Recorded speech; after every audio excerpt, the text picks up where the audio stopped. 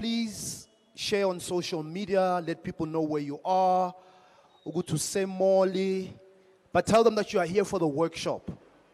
Otherwise, they will think that you are here for other things as well, which you are not. So tell them where you are on social media. I've seen a couple of you already in Tati Tombe, Lingadi Nepe. Please use the hashtag join us for tea, hashtag together Bekelibeke. Those are our 2 hashtags for today. Share the love on social media, and then in a couple of minutes, we start the program. Thank you, thank you, thank you.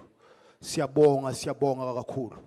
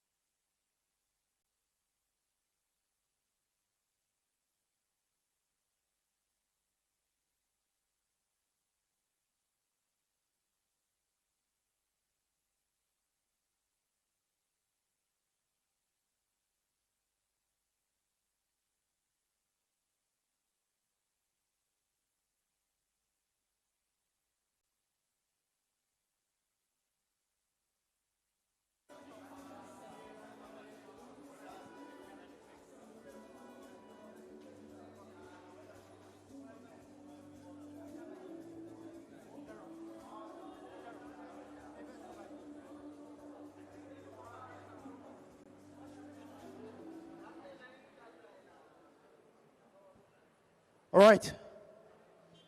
Time waits for no man, so we are going to begin our program for today.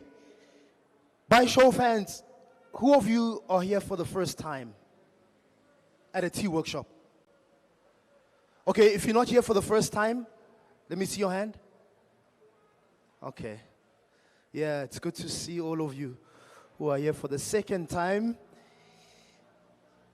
So, when we were doing the recon to see, 378 people had registered.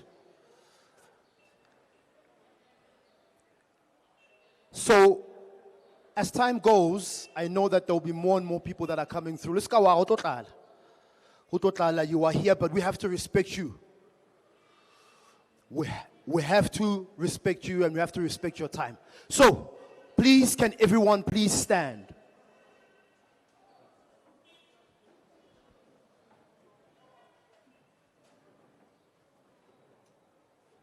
All right, every single house, every single business has a culture, and at Tea we have a culture. So this is how we begin our workshops. Wherever we go, whether we are in Kaelisha, Limpopo, Semlazi, we are in Mpumalanga, this is how we start. Because we are at a business workshop again. So when you mix energy and you mix information and you mix education, it becomes something that sticks to mind. So, we are going to do a countdown from 10. Are we together? Are we together? So 10, 9, 8, 7, 6, 5, 4, 3, 2, 1. When we get to 1, I will say hashtag. Lona, all you say is join us for tea. So I say hashtag, you say? Come on, Nakil, I say hashtag, you say?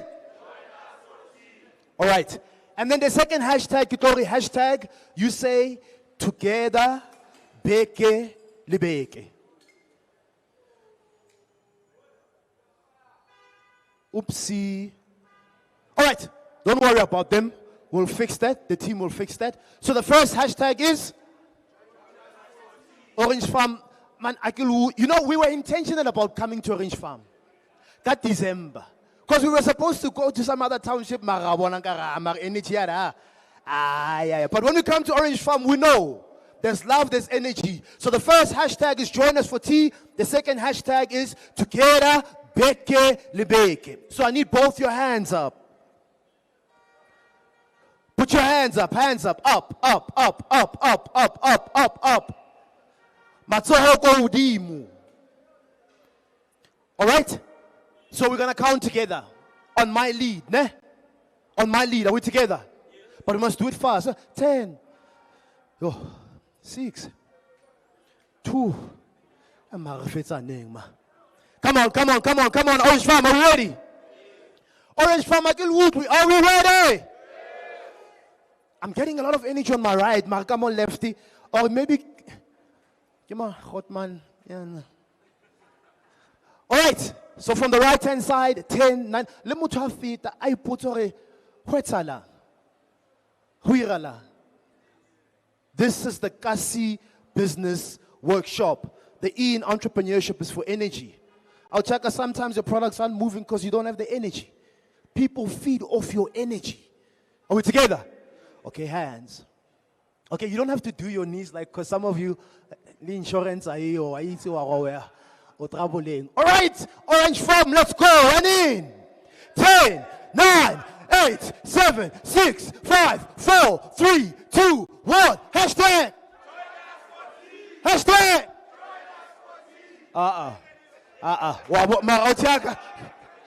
You know, I love his energy. You want to abeli energy, wrong. Hashtag join us for tea. Hashtag together beke libeke. So join us for tea. Rich fella haiwan again. Okay, but the energy was good. I think you're giving me a 7 out of 10. We can take it up to a 10 or an 11. Are we ready? Hands up again. Orange Farm, let's go. Orange Farm, let's go. Orange Farm, let's go.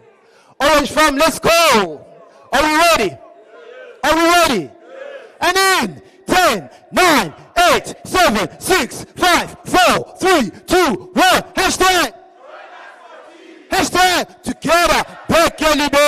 One more time, as loud as you can. Hashtag.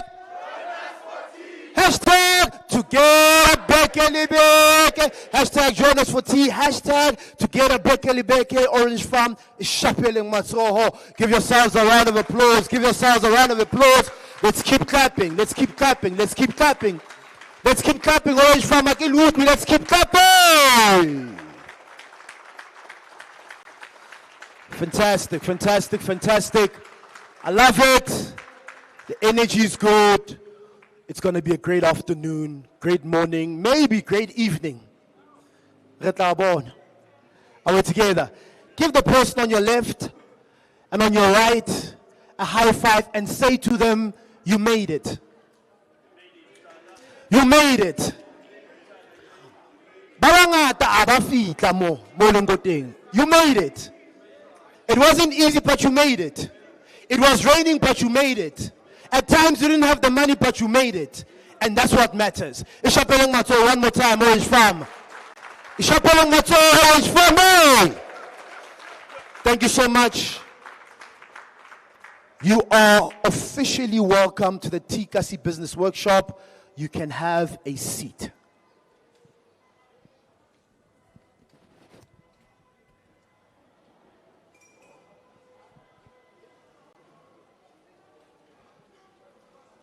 All right, are we ready? Current and future millionaires.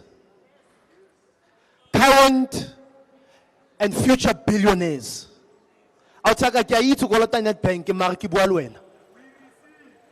You receive. Amen.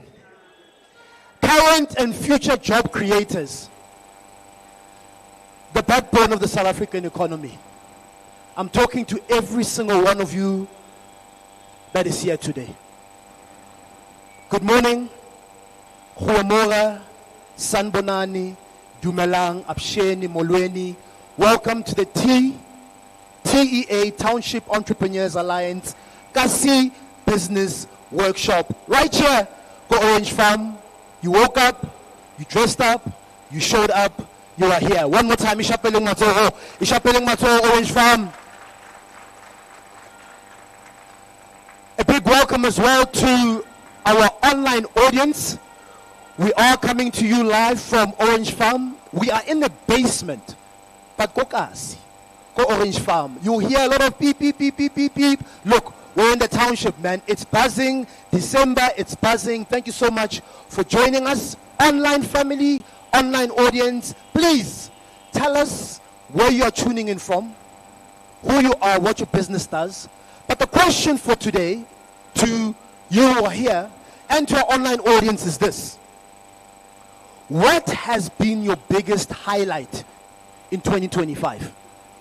And don't tell me you don't have one. We all have one. It's been a long year. It's been a tough year. But there is that one big highlight for 2025. For some of you, maybe because your business is still running, that is a big highlight. So, what has been your biggest highlight for 2025? And what's been the biggest lesson that you've learned? Online audience, share the love. By you sharing, you're able to encourage and inspire other entrepreneurs. Okay, fantastic. So let's give our online audience a round of applause. I know some of you are tuning in. You're live streaming. We are live. You can be selling a product to Orange Farm, but someone called Mpopo Kotzanin or someone Mlies on Kailisha knows about you. And that's the beauty of live streaming. So welcome online audience. Do relax, do take your time, and do share. Right, Nakalibiso, my name is Busiso Joshua Mulimi. I'm a township entrepreneur as well. I run a consulting firm, been in business full-time for over 10 years, and today I have the privilege of being your MC, your master of ceremony. So sit back, relax, and enjoy. Our theme for today is recharge and rise. What's our theme for today, Orange Farm? What's our theme for today? Let's talk about 2025. What a year. For some of you, you had an entire year in a week. Physically, you're tired. Mentally, you're tired. Emotionally, you're tired. Financially, you're tired. It's difficult for us entrepreneurs to rest. It's December. So, the focus of today, the theme for today, is how do you recharge? Because I know for some of you, you struggle to rest. More rest, your phone keeps ringing. More rest, and an idea that comes to mind. So how do we recharge? Because the last thing you need is to come into 2026 and ukhateti. Ufedise 2025 ukhateti, 2026 ukhateti. No. How do we recharge? How do we beat burnout? How do we beat depression? Our mental health. That's what we're going to speak about. So come 2026, we're energized because we've reflected and we've recharged. So we've got specialists today who are going to share with us on how we can recharge. So come 2026, we're ready to go. All right. A couple of house rules. Firstly, house rules. Are we in a house? No, we're not. A basement rule. Yeah. Because we're in the basement, right? This is incredible. Who would have thought doing a workshop in a basement? But we are here. First house rule, please make sure that your phones are on silent. Especially those of you who use the phone with the fruit.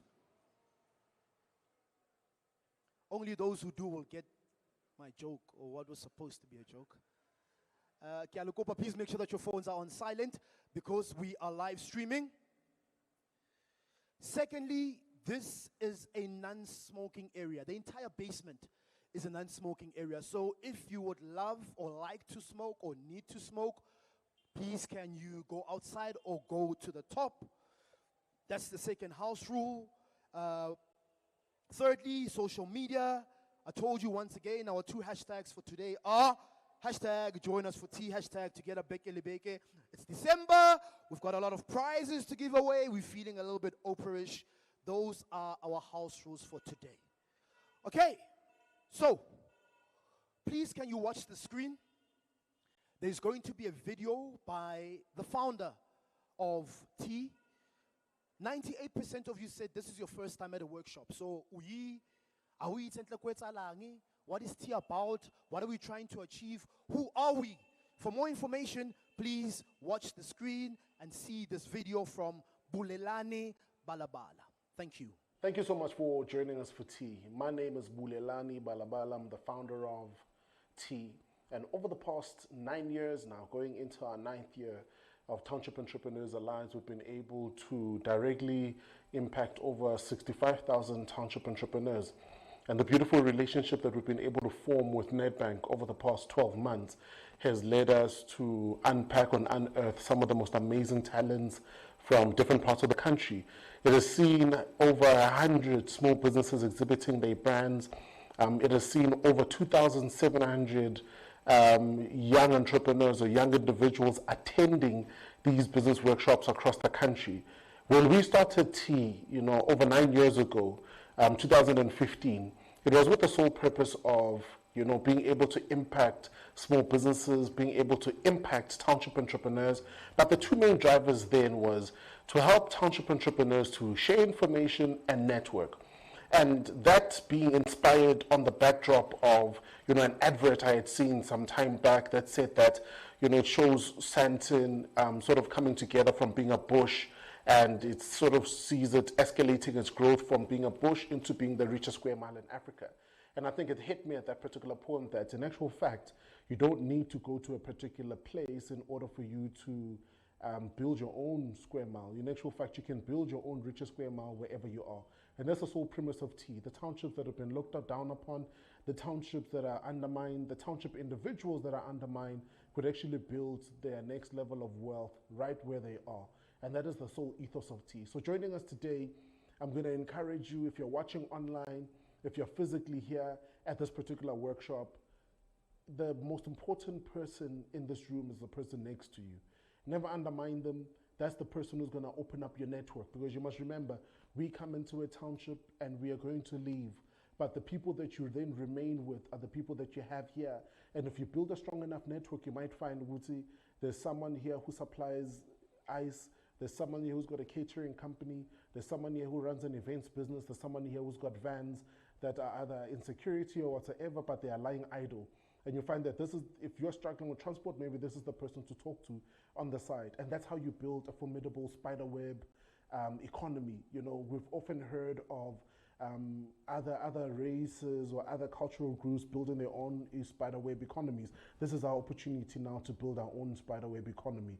And then the biggest request from us as T is, if you're in this room right now, show us some love on Facebook, on Twitter, and most importantly, show our biggest brand and biggest supporter, Nedbank, love, because we are our sole aim, and what we are about is supporting brands that really support us. So from your pocket pause to your bank accounts to all your financial services, these are the guys to work with, and this is the bank that really cares about the township economy.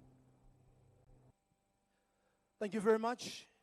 Bulelani Balabala, who said the most important person in the room today is the person that is sitting next to you. No.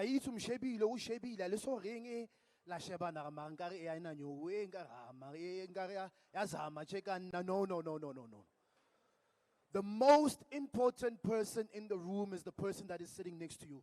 And later on today, we're going to have an opportunity for you to network. Get to know people out here. Get to know people. Yes, you may not do business with them right now, but at least you know someone that is doing something. Get to know people. We're moving right along to a video by Mr. Igor Thomas, Managing Executive for Retail and Business Banking at Nedbank. So please watch the screen.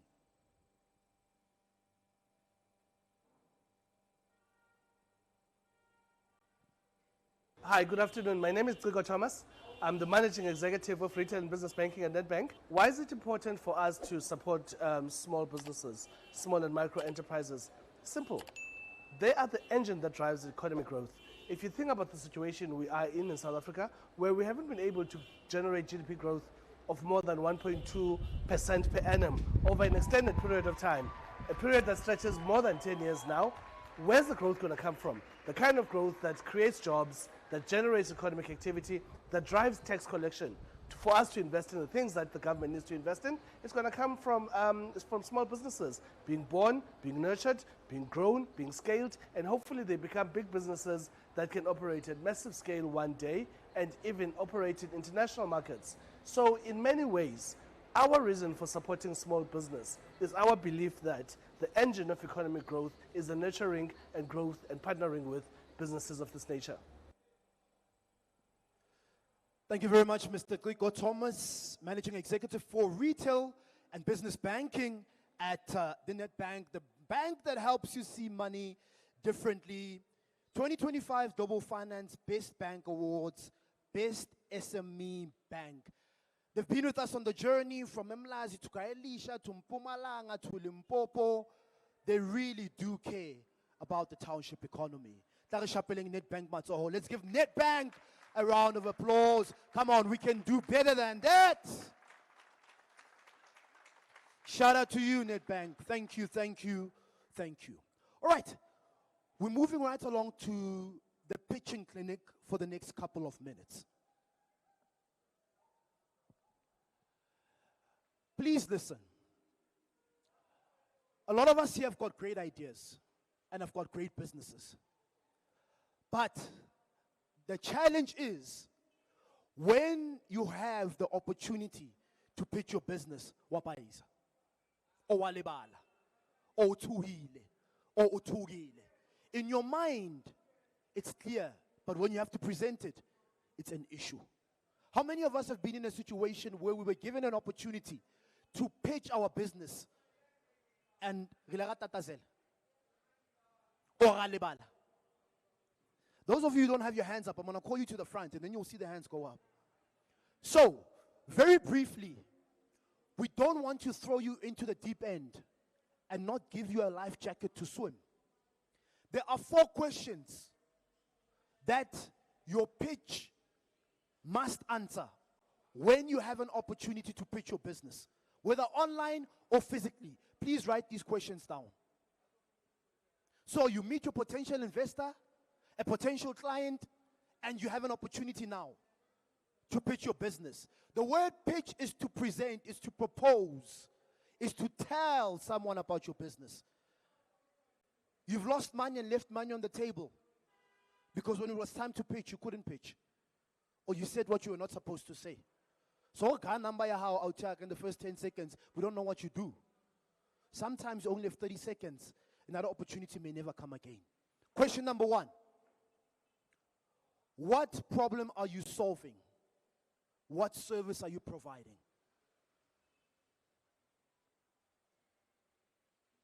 And why this particular problem or product? Get straight into it. What problem are you solving? What service are you providing? And why this particular product or service? Hi, nna ke rekisa dikuku. Okay. Jwale ke etseng ka dikuku tsa hao? Why o rekisa dikuku? So what problem are you solving? What service are you providing? Question number 1. Question number 2. What is your unique selling point? So what sets you apart? What's different about business? You are not the only person that is selling what you're selling, right, my sister? The service that you may be providing is not the only one. Are we together? So unique selling point says, this is what sets me apart. Is it price? Is it quality? Is it experience? What is it? Let us know. What is your unique selling point? What sets you apart? Question number 3. What's your story? We all have a story. Why did you start? What's the vision? What's your story? We connect with stories.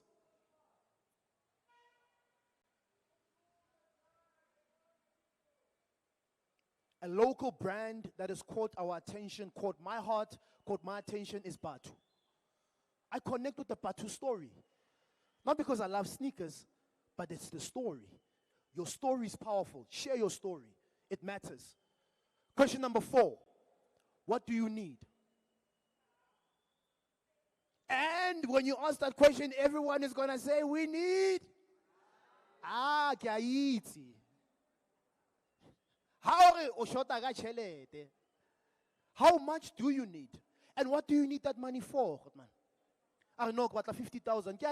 No man, hot man, they shot our paki, to transport the ice. Okay, paki, okay, get the 8,000. Joel 12,000 is sitting a guy. Ish.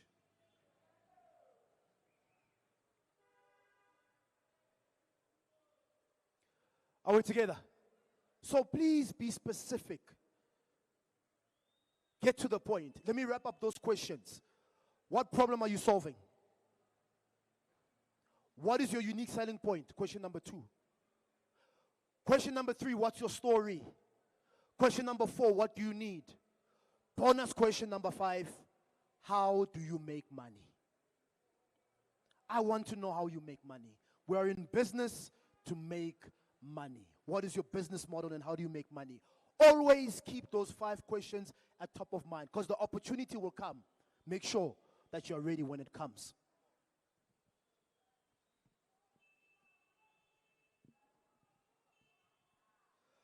All right. I said to you earlier on that we've got a couple of prizes to give away. So the first prize that I'm going to give away is, guess what I'm giving it for? Someone with the best smile. If you can give me the biggest smile, I'll give you a prize. No, the first prize that I'm giving away is the first person to arrive. Siyabonga Nzama. Siyabonga Wupi. Siyabonga, please come to the front, my brother. You receive a copy of, when I said come to the front, I mean go get your book. Yeah.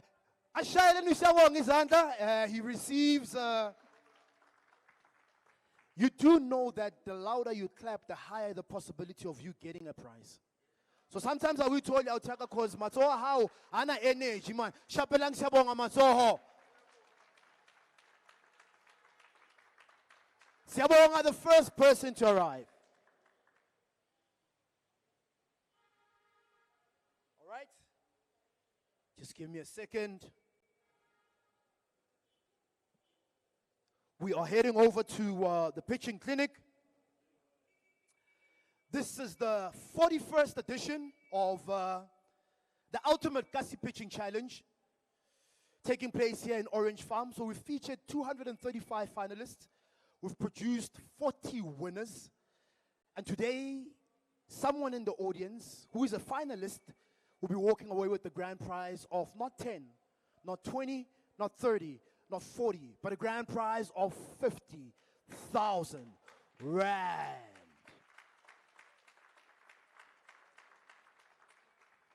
So, our finalists will come to the front, we'll count them down, they'll have 3 minutes to pitch their businesses. Are we ready? For some of them, it's their first time in front of such an audience. But so let's show them love, let's show them energy. We've got finalist number 1. Finalist number 1, ki Puseletso Mafisa from Mafisa Tech Affiliate. Puseletso. Kopa otlo ko pele Godman laka. Orange Farm, where's the energy? Tara Shapeleng Puseletso Matsoho. Kopa, no, please come to the front, Godman. So Godman, utonga center stage, ne? And then we are going to count him down. 3, 2, 1, action. He's got 3 minutes. Please listen. There could be an opportunity for you to do work with him. All right, Hotman, already? Nkashemali mofati. Kitweri klika ya hau. Klari test the fastest go by Zisa. All right, perfect. So, how presa mofati? It means it's going to the next slide. All right, he is ready. We are ready. The judges are ready. Orange Farm, are you ready? Man, Orange Farm, can't do it, Salah. That's what I'm talking about. That's the energy. Orange Farm, good man, your time starts in. Let's go in. 3, 2, 1, action. God had a poem. It goes like, it's gonna be a long time before I finish one of the many missions that I had to establish. Ignite your spliff, excite a wish if you're down with this. You spend the buck in the 90s. What you get is a teacher. Forgetting is to charge to the system that brought you. I'm on a mission. You got it, right? Adding fuel to the fire. Punch to the fight. Many have forgotten what you came here for. Never know all the clues. You're on the floor. Going knowing about your past, then looking pretty stupid while shaking your mind over matter. Mouth in motion. Corners don't sell it. Now you can't defy it because I'll never be quiet. Let's start this, all right? Hello, everyone. My name is Puseletso Mafisa, owner of Mafisa Tech Affiliate. I'm here representing like our businesses, Kasi businesses, especially here in Orange Farm. I'm staying here in Orange Farm. Our businesses are invisible, you know. We lack, there's a slow service delivery in our community. Opportunities are scattered for youth when they seek jobs, you know. Yeah, there are a lot of things that are happening of which we are behind. So with this challenge that we are facing, I came up, I developed a demo. I call it a Kasi app demo. So this demo is like your yellow page. It's like a yellow page. It's a directory of businesses. It's where the businesses are going to list their services. But this one is on steroids. It's supercharged with GPS location tracker for deliveries. It got an AI help desk. It got a service delivery for municipalities. It also got a business opportunities and a job placements, advertisements for youth. And also it's integrated Hotman Lanka. with what? Ichai. 3 minutes is done. Kuparisha peleng Hotman Pusele to Mafisa Matsoho.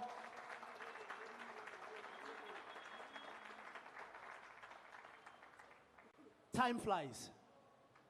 Time flies. Online audience, you know, you're still with us. We are live streaming. It's an opportunity as well for you to tell us, pitch your business. You don't know who's watching. Your potential client, your potential investor is online also watching. So, pitch your business. Let's head over to finalist number 2. Libito Ki Tulufelo from Lefelo Group Holdings. Tulufelo, please can you join us on stage?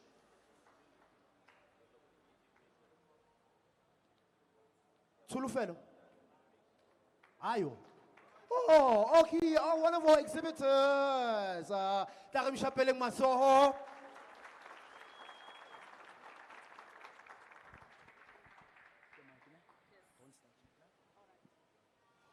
All right. Apologies about that. So you are pitching. You're also exhibiting. You mean business.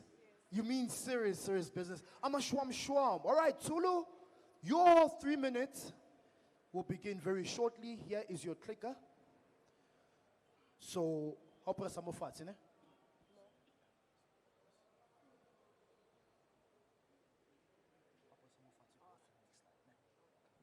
All right, Tulu fellow, your 3 minutes starts in 3, 2, 1, action.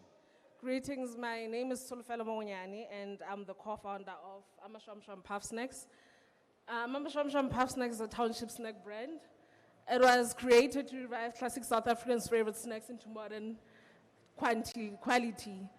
We sell across Val, Gauteng, Soweto, Tembisa, Vosloorus, and surrounding townships. We started Amashwamshwam because we realized that Amashwamshwam is packed in the most unhygienic manner, and we were like, we want to pack it and bring back the nostalgic effect that people had back in the years, and that's why we had to do it in a very hygienic manner, and also not to forget to mention that we do have a certificate of acceptability. Amashwamshwam has grown over the years, over 3 years, and we have also introduced new packaging to show that there's a lot of demand for our product. Therefore, people were not satisfied with 20 grams. We moved from 20 grams to 50 grams.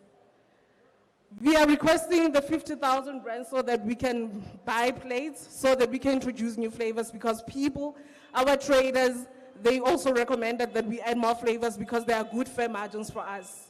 We are competing with the likes of APC Foods, which is known as Pop Shots, Munches, and Marties.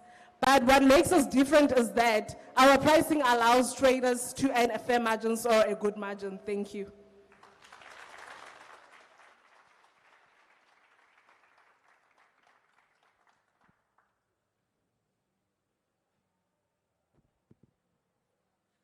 Thank you very much.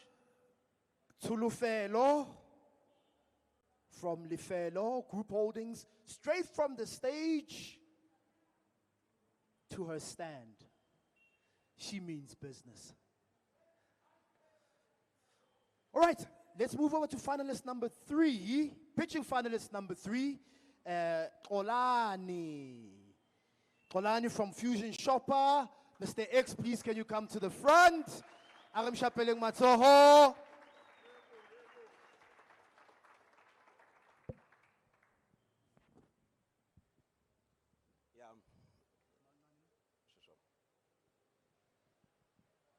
So Mr. X, in front of me, the last time I saw him was at the 2nd Annual Township Economy Awards, which we hosted Tembisa a couple of weeks ago. He was not a finalist, or were you?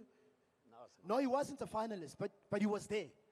You know, so when you talk about someone who's willing to travel out like Orange Farm, Tembisa, just for awards, it's not his first time pitching. This speaks a lot to persistence. It didn't work the first time.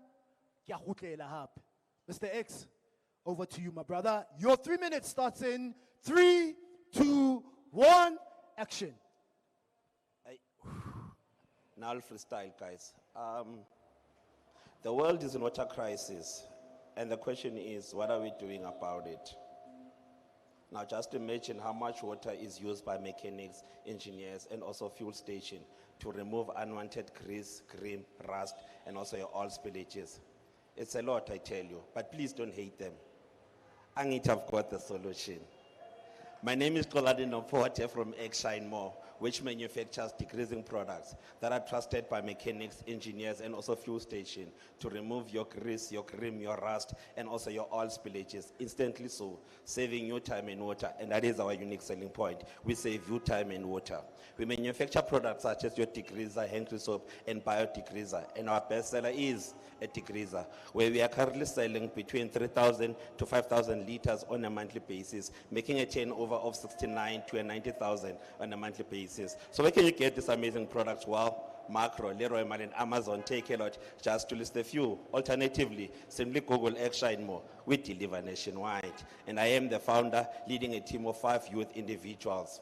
Why are we here? Well, we're looking for investment of 23,000 so that we'll be able to purchase another mixing machinery and meet our fast-growing demand, and also an opportunity for a mentorship so that we'll be able to sustain that fast-growing demand.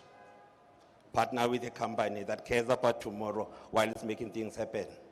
Shine more to the world.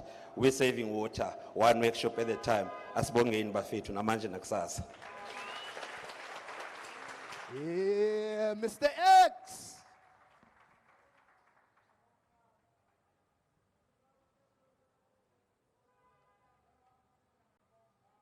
So,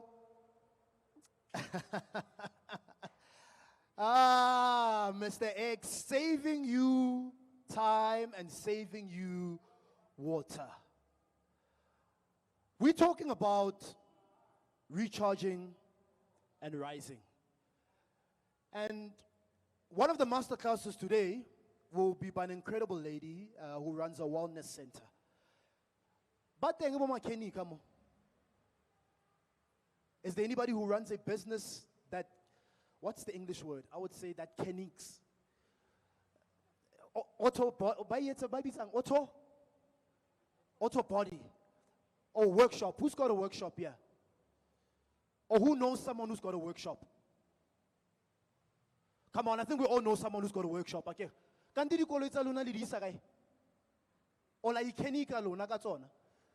So, yeah. Here's an opportunity as well to speak to Mr. X and say, hey, I know people who are running workshops. Let's see how we can work together. Here's a product that can save you time and also save you water. I want to do something very quickly. My lady in the brown, Jesu we can sing. Please, can you stand? Yeah, keep walking. This incredible lady, I don't know you don't know me, but there's one thing I love about you, and that's your energy.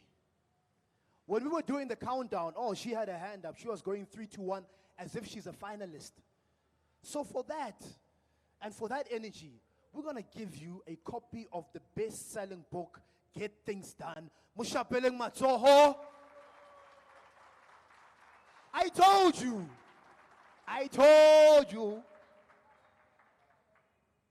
We got a lot more prizes to give away. So, next up, Cindy Mkwanazi from Chemkoa. Cindy, are you here? Cindy.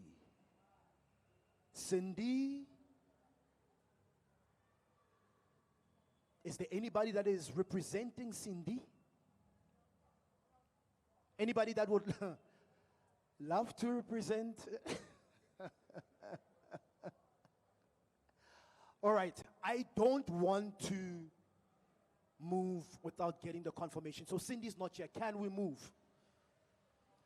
We'll call Cindy again later, because this is an opportunity that we don't want Cindy to miss. Siyabonga from Fed Waste.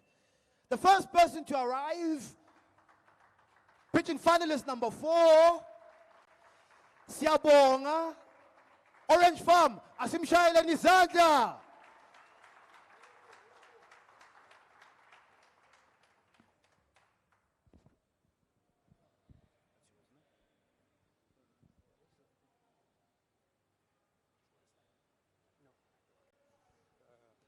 All right. Siyabonga. No, siyabonga. Bengingabizwa wena, bengithi siyabonga. Thank you so much for joining us, my brother. Take your time. Present. This is your opportunity. Ladies and gentlemen, are we ready? Hello! Orange Farm, are we ready? Let's show some love for Siyabonga. His 3 minutes starts in 3, 2, 1, action. My name is Siyabonga Nzama. I'm the founder and group CEO of Fair Waste, an agile environmental specialist company based in Orange Farm, raised by waste picker parents. And I'm going to say that again, raised by waste picker parents. South Africa's environmental pollution rate is a pressing concern. The country generates approximately 122 million tons of waste annually, and only 10% is currently being recycled. Air pollution is a significant issue, with over 42,000 people losing their lives due to fine particle pollution. And 1,300 of these deaths being reported to be children under the age of 5, with rising energy concerns such as load shedding. Fair Waste offers a comprehensive solution to South Africa's environmental challenges by providing a unique service approach of washing wheelie bins for individual communities and businesses, while streamlining this strategy with the extraction of recyclable materials through these wheelie bins.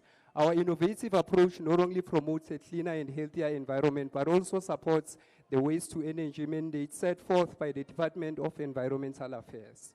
We've achieved milestones such as 50 plus wheelie bins under service management, partnerships with major recycling companies such as Impact Recycling, Waste Plan, and Isanti Glass manufacturers. We've been chosen by FiberCycle, a producer responsibility organization, as one of their township partners. We've developed a cutting-edge app for enhanced customer experience. Our model generates revenue through monthly subscription, sale of recyclables, and potential carbon credits opportunities. With many geographic areas facing similar challenges, our model is ripe for replication and scaling. We are poised to expand, create job opportunities, and drive a positive change. The 50K grand prize would be a game changer for us, as it would allow us to purchase a second-hand bike that would be used to reach more areas than the current, equating to 2 job opportunities created and a 15% increase on our ROI. Hashtag Udotiga Mama no Baba. I thank you.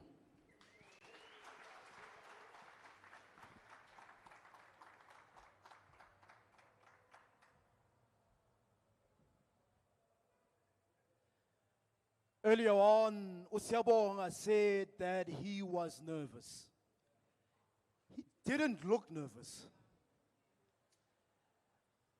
Asimshayile Nizanda. Let's give Siyabonga a round of applause. Siyabonga Nzama from Fed Waste, giving us the stats when it comes to what is happening in terms of waste, in terms of pollution, Konalai Lokshini, and the solution that he is bringing. Siyabonga, Siyabonga.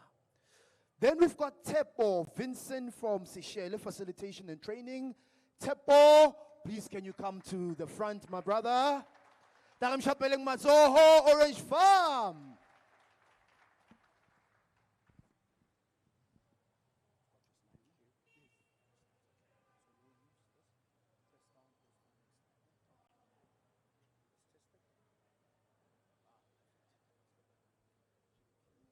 All right, the Tepan. Your 3 minutes starts in 3, 2, 1, action.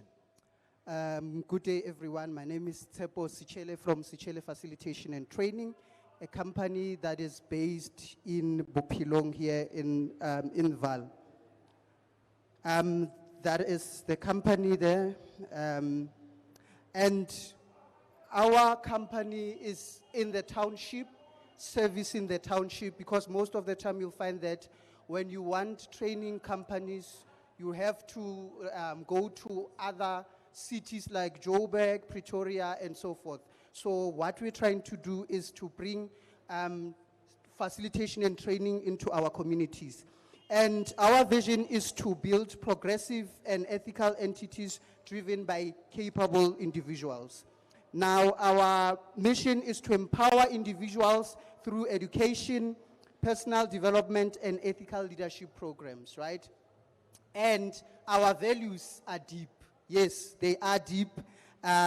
We believe in development, we believe in education, we believe in ethical leadership, as well as patriotism. We are very patriotic in our conduct.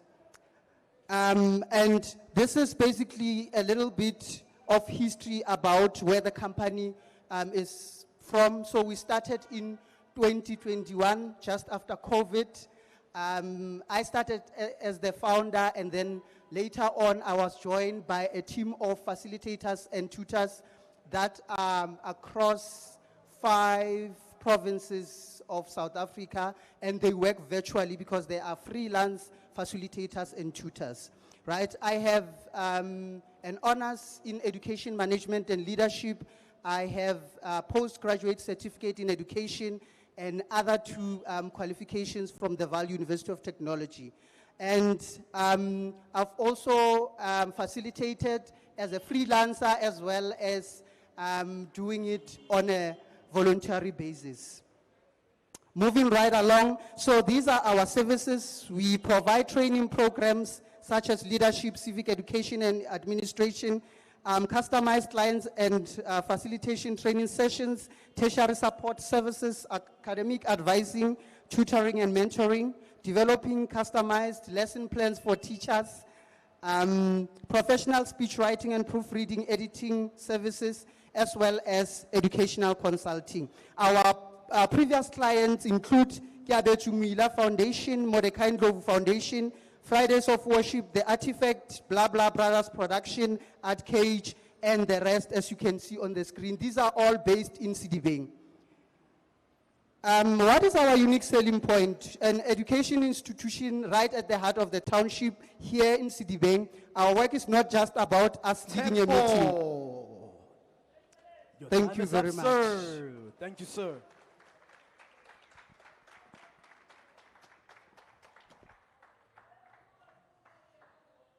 A big thank you. Let us give our finalists another round of applause.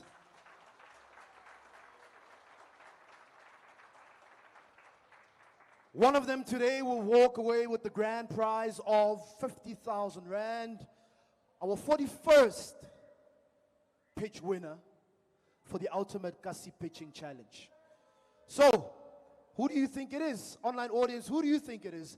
Who do you think is walking away with the grand prize? And our dream and our wish is next time and next year, Maspoe Orange Farm, Harikutako Orange Farm, it is you that is pitching for the grand prize. It's possible, it can be done. All right. Before I introduce our first speaker, please can you take out your cell phones very quickly? And please can you go onto Facebook? If you don't have data, whatever you want to call it, humbly ask the person that is next to you,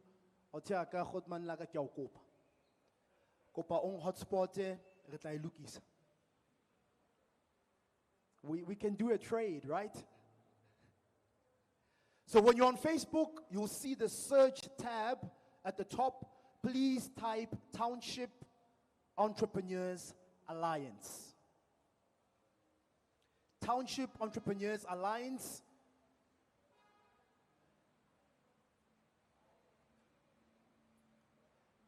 And then look at the screen, it will guide you. You will see that right now we are live. So you will see, you will scroll down, please scroll down. This is the page. You should see the T logo.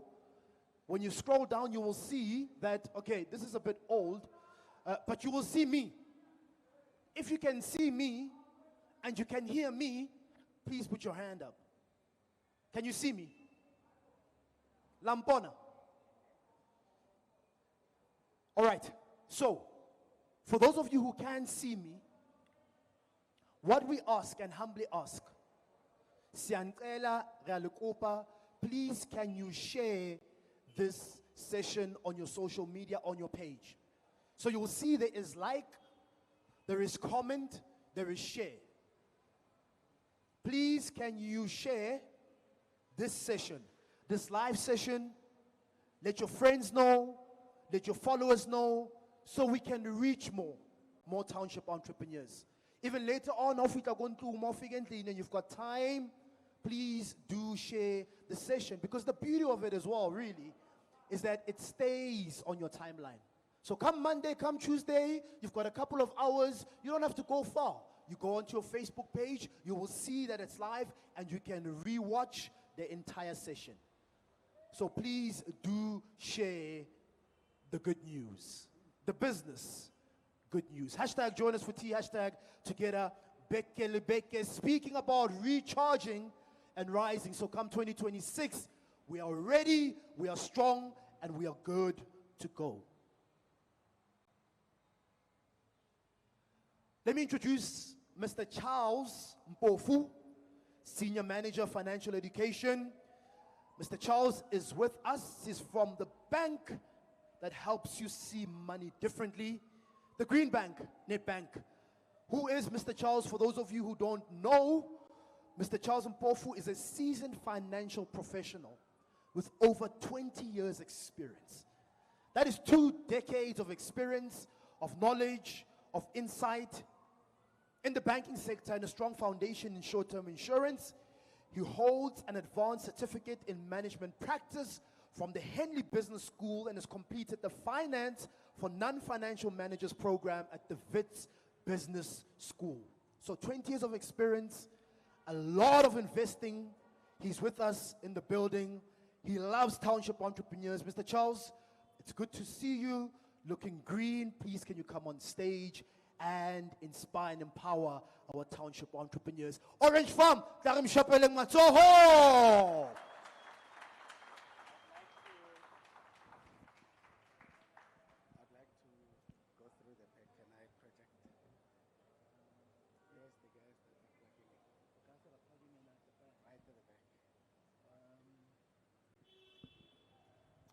Good morning, everyone.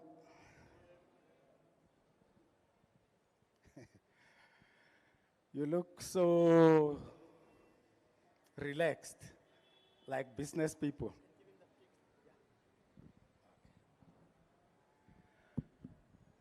Thank you, MC. Yeah, it's going down. Okay. I don't operate well when it's raining, so today the rain caught me while I'm still on the way, so you can see I'm just like some of you, yeah. Can see some of you just like me. You are not sure, ne? And that's not good for business people. Are we all business people here? Okay, let's see. Who are aspiring business people? Please raise your hands.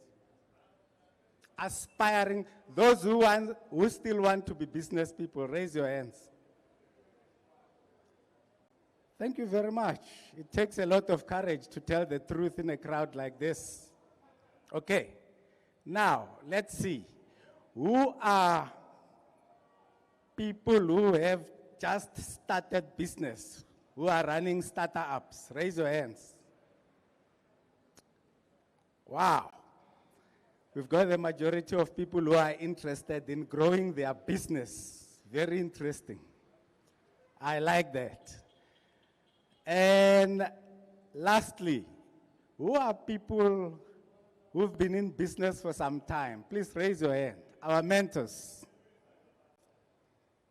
We've got very few. But you know what's so interesting about the last group, the last group, is that as much as they've been in business for so long, they still come and listen to what else can they do to improve their business. That shows that these people are interested in growing their business, moving from the level where they are to the next level. So, as Charles Mpofu, Financial Wellness and Advisory Manager from Nedbank, I'm here to talk to you about how to manage those funds for the business. MC will tell you, me and him come a long way. usually when I come to speak to people, I first start by asking every one of you here, on a scale of 1 to 10, 1 being poor, 10 being very good, how do you rate yourself on managing your personal finances? Don't tell anybody, don't respond to me, but on a scale of 1 to 10, how do you rate yourself on managing your personal finances? Rate yourself and make sure to tell the truth. Tell yourself the truth. How good are you? Are you a 5? Are you in between? Are you a 3? Is it bad? Are you a 7? Are you getting there? Or you are a 10? You and your finances are friends. You're doing very well. Can we see a 10 here? At least the 10 can raise their hand. Wow. We've got 2 10s here. These are the people who are never broke. They have never seen a mashonisa. They don't even know where the mashonisa stay. These are people who have achieved whatever goals they set in life for finances. So, without any waste of time, I know the MC is pressed for time. Today, I'm just going to talk to you about how to end the year strong as a business person. I've got a lot to share with you, but just for the sake of today, I want to talk to you about how do you end strong as a business person. What is it that you need to do? So, if you're going to wrap up your year ending very strong, first and foremost, you need to have a financial review of your business. I've noticed a lot of you are startups here. So, on your business, towards the end of the year, have you started reconciling year end of your business? Secondly, what happened through the year on the business? What happened through the year on the business? Did we make any profit? That's very important. I don't want to start on the negative side, but I want to start on the positive side. Did the business make any profit? Yes or no? This is the question you need to ask yourself. Secondly, ask yourself, did the business break even for this year only? Did your business break even? And lastly, did the business make a loss? Because that's what is important for your business. You need to check your balance sheet, sit down, be honest with yourself, look at the business and check everything, because it's not going to help you to continue next year doing the same thing that you did this year, because you're going to end up where you are today. So now start thinking about what you're going to do next. Lastly, you need to make sure that you are compliant, especially with the tax obligations. We don't want you to run your business, and when, you know, these tax people, they will let you start a business and ignore you, like they don't see you. They wait for you where you think you've made it, when you're doing very well. That's where they come visit you, and they will hit you very hard. They will scrape you to zero. You'll have to start from scratch. So don't ignore the tax issues from the beginning. Secondly, as you do a review, you need to do a performance analysis of how you did. How did you perform? You as the owner of the business. Are you good at what you do? Do you have passion for the work that you're doing? Is it something that you love? Because if you're not in love with your job, it becomes work. You need to love what you do and enjoy what you do. You must have passion for it. If you don't, you are at work on a daily basis like somebody who's hired. Second thing that you need to look at is, what is it that you can improve to move your business to the next step? Have you already identified your pitfalls to move your business to the next step? Because if, like I mentioned, if you're going to repeat what you did last year, you will end up like where you are this year. Check what you have at the end of the year. See if you still need it to move into next year, or these are the things that hold you back. And once you've identified that, then you know how do you move forward. But lastly, I want to emphasize this. Compliance, compliance, compliance. We know now as brothers and sisters, we've been complaining about people coming in our space and operating and all that. But if you are not legit, you're just as bad as they are. So don't say because you are a local guy, you've got license to operate as you wish. No. Make sure your business is legit. It's very important. I'll try and run through this quickly because we don't have enough time.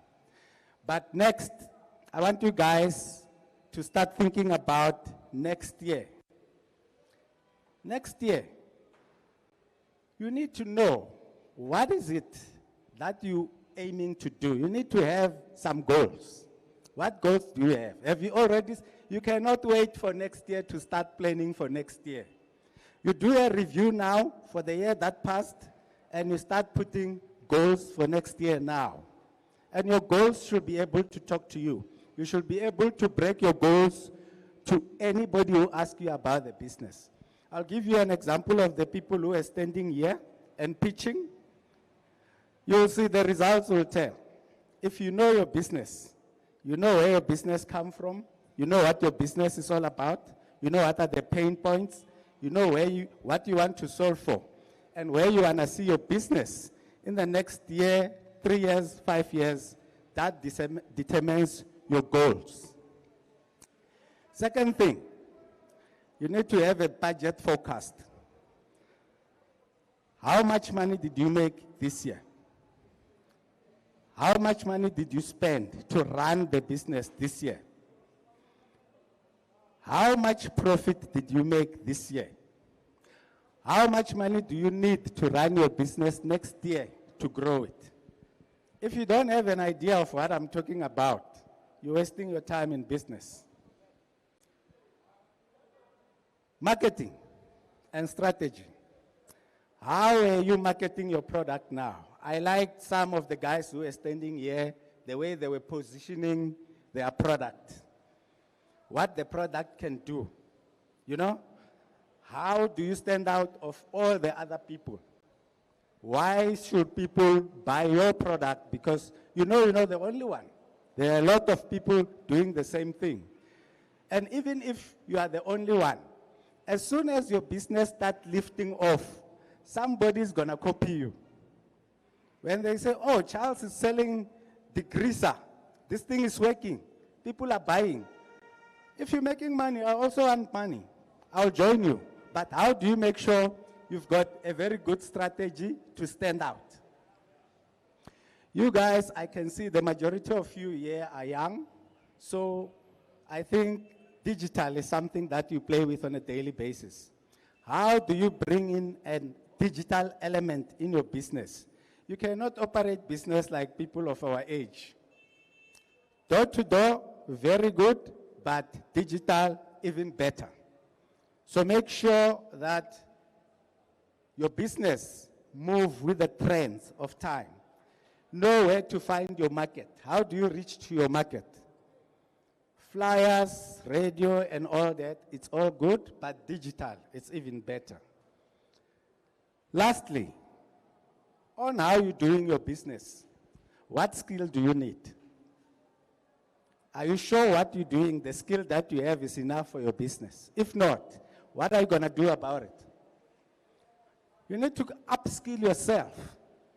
If you've got employees, you need to upskill your employees. Encourage them to learn more about the business. If you're still doing it the same way, I keep on repeating, you'll get the same results. So, all what I've said comes back to this slide. Most important, I know our businesses, we don't worry much about budgeting. Budgeting is very important. So as an SMME, make sure that you've got a very strict business budget. Did you hear me? I'm not talking about your personal budget. Here I'm talking business budget. Separate the two.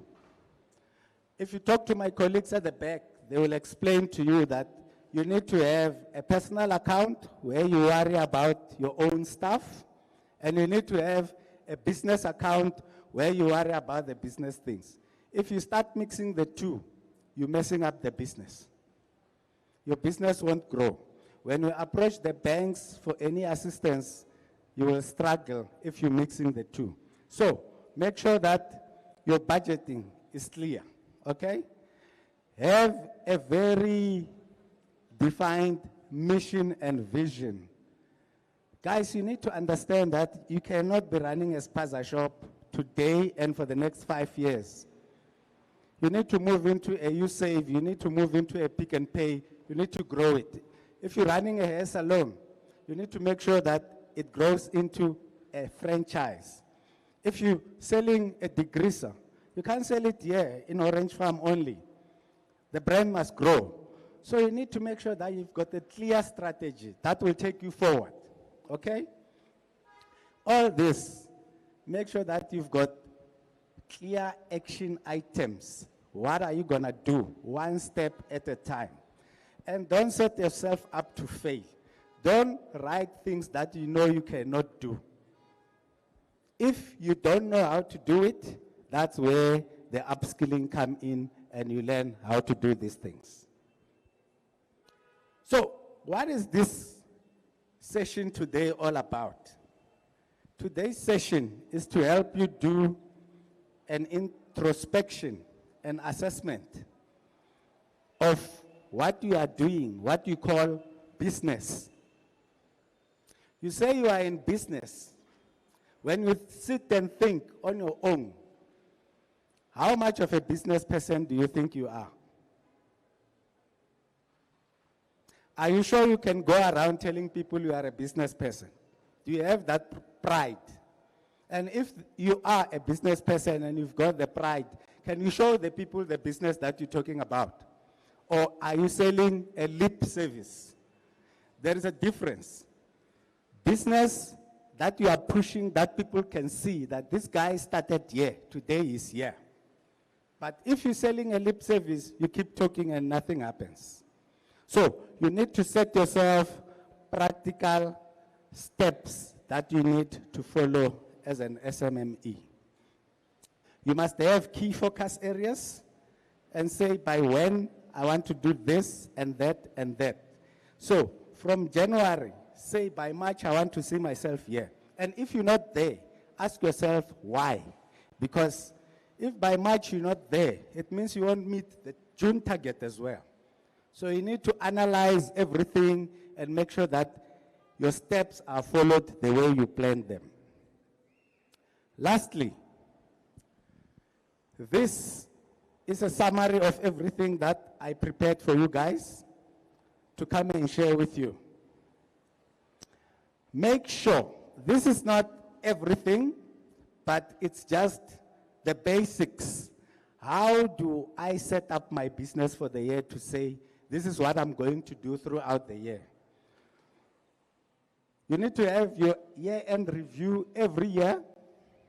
And when you do your year-end review at the end of the year, ask yourself, what are the key achievements? What did your business achieve for that particular year? Did you achieve anything? Secondly, what were the biggest challenges that you faced during the year? Have a plan of next year, I'm not going to deal with this same challenge. I've got a better plan for it. It won't be a challenge for me. Make sure that your goals are SMART, as you can see there, specific, measurable, achievable, and time-bound. Have a budget forecast. Do you know how much money you need for your business to progress next year? Nobody will do that for you. It's your business. If you don't know it by now, you've got a challenge. We spoke about the marketing strategy. You have to look into the different marketing channels and say, which one suits my business best? Look into the operations and compliance. I already said that. Just because you're South African doesn't make you superior. Anybody else can come and open the same business next to you from anywhere. If they are more legit than you, your shop can be closed and they will operate, then you'll have serious problems. Make sure that you develop yourself. Business cannot develop when the owner is not developing. You need to know more, time and again, about your business. Study, read, research. Make sure you know more than everybody about what you're doing. And lastly, worry about the risks that may hit your business. Your business is not unique to anything. Anything can happen to your business. You can go back and find that, God forbid, something happened, you need to start from scratch. So cover for risk, make sure you're ready, and make sure that your business prosper. I wish you all the best of 2026, and I can see next year, this time when we meet, everybody will be on a different level. Thank you very much.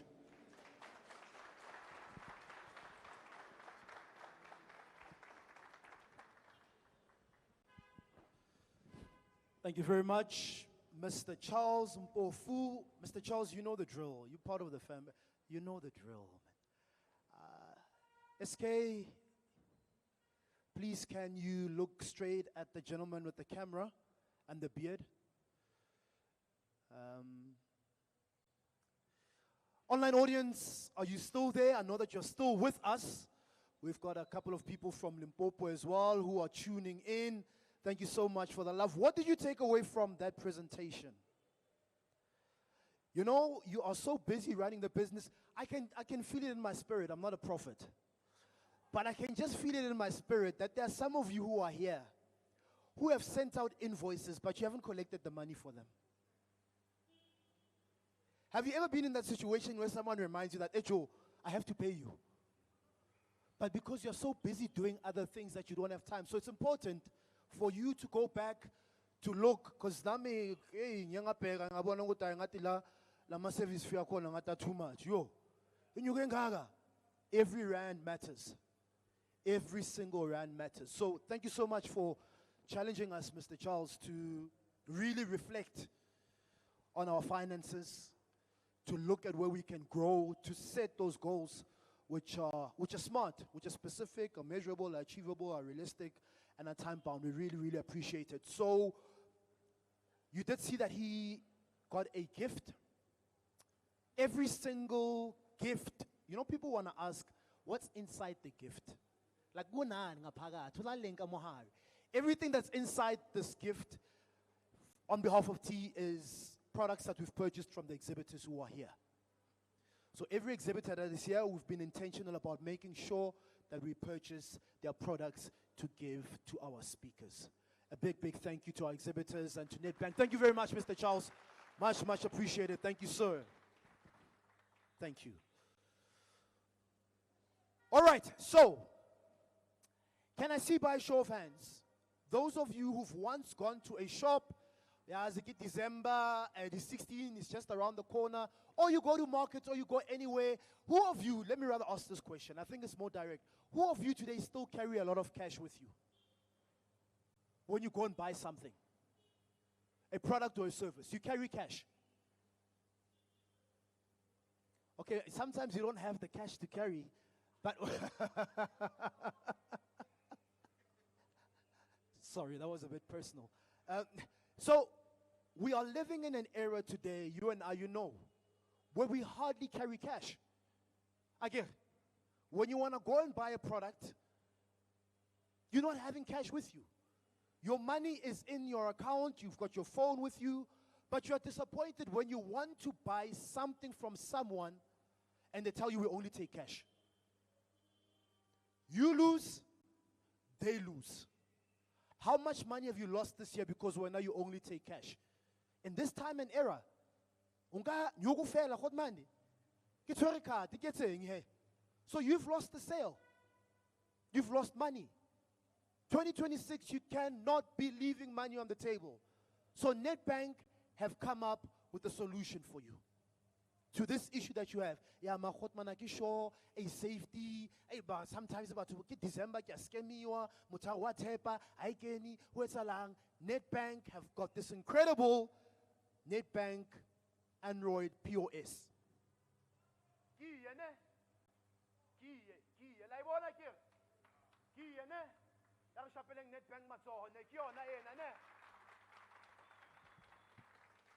That is the solution that Nedbank has for you. So yeah, Spoo, you are showing us an Android POS. What is it about? What's so special? What's so unique about it? How do we get it? Where do we get it? You can also look at the screen for more information. But let me tell you, while you are looking at the screen, if you're looking for a tool to save time and simplify your business operation, Nedbank has that solution for you. Okay, we hear you, Spoo, but why must we choose this Android POS system? What's so special about it? Let me tell you. Get up to 100% cash back on your device fee. You apply via the Money app in under 5 minutes. Under 5 minutes, Autiaka, you've already got it done and dusted. You receive your device in less than 48 hours. So in less than 2 days, you've got your device, you're ready to do business, you're ready to make money. It accepts Mastercard, American Express, and Visa cards at a low merchant rate. You combine your card payment device with a Nedbank account. Money, this one was the one that caught me. I was like, what? Money will be paid into your account on the same day you settle into a Nedbank account. On the same day, I'll check. Get December, you can't be waiting. After 2 days, you'll get your money. No. You need that money now. So, there are Nedbank bankers at the back. Our bankers, please, can you put your hands up so we can see you? They are there at the back. I encourage every single one of you to go and see them. If you're looking for an Android POS system, and they've got other products as well for you to say, man, Hotman or Nedbank, Mamela, this is the business that I run. This is what I do. What solution do you guys have for me? Nedbank has got that solution for you. Thank you very much, Nedbank, one more time. Okay? Yaba shapelang matso. Shapelang Nedbank matso, homan.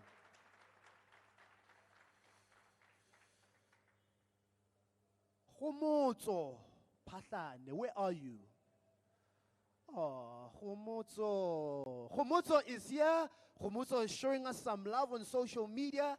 Hashtag join us for tea, hashtag together beke. We are here, we are within. And we are within as well. Let's get Homotso a book of the best-selling book. Get things done. Homotso Matsoho. Umuzi Wandile, Ashley Mzizi, are you here?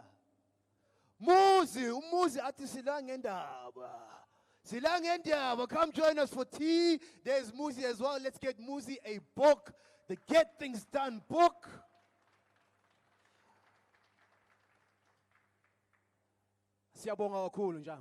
All right, and then we've got Masilo. Philemon Mufukeng. Masilo, hey, Hotman Masilo, you are here. We are here at A2 Mall, Orange Farm. But I mean, you could be at the mall shopping, but you are here at the workshop.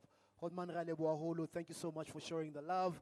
We've got a token of appreciation for you, the Get Things Done book. So I encourage you as well, you could be gifted this Get Things Done book. Show us some love on social media. Hashtag join us for tea. Hashtag together Beke the Beke. Our next speaker is Pule Mutlong, founder of Soweto Drift Academy and Orange Farm Spin City. So Hotman Pule was one of the finalists at the 7th Annual Township Economy Summit, which took place in Tembisa. We opened up this competition to all the provinces, all the townships, and we only chose 20 for the first day. Hotman, from right here at Orange Farm, was one of the finalists. Ngicela simshayele izandla. I think that on its own, oh, hot man,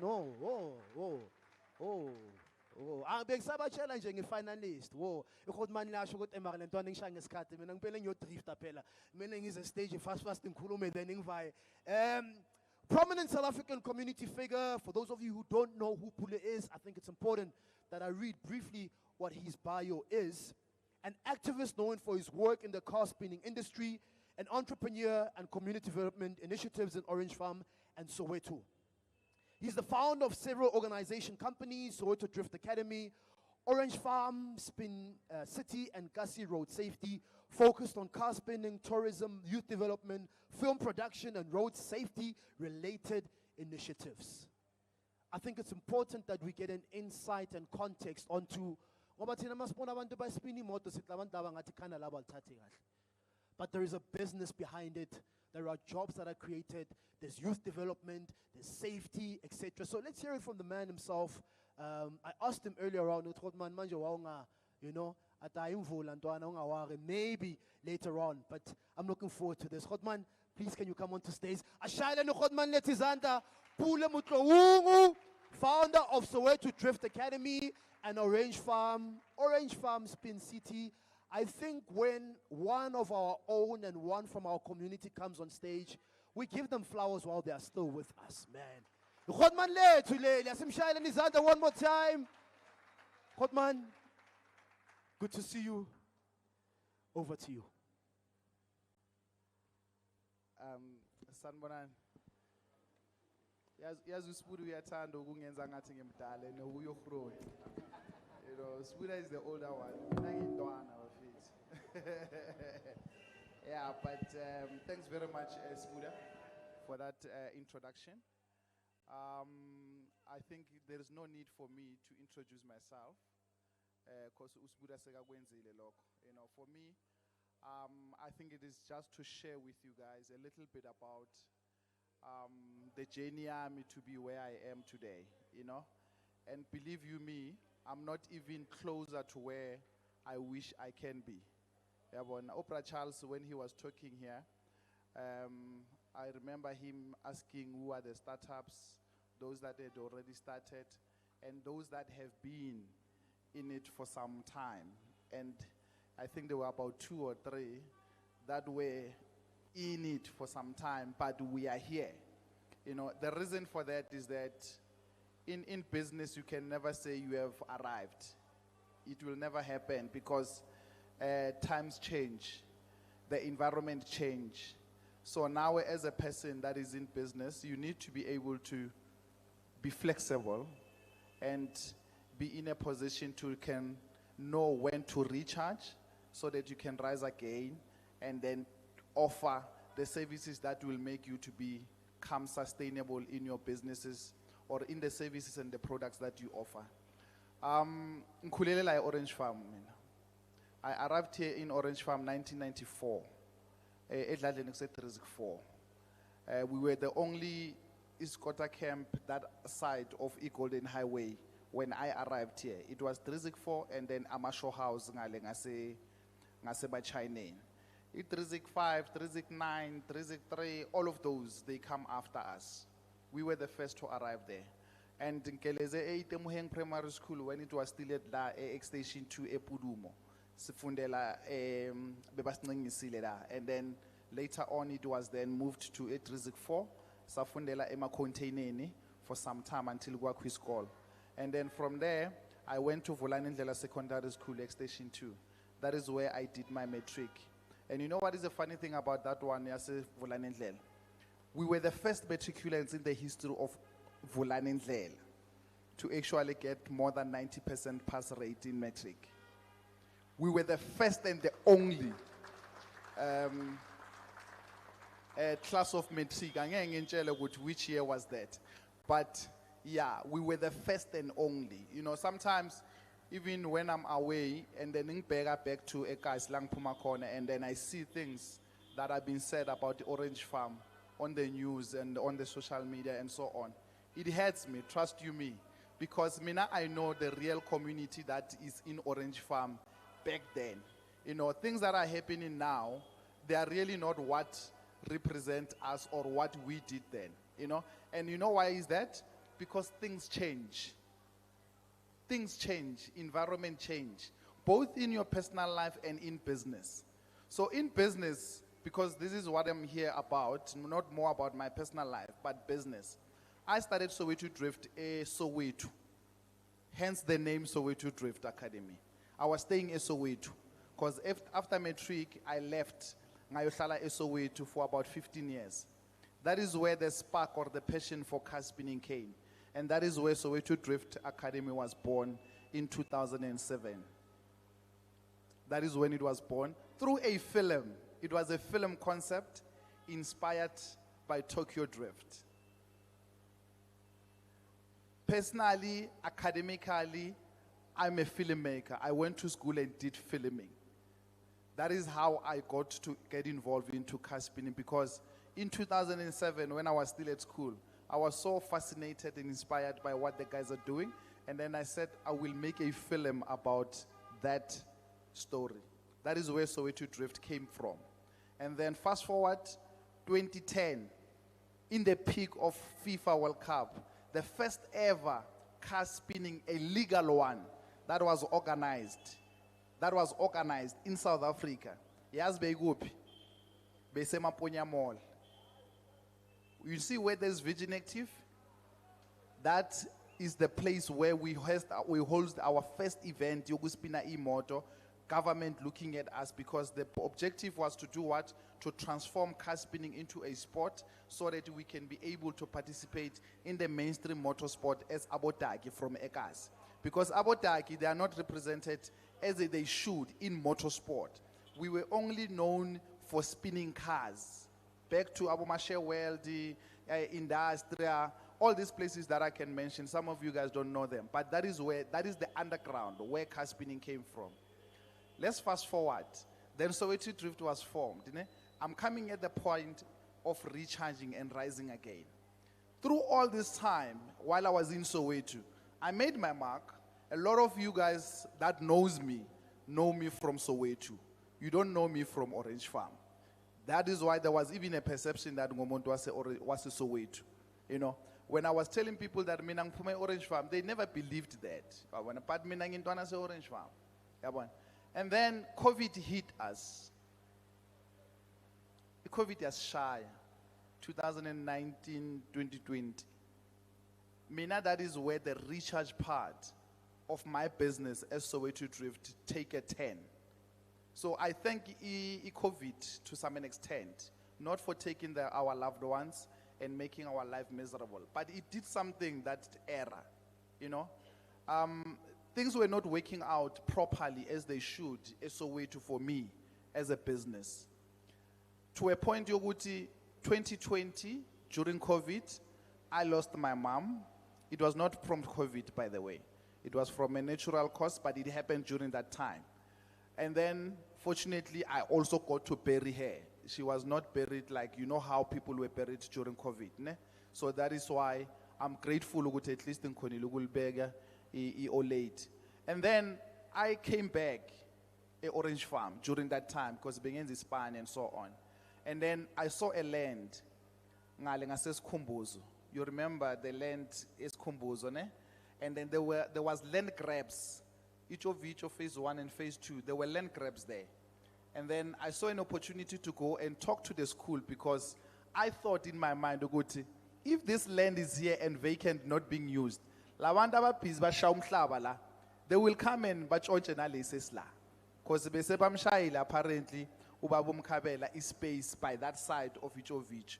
You know what I did? I went to them and I gave them a proposal to say, this land, I will develop it and build a spin city to safeguard it so that it's not grabbed, but it can be used for something that it will benefit the community. So Yabona, through the tragedy, I managed to see an opportunity, and then that is where actually I then deployed my everything. Space layers, and then the rising like a phoenix started. I've been here for 5 years so now, Ekasi, and I've been in Soweto for about 15 years. But let me tell you, since I've been la ekasi, I've done more than what, and I've achieved more than what I couldn't have achieved Soweto in 15 years. So Soweto helped me to shape my mind, to think properly like a hustler as I am. But Orange Farm, by recharging and coming back Ekaslam, that is where I was able to can even raise as far as 2 million rands worth of funding to build that facility as an Orange Farm Spin City, because that is funding, that one. Over 2 million rand. So you guys at Orange Farm, you can achieve these things. You can achieve these things. All that you need, Buffett, is just to think out of the box. And you need to believe in yourselves. And this platform says in Jengales Buffett, you need to attend them. You need to show up all the time. It doesn't matter where it is. Being said a couple of weeks ago, we go all over to try and network and communicate with other different business people, entrepreneurs, different cases, so that you can understand the world of entrepreneurship is not as you think it is, like Orange Farm. It's spinning. No one has ever thought spinning could be a sport. No one has ever thought that spinning can be a business. In closing, on Thursday, this past Thursday, we hosted 50 people. I don't know the company where they are coming from, but they were here by Leto Soweto tours. Naya is Soweto tours. The ones that were doing out adventurous a power park and a quad bike 99. The company is owned by a guy called Khomotsopowe. I've been in communication with him for over a decade. Ngitiguye, spinning is a tourism experience. He never believed me. I said to him, Khomotso, spinning is a tourism experience. He said, Pule, show me. And then get me clients, your tourists, bring them a Orange Farm, and then I will show you. On Thursday, they were going crazy. They were going crazy. That was their Christmas closing party. So that is what we have done with spinning. We have made it something that can be able to put food on the table. It can bring skills and development and jobs opportunities for Abantu Bethu. So Buffett, don't stress. Sometimes you do need to recharge so that you can rise again. Because if you keep on going on the same pace, will change.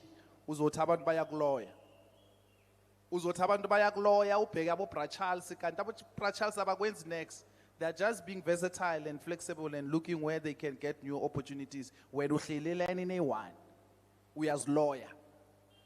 That is my closing remarks. If you don't want to change and look at things differently, in a different perspective towards your business, we as a lawyer, no one is actually bewitching you.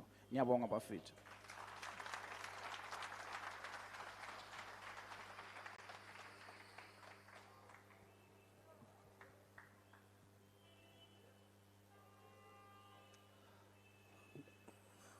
We have a gift for you, sir.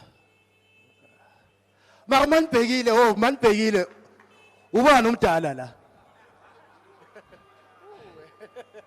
Oh, angokufaka ikepisi.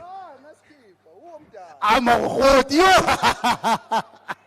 Ah man, thank you so much. Siyabonga kakhulu Khotmani. Thank you for.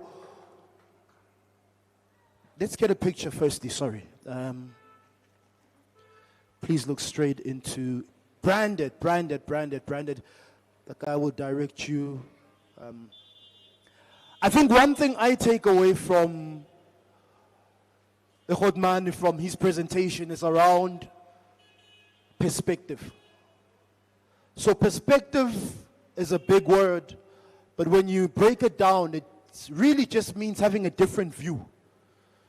So somebody might see an obstacle, somebody else sees an opportunity. But because you see an obstacle and I see an opportunity, we're going to act differently. So you've just encouraged us. We're going to take a lot of time. One of the ways to recharge, obviously, is to switch off and to think. You know, your mind never really switches off when you're an entrepreneur because you're always thinking. An idea, something to do. But as you take time during this festive season to recharge, truly recharge, reset and reflect as well on your perspective. Khotmani has encouraged us to have a different perspective, to have a different view, to think outside the box. Yes, vandag is la. So Orange Farm. But why can't you be sitting here in Orange Farm? Go to the shop so it. Orange Farm manje, but you've got something operating in Mpumalanga.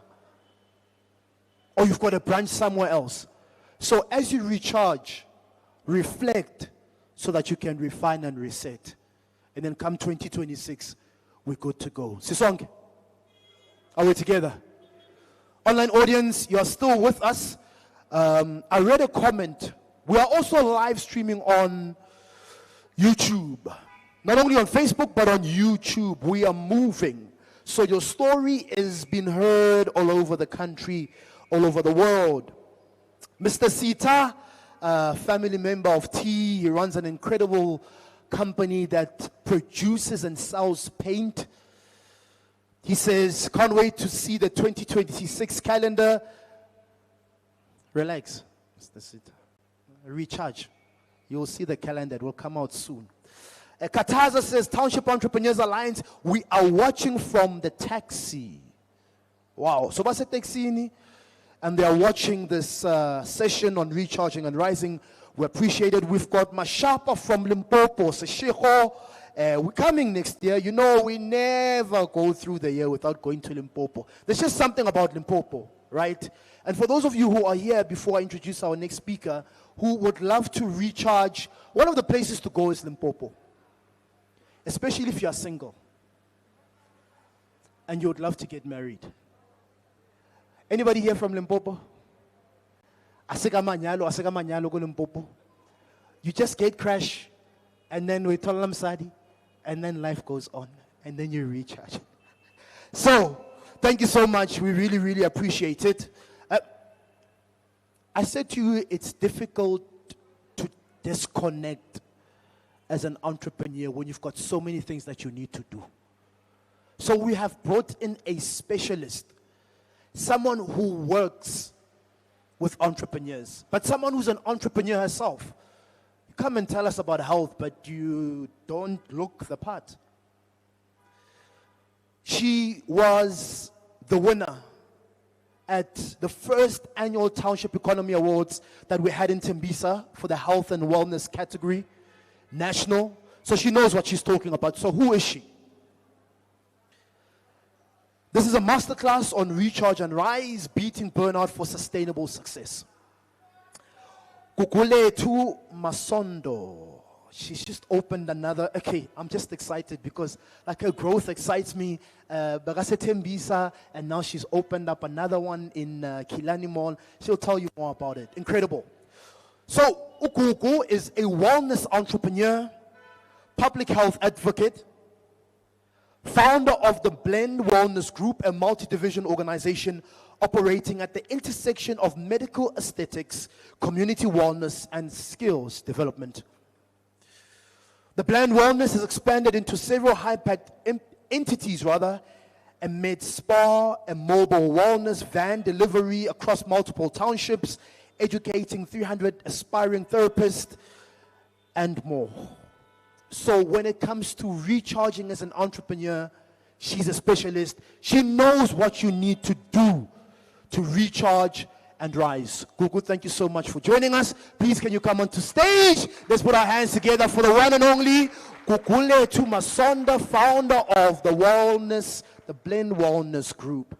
Gugu, over to you. Thank you very much.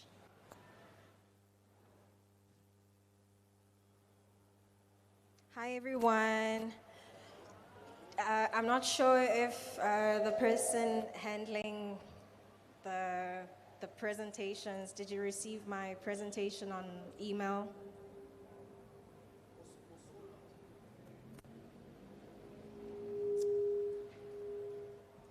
Good morning, and thank you for giving me this moment. Okay, so today we're talking about something that I really struggled to get out of. I have masked myself into being perfect. I've also maybe become toxic. We speak of resilience as entrepreneurs, but there's also what you call toxic resilience, where you just mask yourself and you overwork and you think you just putting all of that pain, grief into your craft. But burnout is real. Burnout is a very real thing. It's not just a buzzword. It's something that is a silent crisis for our generation. And, you know, we don't just talk about it casually. I did share it on the email. It's on the email. Okay. Let me send it to your WhatsApp. Is it okay? WhatsApp, man.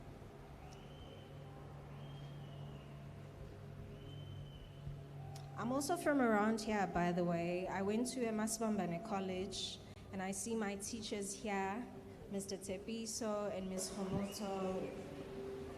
I'll tell you all about it. All right, so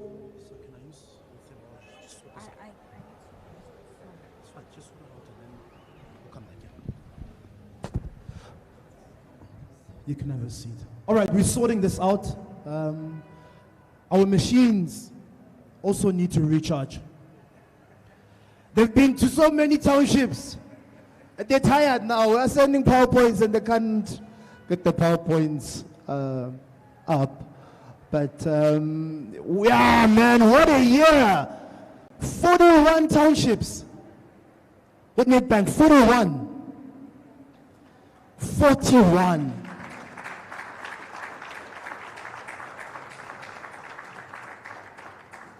Forty-one winners. 2.1 million. Or rather 2.1, 2.2 around there, yeah? That we've just given out to township entrepreneurs. Courtesy of Nedbank. So let me tell you what happens. Last week or the week before, we are in Tembisa. 7th Annual Township Economy Summit, okay, sharp, kumnandi, 20 finalists, first day, second day, 6. We've agreed, we said the winner is going to walk away with the grand prize of 50. Nandi. We get the 6. The second day we come back, E22. Day 2, I Simnandi, we are ready, the finalists are ready, 6 of them. There's this gentleman, I won't mention his name. He's here, from Nedbank. Ata man ngati lesbaninga yona le ngati ncane lena. Kusho ukuthi bekumele sikhiphe 100K. Lonke tata man Nedbank atama nazad. Come on. 100. Aye. Sathi moto do not 120 sathi. 170,000 rand.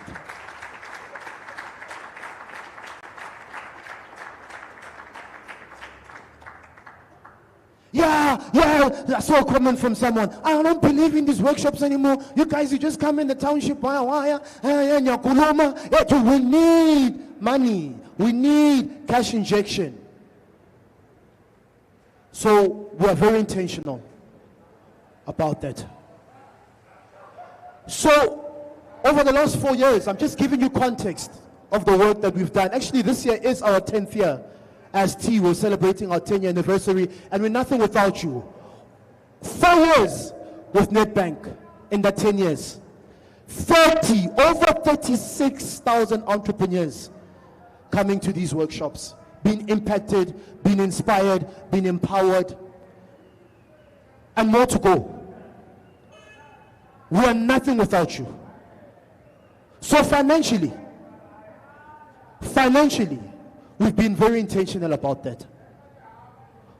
Over 1,200 black-owned suppliers that we've supported in our workshops.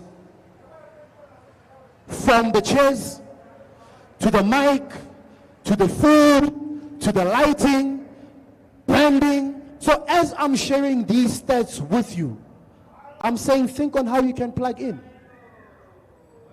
Usho must figure like Orange Farm. What money so tatu muntu ase so to slide Orange Farm.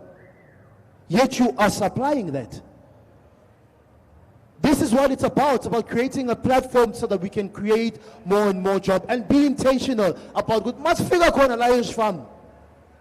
We are very intentional about that. Where we go, so people have been asking you about spoon in your figure, Guma Township, you'll see a lot of young people who are wearing t-shirts. So we're very intentional about also creating employment.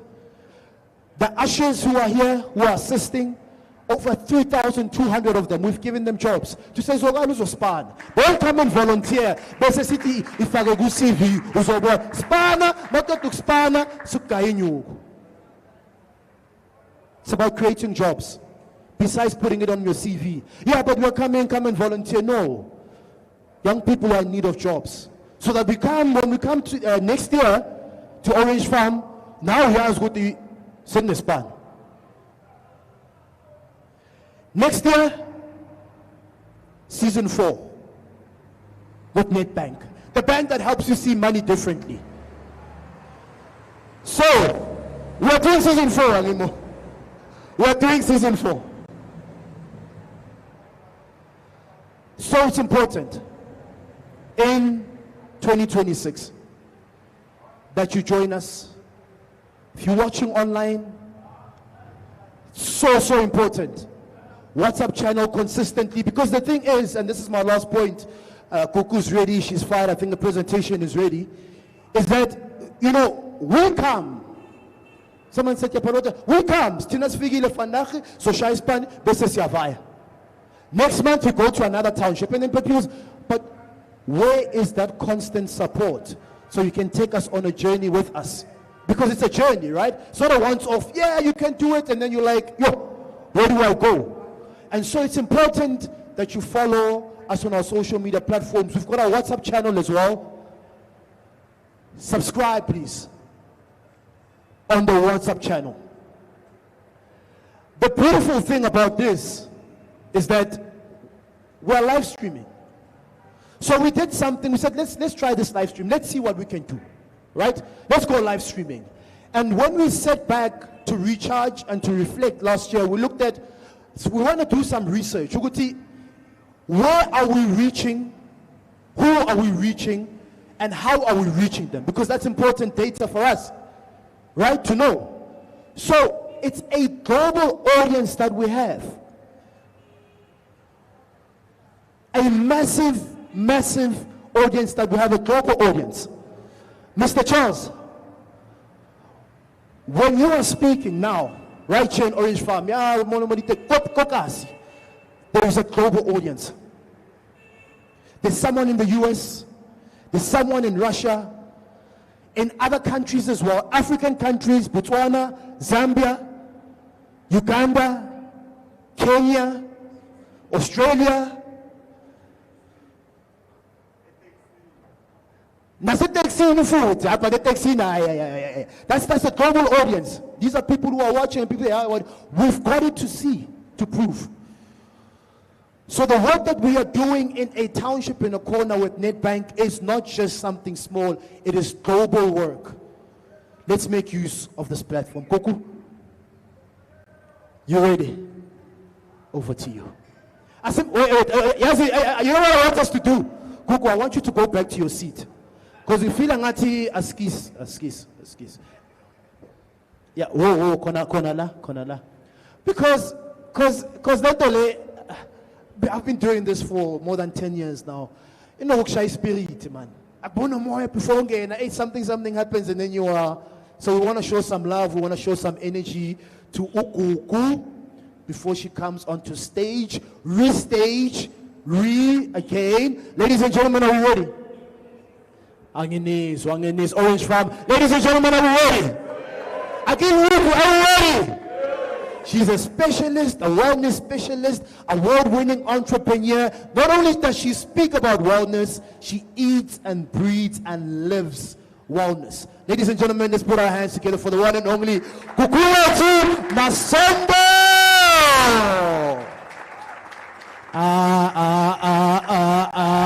Orange Farm. fam, orange fam, orange fam, orange fam. You give energy, she gives energy. You give energy, she gives energy. Cuckoo. It's ready. Over to you. Okay, I feel better now. But I can't compare to his speaking ability. He's amazing. Okay.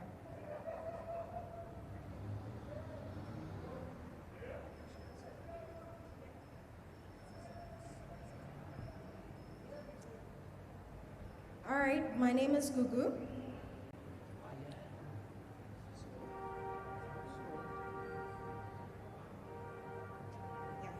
You'll just keep going for me because I'm holding my phone. My name is Gugu. Hi everyone. I'm the founder and CEO of The Blend Wellness. It's a medically aligned wellness ecosystem in the heart of Mall of Tembisa. We just expanded to Kilani Mall. So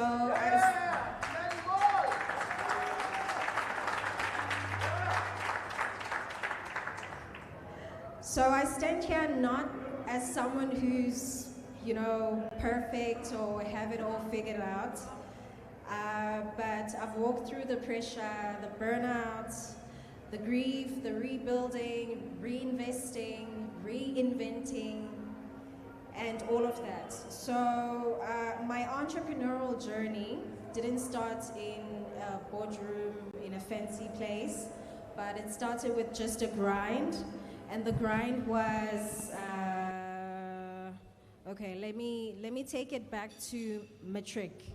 So that's when I realized I've got a burnout, but I didn't know the word for burnout.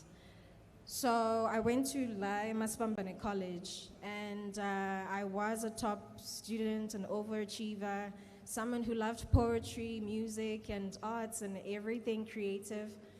And I had a burnout. So my mom took me to a massage parlor next to her work, and that's when I got my first experience of massage. I didn't know it was a burnout. And after matric, obviously the pressure, mom doesn't have enough money to fund my education. I have to do first year well so that I get a bursary. I have to, that pressure that you constantly feel, that leads to burnout. So that's when I felt my burnout. Next slide. So that's how it all started for me, and that is me.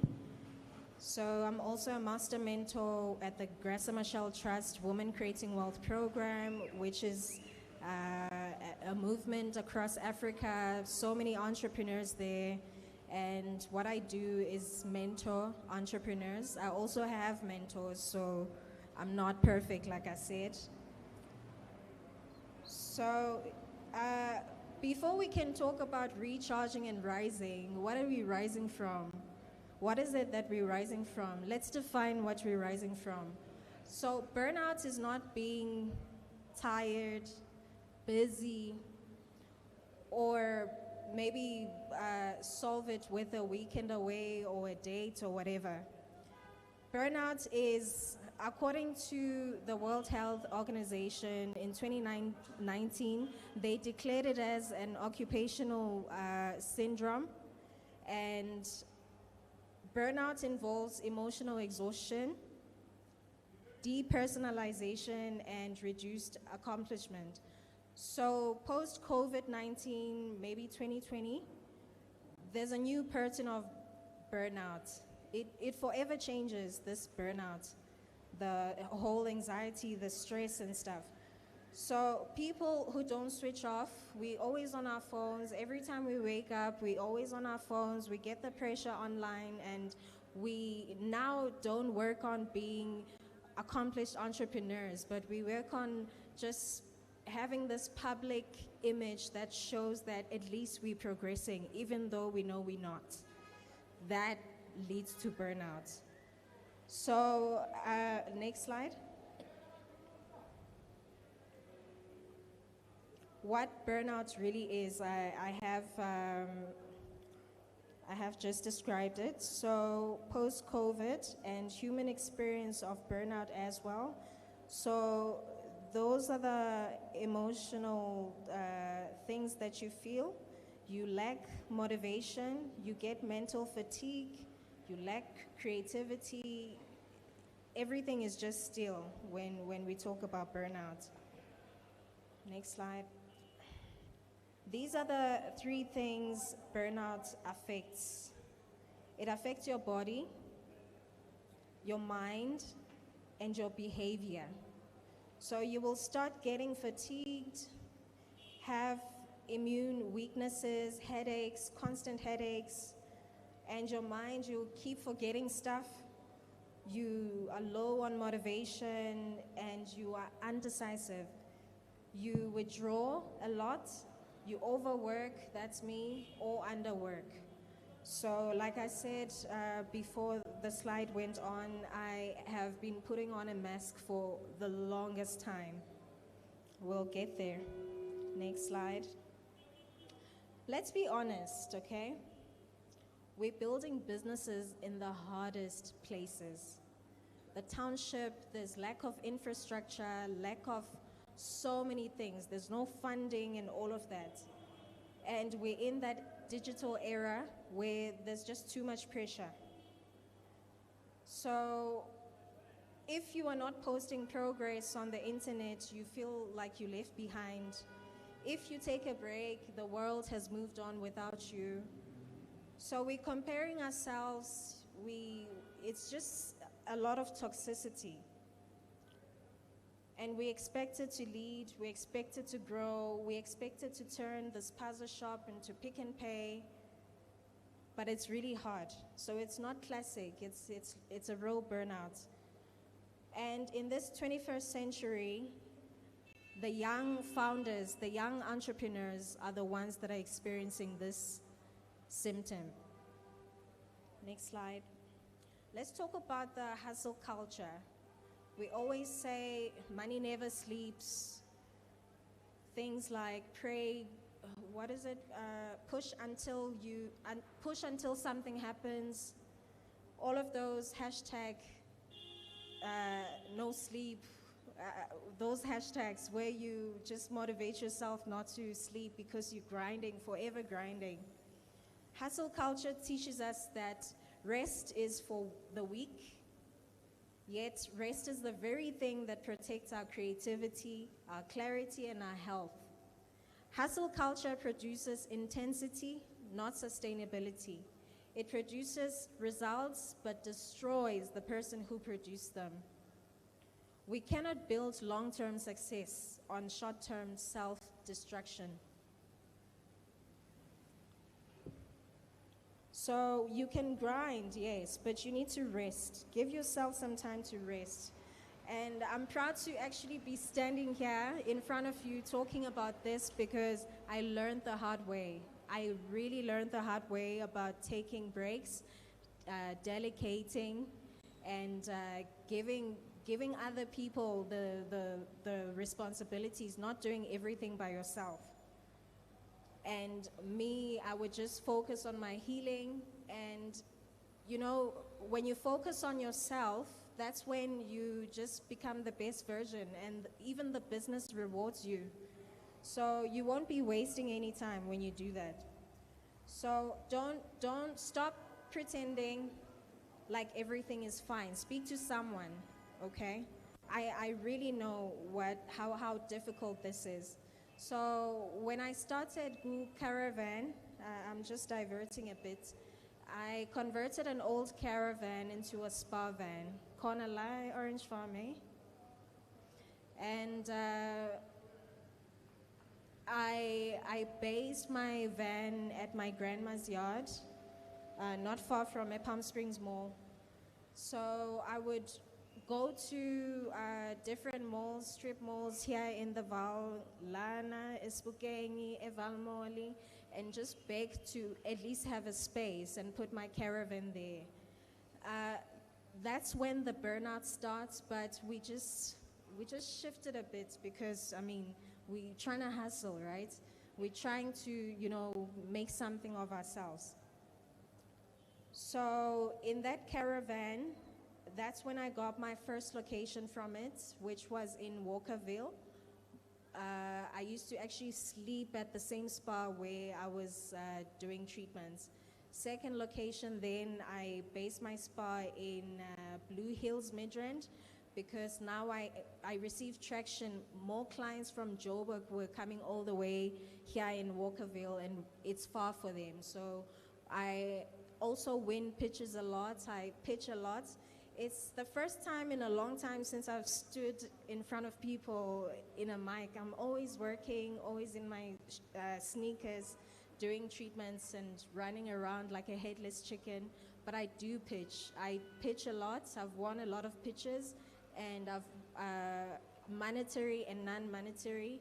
And I'm not afraid to actually knock on doors. That's what resilience is. But toxic resilience, we need to get to toxic resilience. Next slide.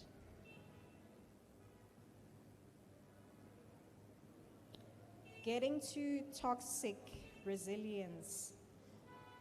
The definition of toxic resilience, the scientific definition, it's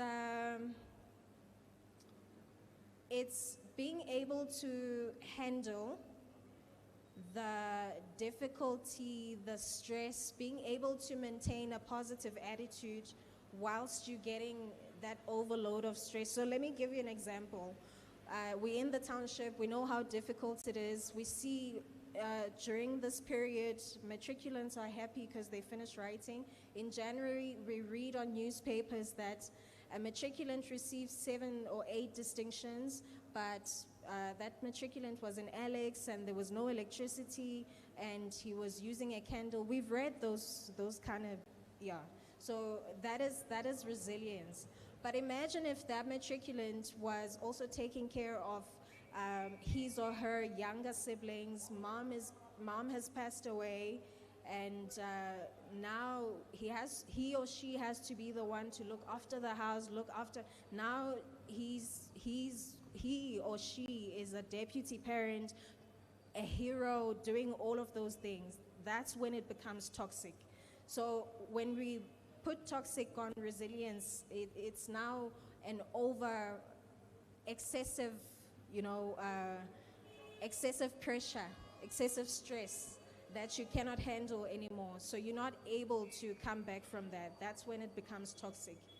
I didn't know about this. I only learned about this just now. So that is what toxic resilience is. It's the burnout nobody talks about. Resilience is good until it becomes self-abandonment. Toxic resilience is when you keep going even when the body is shutting down. Normalize emotional pain as part of entrepreneurship. Celebrate survival instead of sustainability. So there's also survival. Survival is also one of the levels. You're grinding. I saw the gentleman was asking who's starting a business now, and I saw some hands raised. So you're in level 1. You get to survival mode. Survival mode is the longest mode in entrepreneurship, and when you break through from that survival, that's when you bring systems in place. Next slide. Why do we, as entrepreneurs, ignore burnout? Why do I ignore burnout? Why did I ignore burnout? Fear of being judged, fear of losing clients, fear of slowing down. I mean, I don't want to go back to where I'm coming from. I don't want to look like a failure, so I need to move on even when it's hard. That's why you burn out. I'm not arrogant or someone who is afraid of seeking for help. I seek for help. Why do we ignore this? Maybe you are afraid of being perceived as weak, or you're afraid that you're going to disappoint your parents. Because being an entrepreneur is not the first choice after matric, is it? You fear financial instability. So many of us are running businesses in survival mode, inherited from childhood trauma. Some of us grew up without safety. Now we try to build safety through overworking. Ignoring burnout is not strength, it is survival. Next slide. Before we get to the solution, burnout, there's the scientific thing happening inside your body when you experience burnout. Your stress system becomes dysregulated, your cortisol level becomes higher, decision-making center shuts down, your fear center becomes overstimulated, and your body begins to inflame itself. Your system is not betraying you, it is protecting you. So your body's saying, I cannot carry the load the way you're carrying it. That's what your body's saying, so it's crying for help. How do we fix this as entrepreneurs, as business people coming from disadvantaged backgrounds? It's not easy, I know, and it's so difficult, trust me. But here's what we need to do to change this. We need to build systems. We need to delegate tasks. So there's no glory in running a spa, and then next door they're also running a spa. I am an advocate for the wellness industry. I actually absorb entrepreneurs that have small businesses, and I have mentored so many people. It doesn't matter if they're gonna go, and that's on them. If they're gonna go and steal, try to steal, because I'm always innovative, you cannot catch up with me. So they can try to steal, yes, but my aim is to get them to see that we're together in this. I'm also part of the association, the only association in South Africa that regulates beauty schools, that regulates spas, that makes sure that the treatments we offer to clients are safe and all of that. So mentoring is another thing. So if you run a Kota business and your other friend is running that, why don't you guys come together and become Kota Joe, you know? Another thing that can heal burnout is creating boundaries. Set boundaries for yourself. Regulate your workload. Develop recovery cycles. Heal emotionally. And separate your identity from your business. Okay, this is what you need to tell yourself.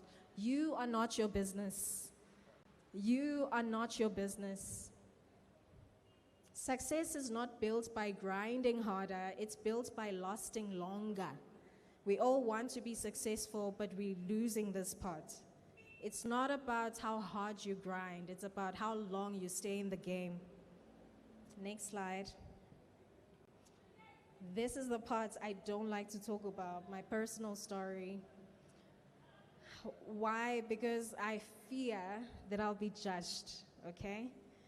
So maybe for the first time I'll just open up because I've been bottling a lot of things inside.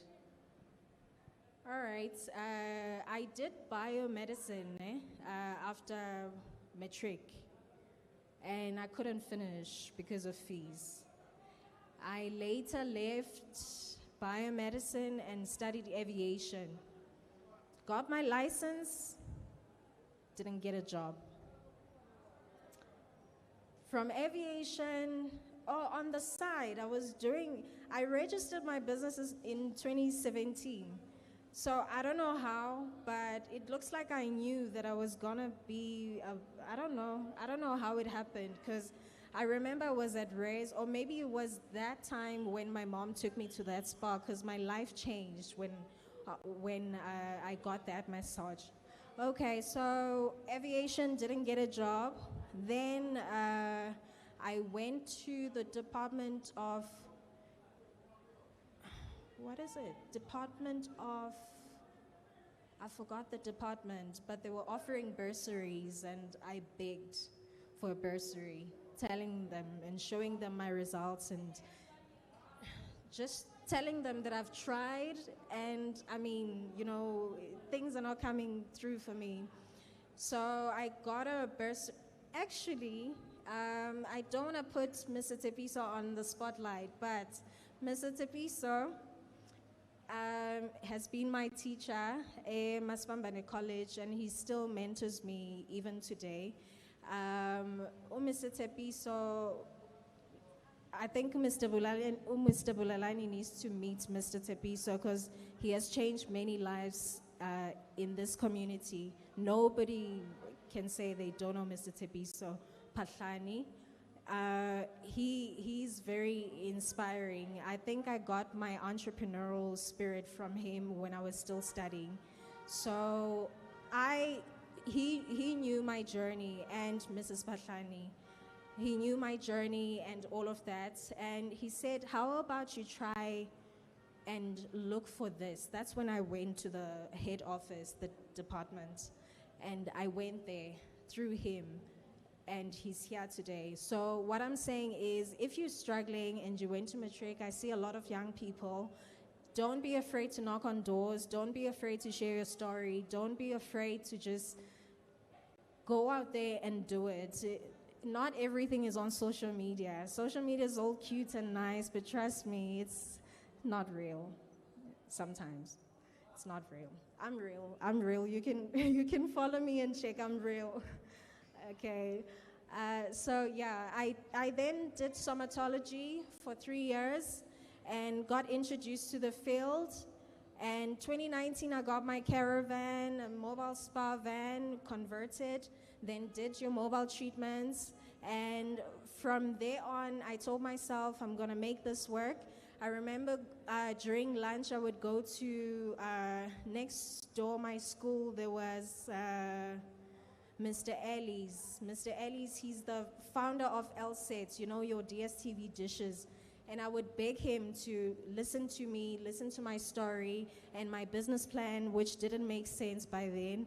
And I asked for a container, you know, your shipping containers, Somali tuck shops. I asked for a container so I can convert it to a spa and bring it to Orange Farm. And that didn't work, but what worked was he got me a team that managed my website, and I still use that website till today.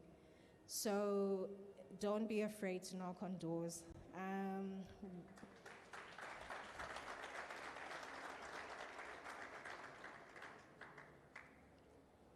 Yeah, so I'm not a hero. I don't have everything figured out. So I'm not standing in front of you to boast or anything. I'm just like you. I tried and tried and tried. I didn't give up, and I knocked on doors. That's how I got to where I am today. So very, very humble story. Maybe I'm not articulating it well or explaining it to its entirety, but hopefully you got a bit of it, you know. Fast forward, my little sister is actually the one who got a chance to go into an aviation and work there. But I did aviation, I studied, I went to school, but I never got the job. That's another thing. Whatever you do today, you might be setting a path for someone else. You never know. It could even be in your family, could be your friend, you know, you never know. So be an example, because you don't want to look 5 years from now and say, Ish, I should have done that. I should have registered that business. I should have listened to what they said at tea and go home and do some homework and do that. You don't want to be filled with regrets. You don't want that. So do whatever you can at this present moment, because tomorrow is not confirmed. Next slide.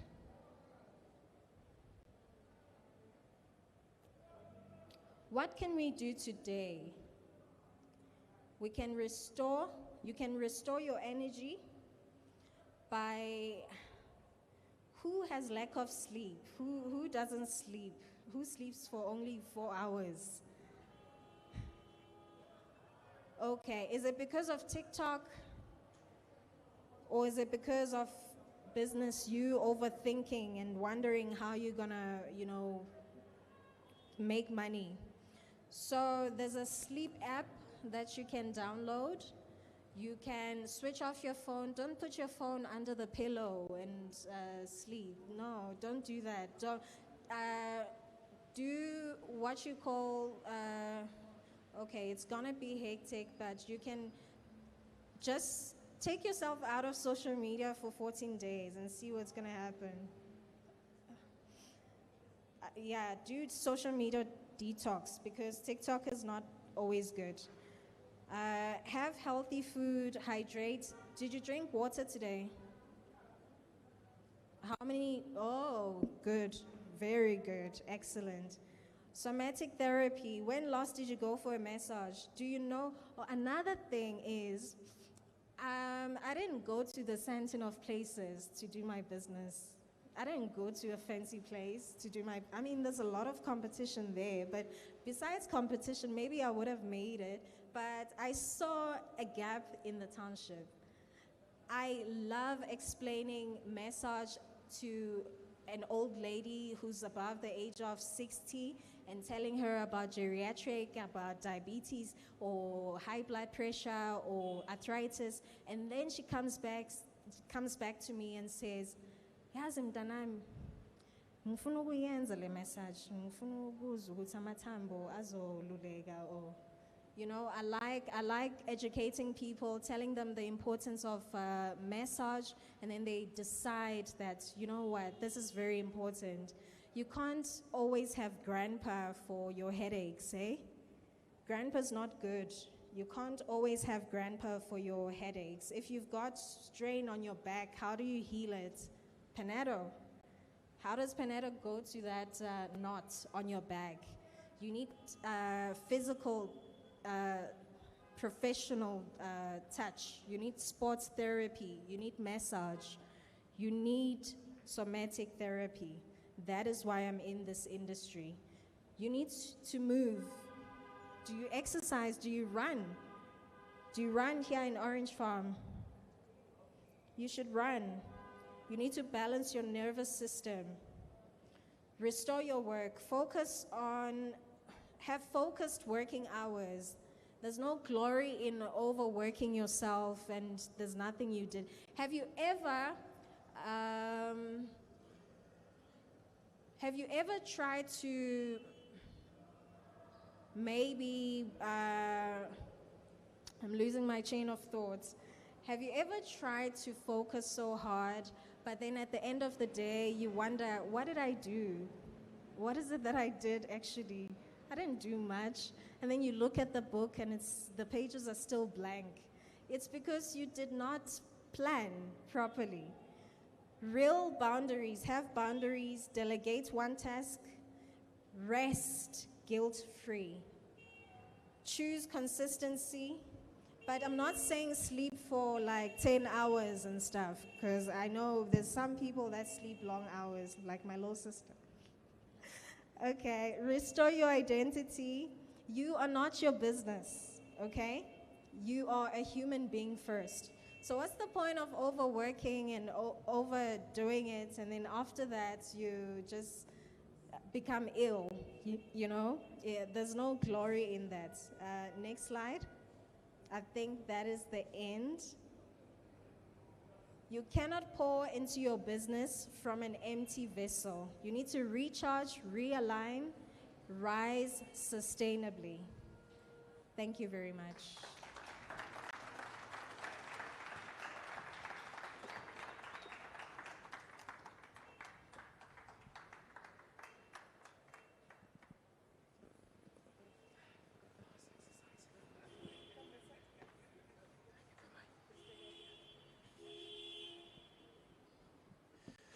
Thank you very much to Gugule too. Please look straight into that camera.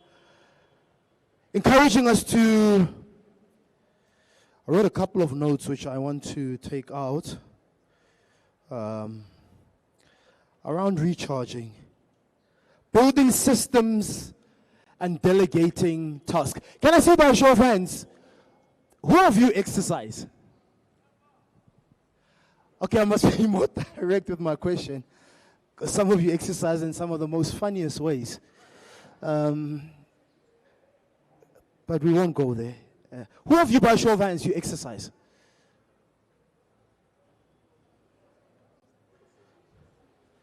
Sorry, I just want to, just please give me a second.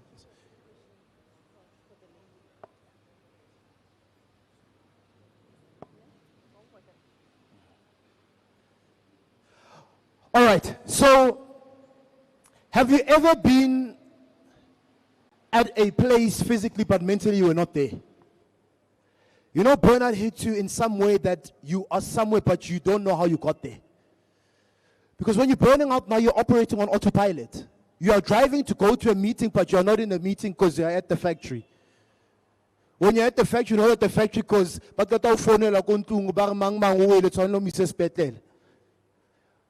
so it's important that we build systems around recharging. And one thing that I've been intentional about, I'm going to open it up to 2 or 3 questions to the floor, because Goku is here and she's our specialist, is running. So I'm intentional about the fact that I do not set up meetings before I have gone for a run in the morning. You won't find me for an 8 o'clock meeting. And not because I think I'm better, but I think sometimes when you put other people before you, you need to recharge. You need to make sure that you are settled. You need to make sure that you are anchored before you go into these meetings. So it's important that we recharge. Recharge. Who of you last struggle with sleep? They said you struggle with sleep. Kuku, meanwhile, please come to the front. Kukuleta, please come to the front. Yeah. Who said they struggle with sleep?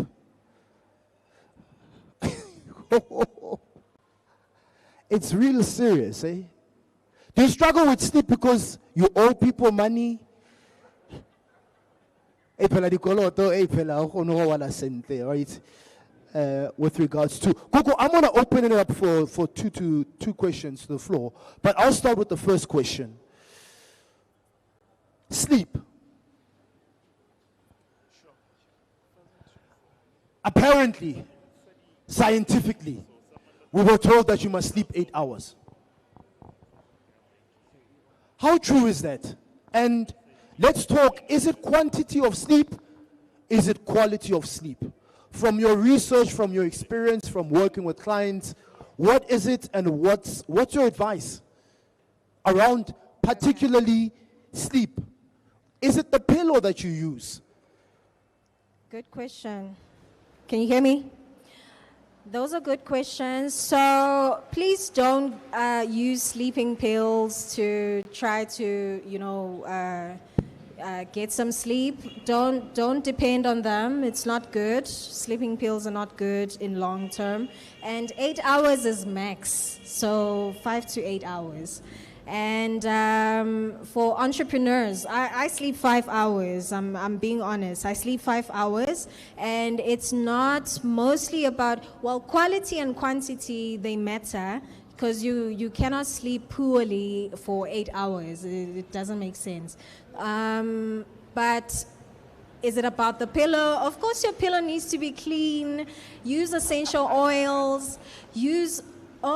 Guys, buy essential oils. Buy essential oils. Go to Dis-Chem or Clicks and get essential oils. They're not costly, less than 50 rands. And you just put a few drops inside hot water. And those essential oils, or if you have a diffuser at home, essential oils clean up the space. There's essential oils for sleep. I don't know if I should mention them, but use essential oils. They're very good. You can put even a few drops on your pillow, and you'll sleep like a baby. And I won't say avoid a lot of junk. I had a burger like two days ago, and I felt bad because I was doing a ladies slimming program. And after then, I I'm gonna stop having junk food, okay? But I visit it once in a while, okay? So just avoid junk food. Avoid a lot of junk food, and avoid also eating after 8 o'clock, because you will struggle to sleep. The food needs to, digest properly on your body. You will struggle to sleep, I'm being honest. Just try to switch off your phone or put your phone on silence. You can't sleep, you're on your pillow and you're busy on TikTok watching. It's not quality sleep. So quality sleep is dozing off like a baby and you wake up when the alarm wakes you up. That's quality sleep. I don't know if I've answered you. No, you did. I'm being honest. I'm not you did, reading from a book. Not but. Context is important. Sisekasi. We are on the run. I can't. My essential oils, guys. My essential oils are on, but sis kuku. After 8, you must not be late in the sense in manje. So how many people eat after 8? After 8? You serious? Every day. Every day. After 8 o'clock? No, but it's scientific as well. It's proven. That's a lot of people. That's why I said context is important, right? So if Papa won't digest properly, maybe you wake up and do you wake? Okay, so on days where you sleep after 8, Malvugek saying, do you feel hungry or full? If you feel hungry, raise your hand. Mamela, uthi manvuka ekseni. Angathi ukawulile the night before you ate. There's times when you wake up again and you're hungry, right? If that's you, let's see your hand. Exactly. And if you feel full, raise your hand. It's simple. It's science. It's science. And then you develop a big belly, and now you find it difficult to gym, and that's where I come in with the injections, which I'm going to charge you 2,500. And it's all about healthy living, balancing your lifestyle. Some things don't need money, guys. If you've got a pimple on your face, you can steam, right, to just get your pores unclogged, and then put serums that are important. Same thing as sleep. If you want quality sleep, you need to feed your body like good stuff and just eat before 8. Try. Okay. I don't know how much convincing you did. I'm sorry to disappoint you. To eat after 8. I'm going to open it up for a question. One of the ways as well to recharge, and I mean, I'm not promoting, even if I was promoting, there's nothing wrong, is to go for a spa. Book a spa. Autaka or yako spa. Bawo yetsa di manicure, the pedicure, over right, or recharge, or relax. Mona wona walo na le business of motono khate to strafile. Why cook materially? Just book yourself a spa, listen to beautiful music. Gugu's still here. She runs the best spa. The best of the best. No, you see, I don't want to prolong this because we need to have our Mbawula Chat. Then the discussion becomes, yeah, I must recharge and go to a spa. But you've got money to buy and do other things. You've got money for the things that you prioritize and value. That's it. If it's 650 for an hour spa massage, you put money aside. And then while you are at the spa, they give you bread, and then you can have it with some jam. Our exhibitors here. Who's got a question? I saw your hand, lady. Please, can we get the mic to her? One question. We've got our winner. We're getting on to our Mbawula Chat. We announced the winner for the... I know who the winner is. Can you guess who the winner of the pitching competition is? One thing that I can tell you, which will give you a clue, is that that individual did pitch today. Question. Good afternoon to everybody. My name is Violet. I'm from Free State. And this is my reality. And I would like you to help me find balance if there is any, or what would you suggest for me? So, a single mom raising 2 boys, there's a toddler in that mess. And I just completed a course in small business consultation because I want to be a small business consultant and hopefully grow. And in between all of that, there's the startup phase of things. The boys' extramural activities, and you're a single parent. Just to complete the course, I had to wait for the boys to sleep. And I relied on energy drinks to just be able to complete this course. And this is just a snippet of what my days look like. So I would like to know, what would you suggest or recommend for me so that I'm not experiencing the symptoms that you mentioned in terms of burnout? I mean, I already have acne, so during those phases, I'd have a severe breakout. And sometimes you're going to neglect yourself because I need to get things done. Thank you. Okay, so what's your name? Violet. Violet. Violet, it's not a mess, because I heard you say, and another mess. It's not a mess. It's a beautiful picture that you just painted. An independent woman who's raising beautiful children. So is it online or do you attend classes, your course, business? It was online. So if it's online, how often do you do your sessions? I completed it, but they wouldn't normally be one of those. You studied for yourself, then they just told you what to submit. This assignment is due. That's basically how it went. Oh, okay. Congratulations for completing your course. Thank you. I thought can we rate, clap hands for her? Sorry. My little sister's calling me. Can we just try to do this? For you to, I was going to advise you to have a calendar and just, set your things properly, but because you've already completed your course, I'm not sure what you need help with. Like I said, trying to find the balance. Yes, I heard what you said, have systems in place, but I'm in the phase where now I've done the theory part, which is the studying. I now want to get into the point of I'm consulting because I have also kids to raise, and I've knocked on certain doors and they're telling you, look, you need to get your CSI in order, you need to do this, you need to do that. I've done the theory part. I want to start, start the business side of it, start consulting, which is what I studied for, but I still have a family to manage and everything else is on me. Yeah, okay, so I think you're doing well. But you can try to probably start delegating. Maybe I don't know how old your kids are, but I don't know if any of them are old enough to attend school. I don't know if you are comfortable with having someone to look after your kids whilst you're doing, your business practicals. Because delegating can help you avoid burnout. And it can help you reduce your energy drinks as well. Thank you very much. Thank you very much, Kuku. We really appreciate what you shared. There's the mic. Violet, there's no such thing as a balance. That word doesn't exist.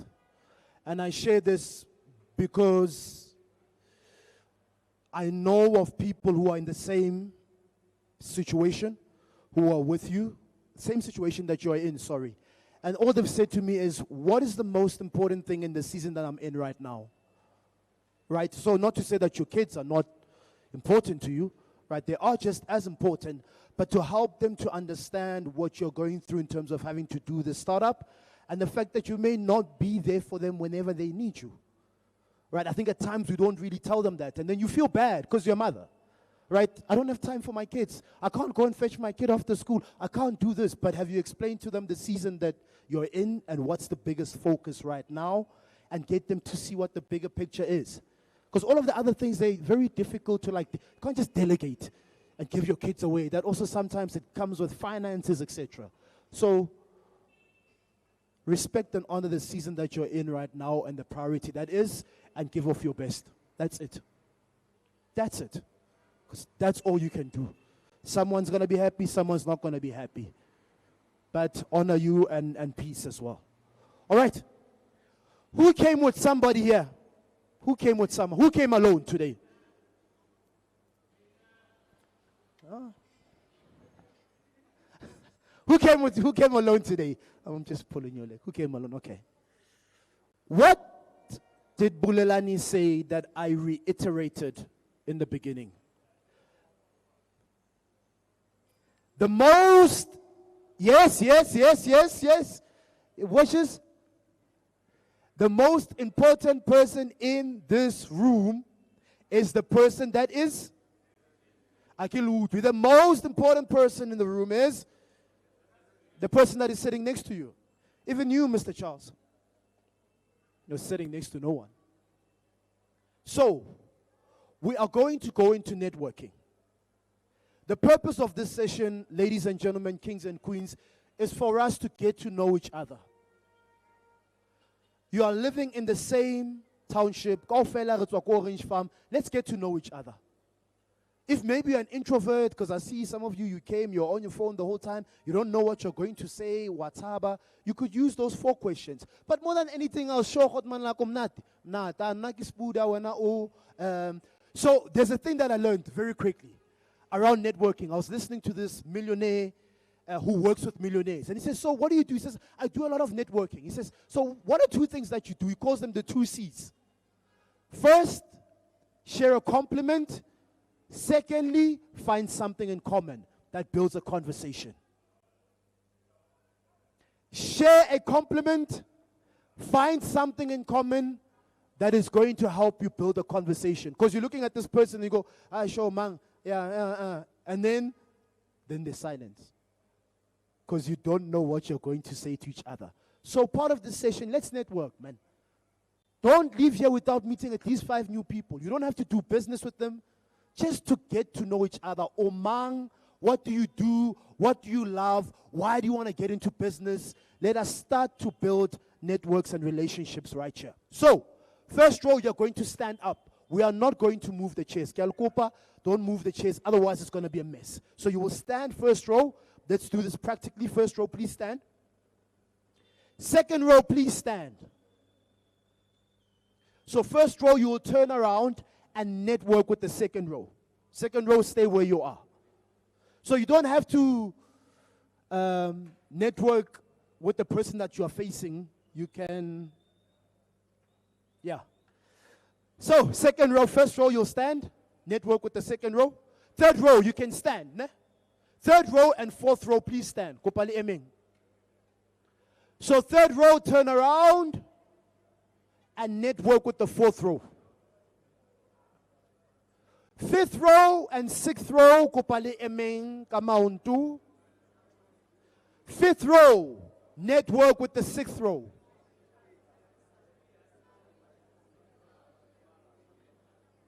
Seventh row, eighth row, please stand and network.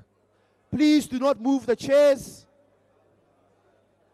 Online audience, this is one of the most lovely, enjoyable rather, parts of the program where we encourage people, entrepreneurs who are here in the room to network, to get to know each other. You can also network online. You know, pop someone a DM that you've seen advertise their business online. Network. Well, it's man. Who are you, my sister? What do you do? What do you love? What does your business do? Network. Here's your opportunity. We're networking right here in Orange Farm. Hashtag join us for tea. Hashtag together. Beke Lebeke. Let's go.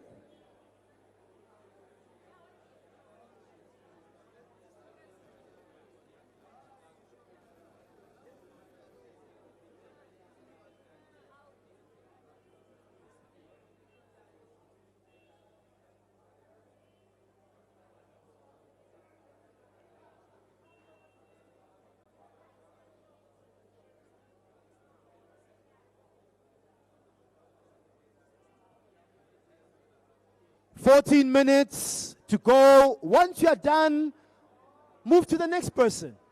Network where you are. If you want to network with me, you can.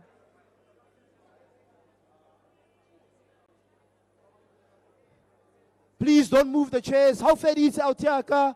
Meet somebody else. I don't want to see you alone. Standing alone, not networking. Kyaukupa, ngiyacela asseblief, omsteblief. Find someone to connect with. Find someone to network with.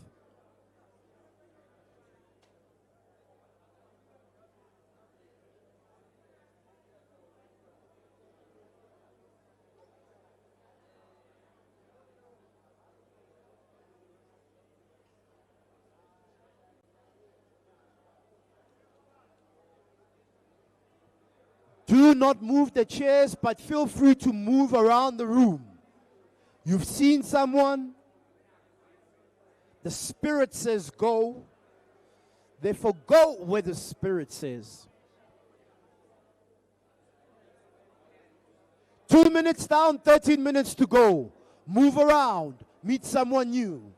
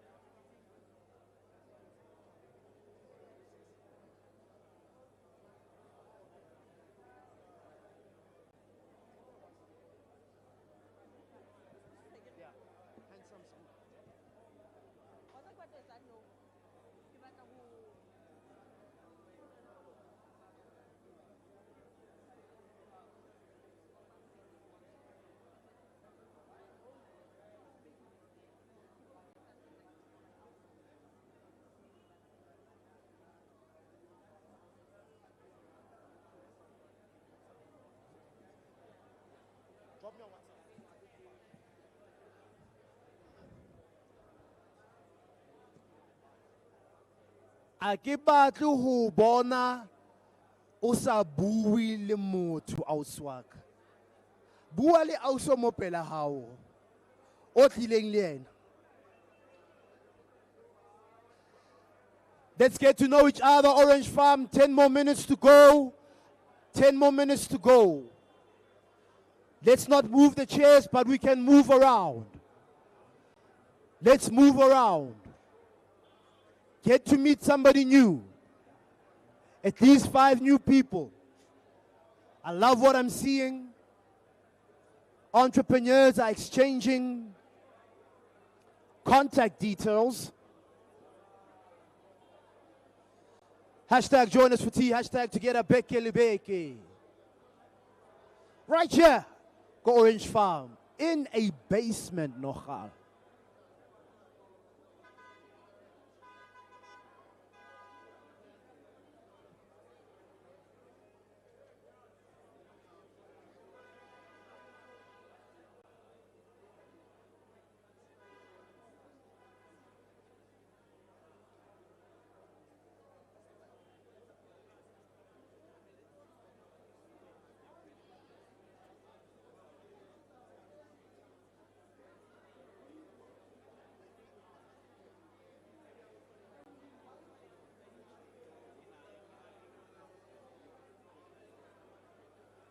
Feel free to move around. Once you're done, move and meet another person. How feditse out here, Chiefta? Go to another person.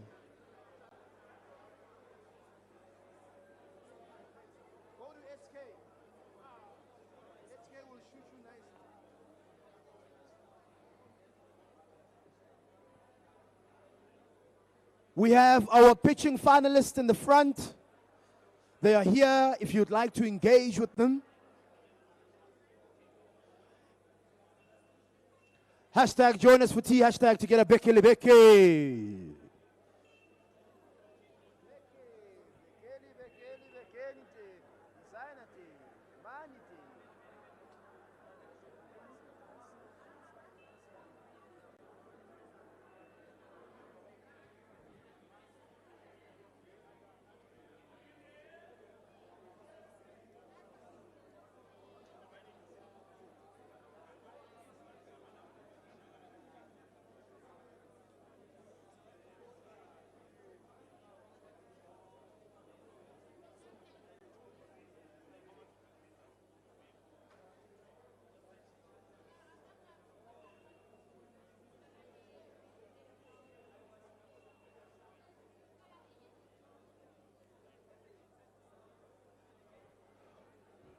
Once you are done, move around, see,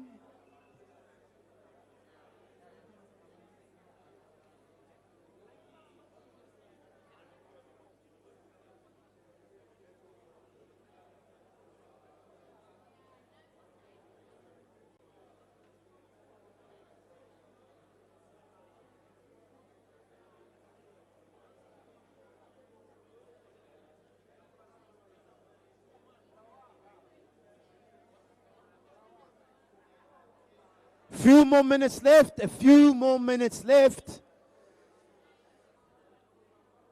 Target ya ke five again. How feditse Chiefta.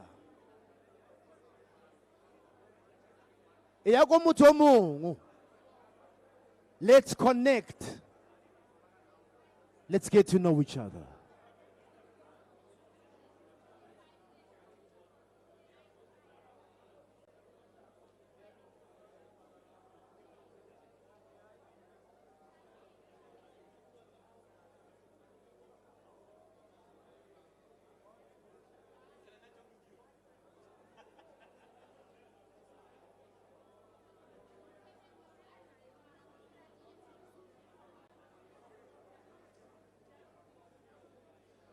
A few more minutes left.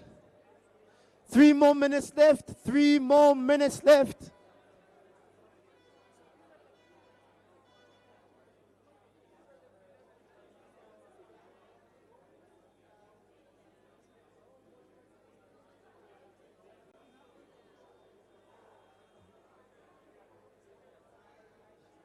All day jam.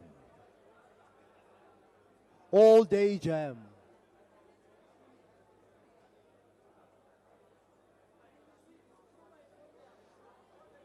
Two more minutes left.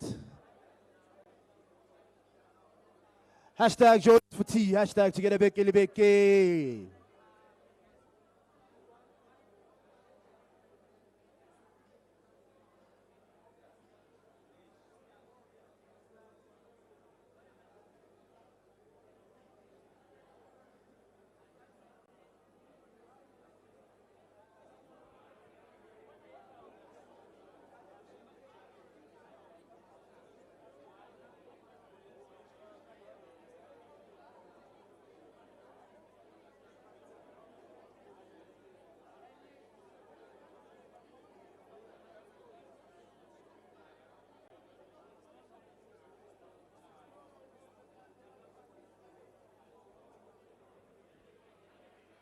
A few more minutes left. A few more minutes left.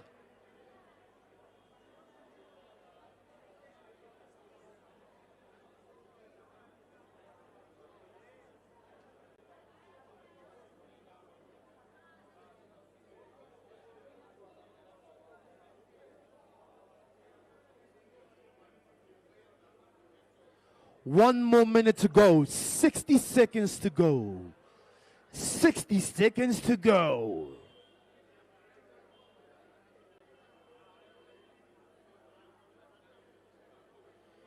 Sixty seconds to go.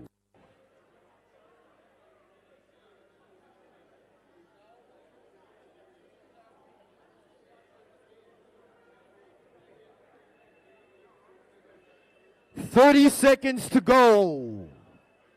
30 seconds to go. 30 seconds to go. Beautiful ladies dressed in green.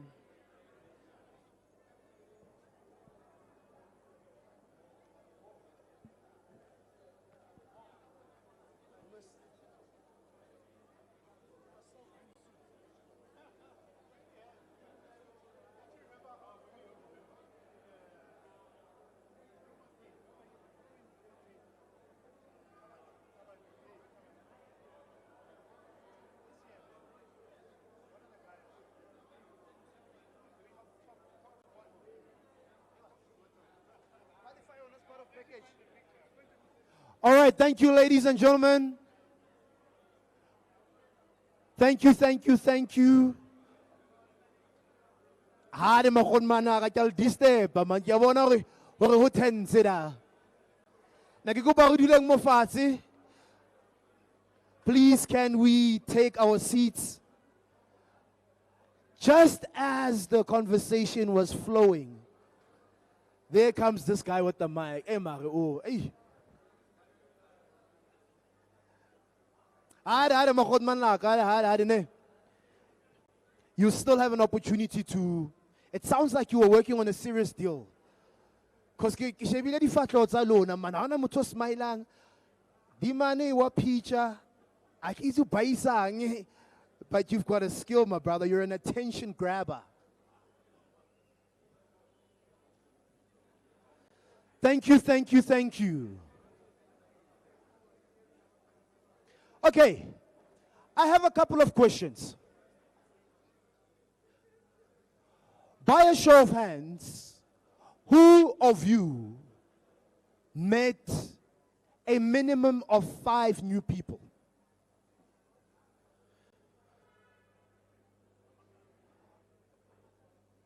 Okay, let me repeat the question by a show of your right hand going up. If you met a minimum of 5 people, let me see your hand up. Okay? Gugu mentioned it's not always about quantity but quality, right? So it pushes me to the next question. By a show of hands, who of you met somebody? Now I'm being serious. This is real, right? Who of you met someone that you sure you're going to do business with? Ooh, okay. Let me repeat the question. You are saying, Spoo, T, right now, in this networking session, I met someone. More to that, I know for sure, like, guaranteed, I'm going to do business with. Let me see those hands again. There are cameras in the room. Hands down. My beautiful sister in the green top, please can we get a mic to her? You have said that you met someone that you know for sure you're going to do business with. So, what I would like you to do is introduce yourself and then tell us, who did you meet, what do they do, and what business are you going to do together? Did you get the questions? Fantastic. Please can we make sure that her mic is on? If not, can we get that other one? You dressed in green, you dressed the part. We might just give you, yeah. Namaste. Yeah. Hello, everybody. My name is Mafunzo Ronewa. I am a tech guru, if I can put it like that. I actually have a business that focuses on registering other businesses and helping them with SARS compliance. I also do data analytics, helping businesses with visualization and tracking how they have been performing. So I have been meaning to venture into doing website development, and I haven't specialized in that. I did computer sciences. So today I met someone that actually did IT and specializes on that part, exactly what I've been looking for. And he has been looking for someone that specializes on my part. So I think that's great for the both of us, and we are gonna work well together with Tando. Yeah, all right. Now you're on the internet, you are searching, you are looking, you're looking for referrals. Business is in the room. Sorry, it's in the basement. Right here. My brother, when I said the time is up, you had captured 3 young men. But you said that you met someone that you're going to do business with. This gentleman here that is sitting next to no one. Look for the empty chair. There, no, empty chair. Sure. Sure. Who did you meet? What do they do? What business are you going to be doing together? Okay, my name is Siabonga Mamso. I come all the way from Trezo Orange Farm. So today I specialize in specialized cleaning services. So I do bean cleaning, deep cleaning. So I met Uput Olani. So he told me that he sells like I'm a decreaser. So I even asked him if he has eco-friendly decreasers, and he told me Guti, yeah, oh now. So yeah, I'm definitely gonna do business with him. Yabo.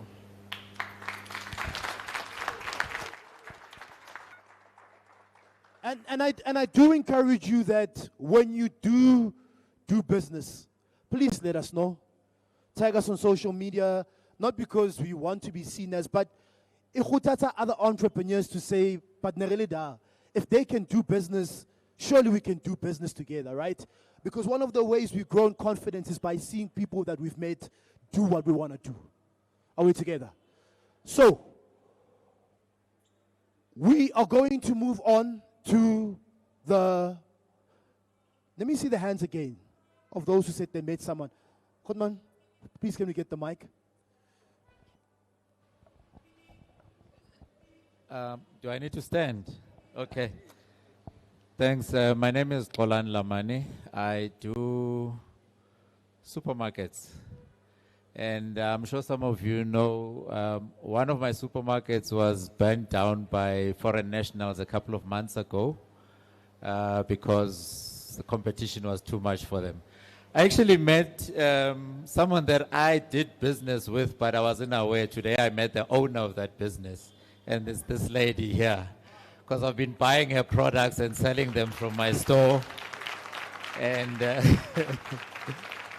so it's quite interesting because we spend a bit of time together now, and we are going to continue doing the business because I'm currently opening another supermarket after that one was burnt down. So it's opening around the 20th, I think 20th of this month, shortly before Christmas. And her product is going to be on my advert. And I also met Ubito Olani Tigriza because I do a lot of grilling and a lot of cooking. So we spoke, and there's a gentleman that does food processing. He does biltong processing, and so I'm going to also do business with him because, you know, supermarkets, we take in a lot of products. And there's another gentleman that does printing, and yeah, there's two actually of you. There's one, and there's another one from Lakeside. So you know, they will help me with advertising, printing, T-shirts, and all of that. And I'm quite glad because I was complaining when you said the time is short because I felt that I could meet a lot of other people. And I hear the ladies also doing IT because there's a couple of things that I'm going to be needing from her. So immediately after this session, I'm going to be talking to them. And maybe if there are other people who are selling items in supermarkets, we can talk. I see there's a lot of items over there. You know, there's also a jam. There's, yeah. So we can put a couple of yeah. So in supermarkets, we take in a lot of products. And by the way, within Nedbank, on the supermarket that was burned down, Ben, I think it's Ben, the regional manager for this area. He came and we met, and they were keen to support the store that was burned down. And the Nedbank executive, Tiko Thomas, was also at the store when we tried to open. So when it's the first time I'm attending this workshop, but it's really worth it, and I think I'll be encouraged to do it and encourage some other of my friends who are also entrepreneurs to come and attend. And thank you very much. Sure. You also receive the best-selling book, Get Things Done. Thank you very much for sharing. Yeah, man, this is beautiful. It's lovely to put face to the person behind the product. I mean, it's so beautiful. Who of you love biltong?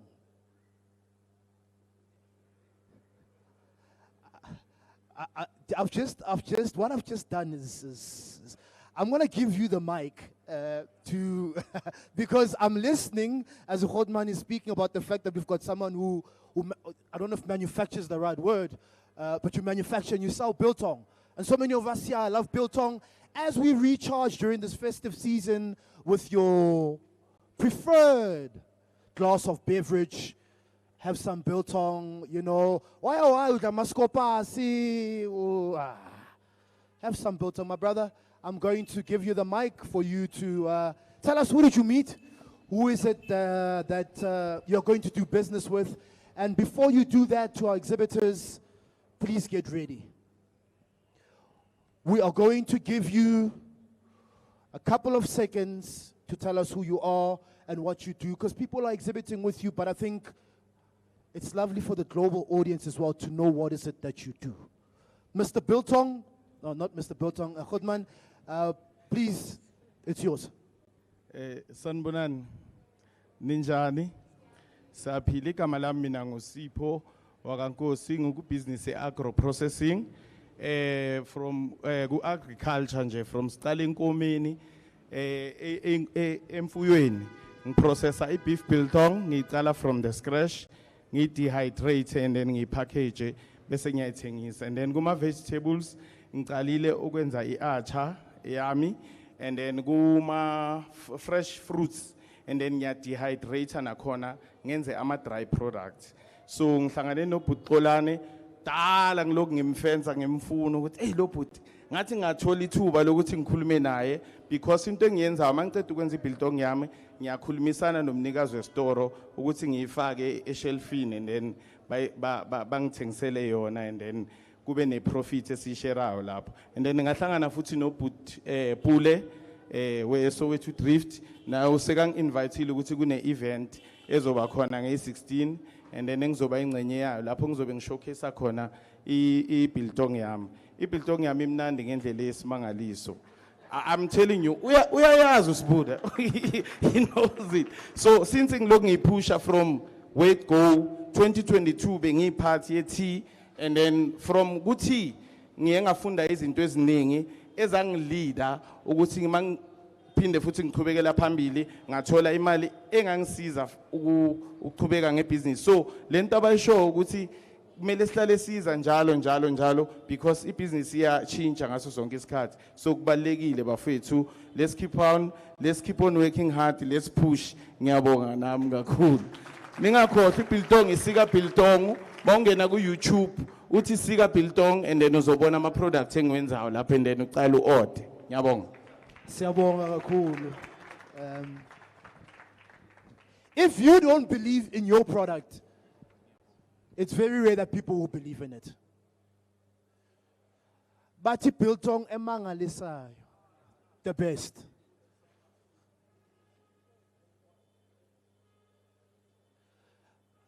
Please, can the camera please, I've always wanted to say this, camera follow me. Camera, please can you make sure that we've got the angle this side? We will be interviewing our, there it is.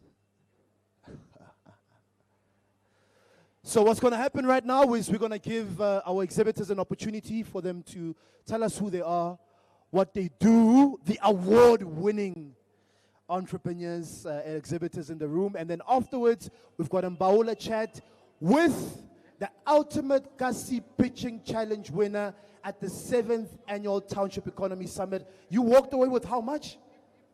70. 70. He's in the building. He's here with us in the basement. Then we are going to announce the winner of the Kasi Pitching Challenge. Masterclass, we network. We enjoy the rest of a beautiful Saturday. All right. My brother. How's it? Please stand. You will have a minute and a half to tell the people who you are, what you do, what you offer. Why is it real, Otiak? Over to you. Oh, thank you. My name is Lungelo, born and raised Soweto, Dobsonville. I'm the co-founder of Lifeway Impacto Brands. We produce a 100% fruit juice blend, a contains source of vitamin and nutrients. We supply over 18 stores. Per month, we produce 15 liters of juice. We are based at Lenasia South.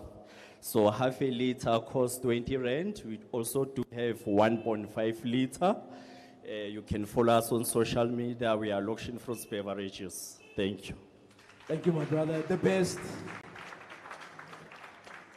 The best. I don't know if it's intentional that they are exhibiting next to each other. Because Market to good mashwam shwam angetik melu ehlisi. So usuka kumashwam shwam masuka mashwam shwam usitholeli juicy uba mnandi. Let's hear from you, sir, Mr. Lesedi. Sanbonani, my name is Lesedi Chabalala. I'm the co-founder of Amashwam Shwam. My founder's right there, she was pitching. We manufacture maize snacks. We are the first black-owned maize snack manufacturers, and we are deciding to take the fight to these snacks that are killing the children. We currently only have one flavor, and that's our sweet chili puffs. We are selling our snacks at multiple townships, Orange Farm being one of them. Manpu Mala, you can hop in at Nizam's, get yourself a pack if asiko. And we are planning to expand and introduce new flavors. Thank you so much. Thank you, sir. Amashwam Shwam. Are you going to speak? Yeah. Oh, yeah, sure. Here's the mic. Good morning or evening, everyone. My name is Warona Dube, and I am the co-founder of Soweto Drift Academy. We are an academy that offers spinning lessons from 10 minutes, which rates at 500 Rand, and 30 minutes, which rate at 1.5. We are based in Orange Farm, right when you enter, by Isikhumbuzo, and we do more. We are event organizers too. Not only do we event organize spinning events, pardon me, but we do organize like kids festivals, and we do rent out our venues in case anyone here would like to host an event. Thank you. Thank you very much. I'm going to move to the right-hand side of our exhibitors. I encourage you, entrepreneurs, make sure that you carry your products with you. You never know. Ukuthi uzohlangana nobani at what time. Very important. Over to you. Who's going to speak? Okay. Hi everyone, my name is Nobuhle Nkambule, also known as Dak Dindi. Go Facebook, Dak Dindi, TikTok, Dak Dindi DAC. So I'm from Ferry Dindi. What we do, we customize gifts and also have snack hampers. So today I do have these snack hampers. For Luna, today, please. This is for moms, sisters, brothers. It's for 170, 210. As I said, I customize gifts. So we do have a set including products by local companies like this one. For us ladies with inner thighs, the dark, this helps. It makes your skin even tone. Like my skin, we are mature, face, everything, thanks to this. So I do have this gift. It's wrapped. Brothers, husbands, you can take for your lady. It's 310. It has a perfume inside and a couple of snacks. So basically, that's what I do. Keyword, I customize. Whatever you want in a gift, I could wrap it for you. Thank you. Thank you so much.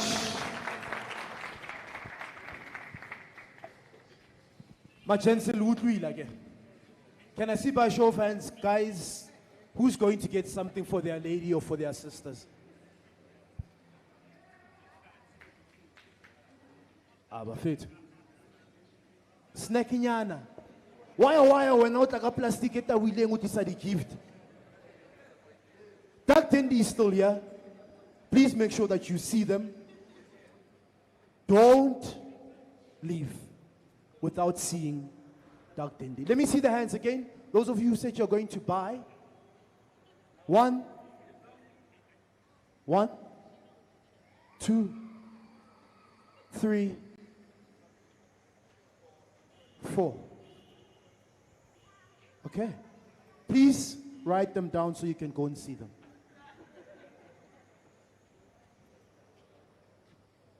What about faith? What about faith?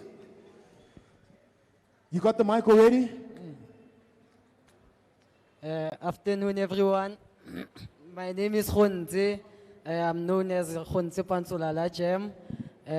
Diploma extension 1 in the Naklu was so to never was Hoa. Diploma extension 1. So, Libitola company are like all day jam. All day jam, what we basically do, Ronare the fruits and vegetables, the tamati, the melon, yellow melon. So we basically found an empty space in nearby Sebedisa as a dumping site. We changed the place into a place to farm the raw products it's our own. Then we further process. Excuse with this step. I know you from afar, and you've come a long way, and your story is amazing. But we have an issue. We are not capturing you to the. I want to know. We are just, you see, perfect. People need to hear this story, my man. So from the start, so we can capture this, because this is essential.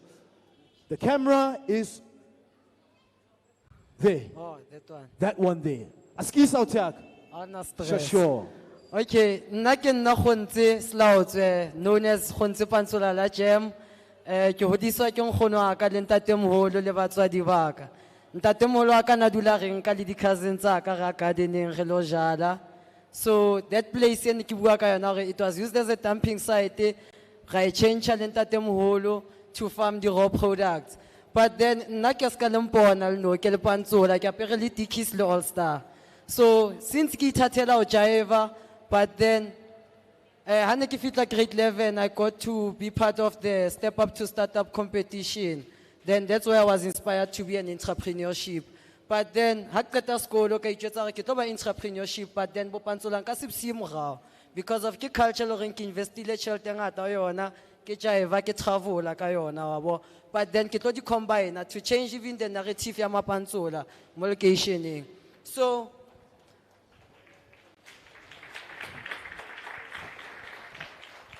So after being inspired, go grade 11, it's a grade 12 yaka, I took that knowledge area go grade 11, now kala business, and I started all day jam. But then, remember, I take a whole and I get them whole and abuse and kisa kadi, Nikolo Sebeta, Irmachita Hafeta, Dabashapa deflate. Or in fact, that's my rojiva, then Becky Fila said, and Garbang abuse, I wanna go high. But then, today, that knowledge, that education has built something big, wabo, because already today I've managed to build a factory in Orange Farm that has machineries.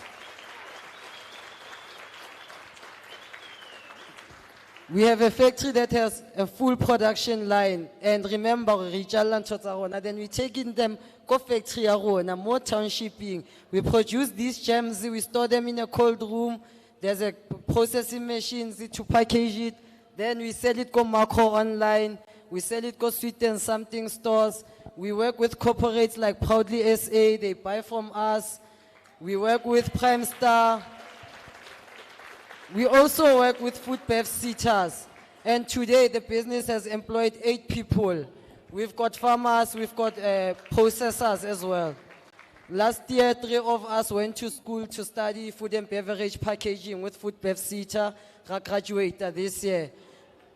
And again, I went to school, to SAPS, to study implementation of food safety systems. So if there's anyone in the room who wants to enter into the food systems, I'm there to implement systems for you guys, to assist you to implement those systems. So, let's go mapansola ki ditsotsi, mapansola ki batho ba etsang difference in the community.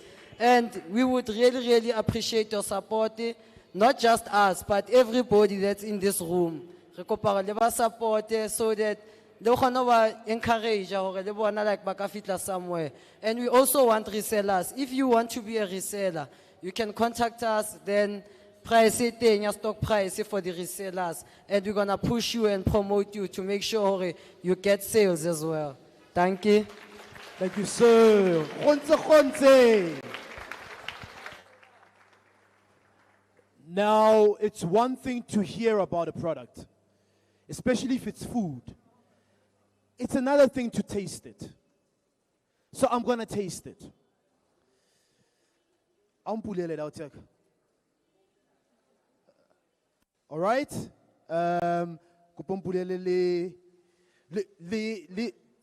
Yo, I think funa AP. For the options, or understand, not just this one, but like A or but like A. Talk about growth, right? Itamati. Okay, great choice. And it's not just jam. It's all day jam. It matters. All right. Sure. Same time uyakhona ukupheka ngayo, marinate inyama, khona nomuntu oyenza imkhukhu pizza, ba marinate ngayo ipizza. Shuthi itamati mnandi ngokuthi nanoma uthi jam awuyidli uzokhona ukuyisebenzisa. Okay, it's a must have.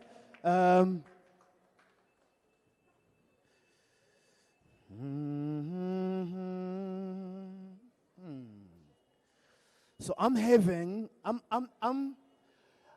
I am in Orange Farm at AO2 Mall in the basement.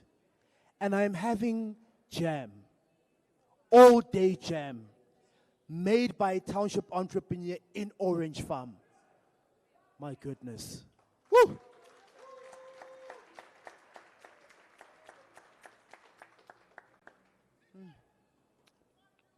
How much?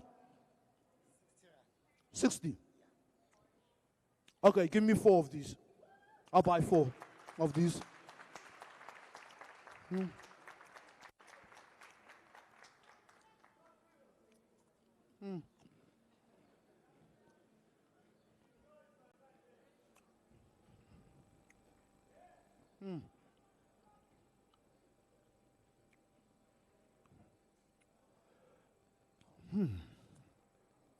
Please watch the screen while I take my breath.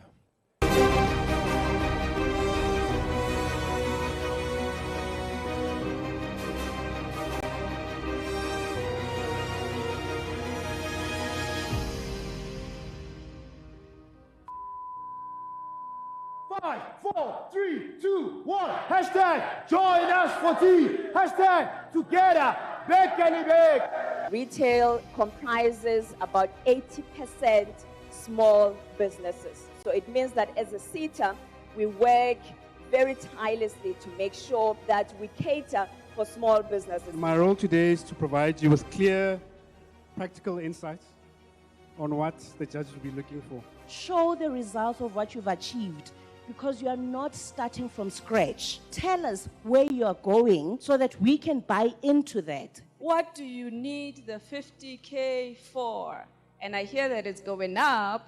So what do you need the money for? Specifics. Know your numbers.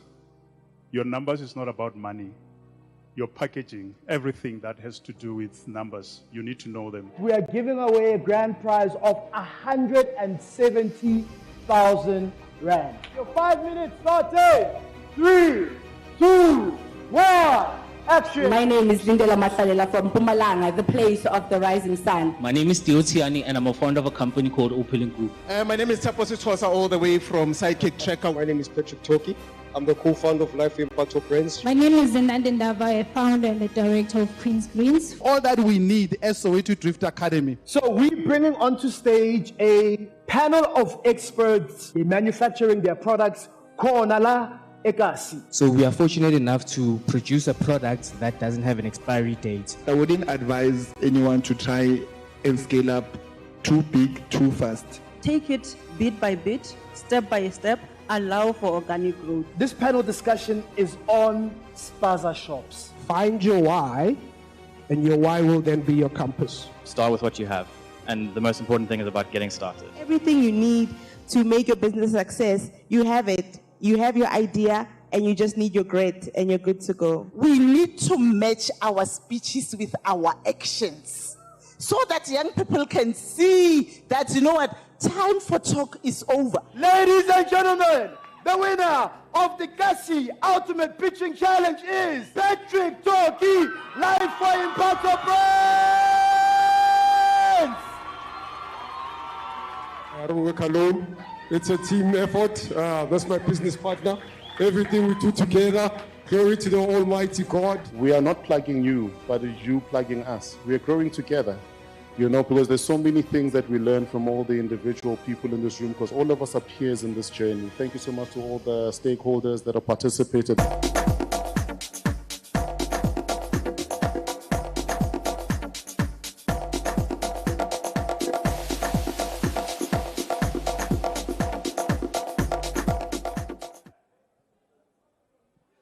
Yeah, see you on the 19th and 20th of November 2026. Put it in your diary. It's the 8th Annual Township Economy Summit, Gauteng.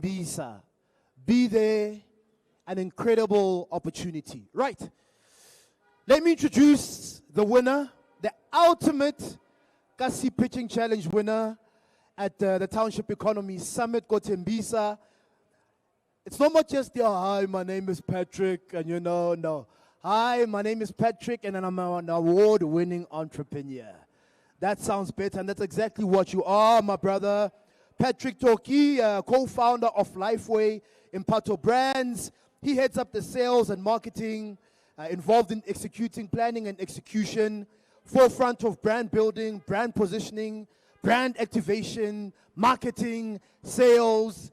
He was the winner. He's with us in the building. He walked away with the grand prize of 70,000 Rand. An incredible story of a business that was affected by COVID. Quickly, he pitched at the workshop we did in Soweto. That was in January 2025. He never made it. 9 months later, he came back again. This time, he left as the ultimate Kasi Pitching Challenge winner. Skafela moy out. You'll hear from him. He's got the story. He knows how to do it. I haven't won it. He's won it. Let's hear from the specialist himself. Let's bring him onto stage. Patrick Toki from LIB. Lifeway Impact Brands. I don't know, but that's not how we welcome a winner onto stage. That's not how we welcome our Mbawula Chat onto stage. Ladies and gentlemen, let's put our hands together for the one and only Patrick. Patrico, have a seat, my brother. This Mbawula Chat will be facilitated by Bulelani Balabala.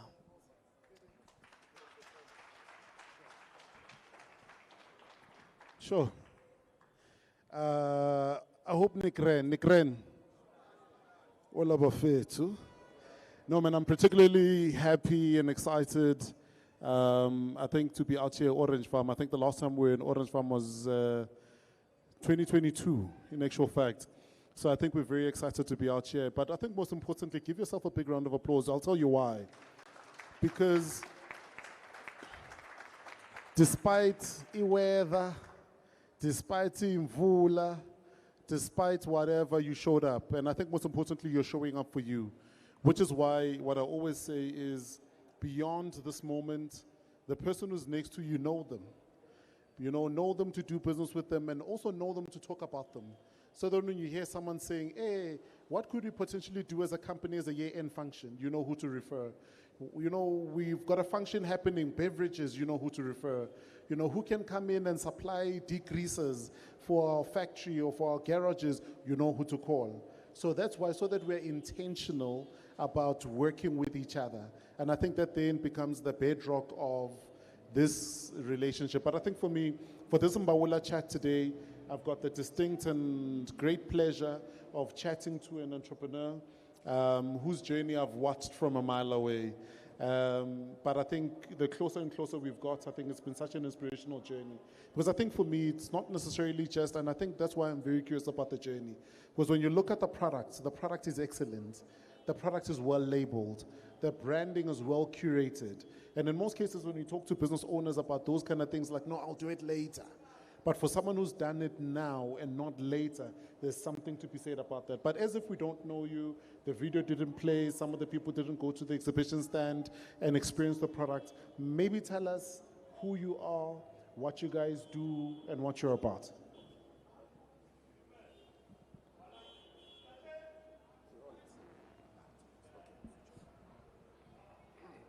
Hello everyone, my name is Patrick Toki.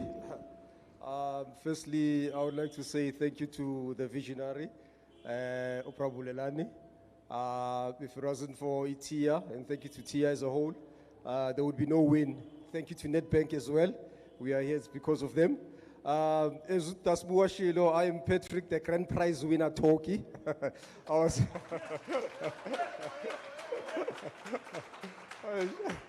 so I'm from Ekasi because I was born Predekasi, Komora, Emarotin. You know, we are famous for rats. So hustle no kheres, they're all over. So, you know, it becomes a part of you. So fortunate enough on the entrepreneurial journey, just to share something, I always say I became a default, I became an entrepreneur by default, guys, because I had Umgani, where they used to sell appliances, whether they were stoves, iron and all that. So it take me over the weekend, you know. I'm not like he would take me, would sit, you know, would sit there and would sell, you know, and push. And I was like, this thing, you know, and then law of attraction and law of the universe and blessing God. Then I met my business partner, Lungelo. We're in the retail space. So push you know, we look at products, the way they operated, you know. And we said, one day we'll have our own thing, you know. That thing set in our minds. And so then later when you work for a beverage company, let's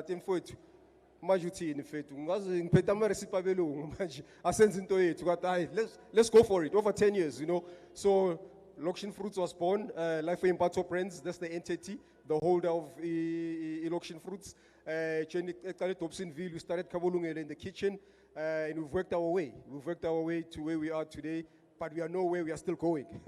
So yeah, then Loction Fruits is 100% fruit juice. It comes in 7 different flavors, whether it be your cranberry, your tropical, your mango, guava, it's a variety, as well as because we are in a very competitive space and it's very saturated. If you know, we'll sit down with buyers and tell you what's unique. So we are also working on something on 482, which is quite different, that is going to come out soon, whole different packaging, a whole new look, but say Loction Fruits.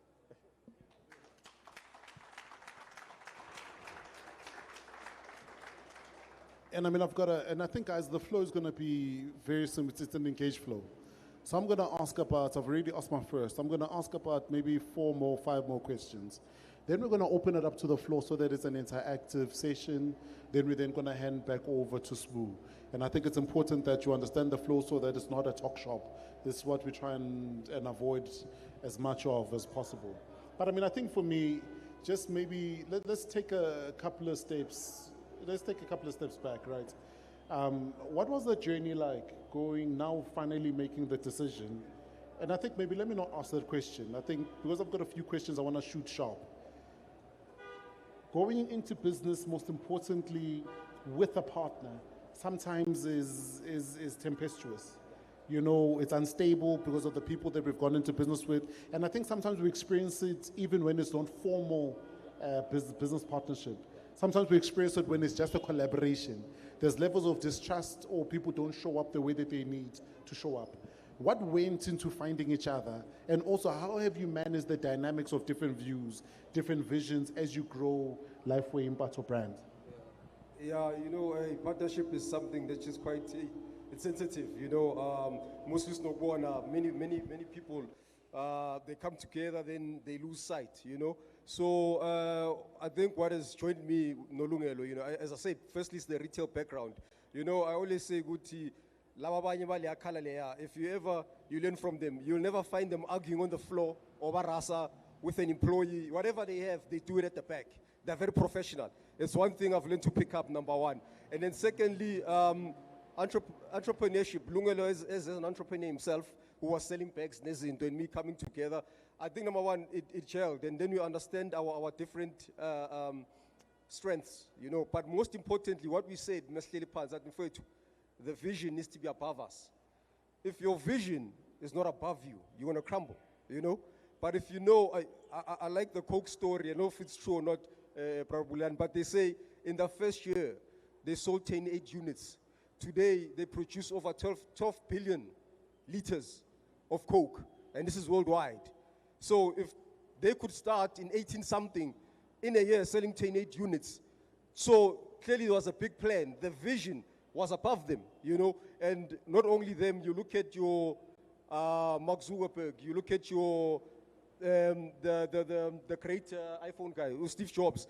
These guys had co-founders, but I believe they took their vision, they put it above them, you know. So once you have the vision above you, the little things, there are storms, there are hurricanes, so but when you know why we are in this and where we are going, because we are building a multi-generational legacy. So we need to move, you know, we can't, emotions aside, let's keep going. It's not about us, but it's about what we are building and those who are impacting. So I think that's what held down the line.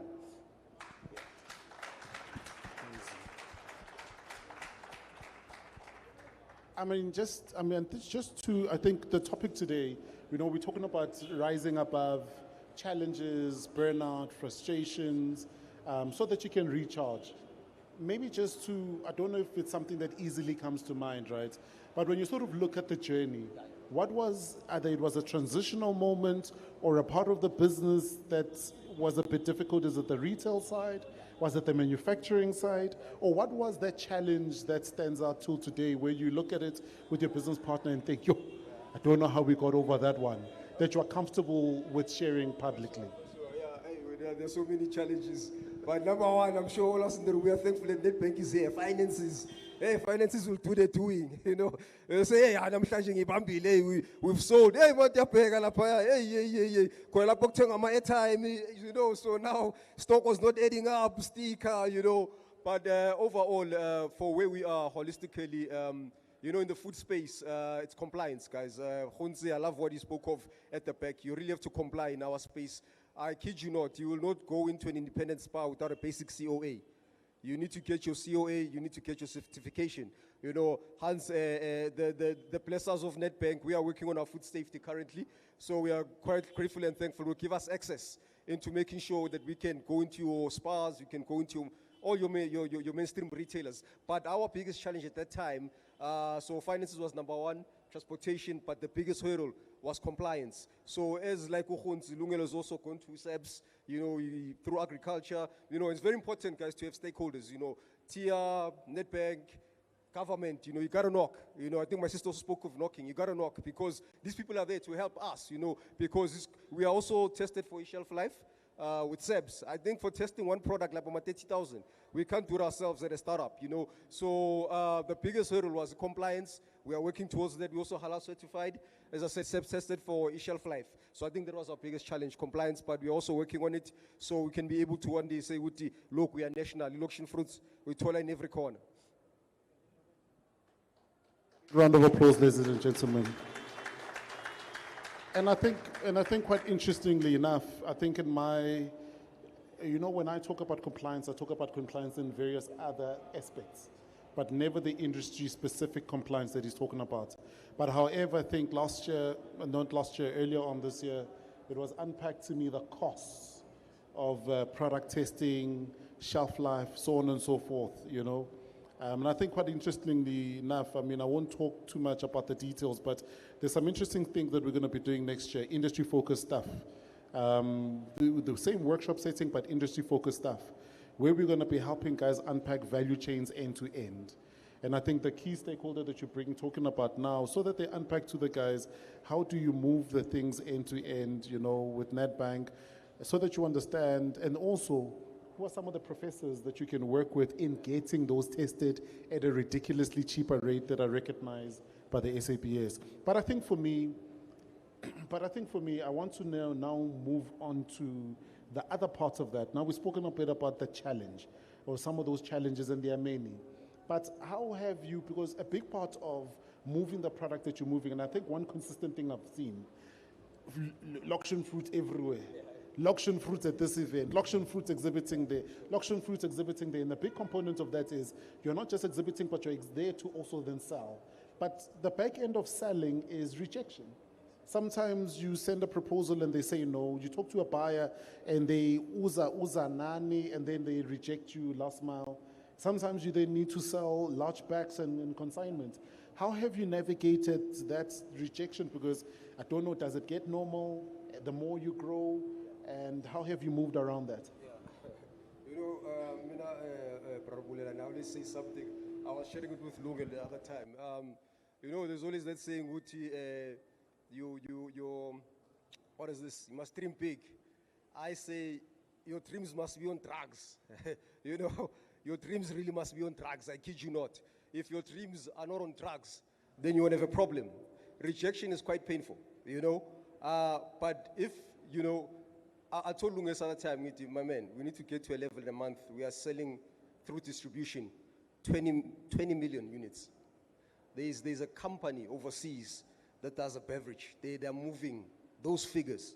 I got inspired, and we were once called, fortunate enough, one of our markets out of mainstream retail, you know, hospitality and catering. One of the key, what inspired me so much, we sat down, you know, I like using spiritual guys, biblically. So I like using this example. They say, I think in the book of Luke, they say there was a young man who got his inheritance from his parents. He took and he went and he squandered it, you know. And he started, you know, he was sleeping in a pigsty and all that. Then he came back to himself, you know, and he went back home. So one day, you know, I said, I was like, you know what? We are getting all this funding, we are getting all this money and everything, but the custom, you know, and I'm coming back to rejection, you know. So one day, we were fortunate with Lungelo, Satola, a very big client on Facebook. We sat down, everything, this is hospitality and catering. You know, if we were taken there, we're going to be able to employ, I kid you not, maybe over 20 to 25 people. Because that contract in hospitality and catering, when we calculated per week, they wanted juices every day, it was almost 50-something thousand.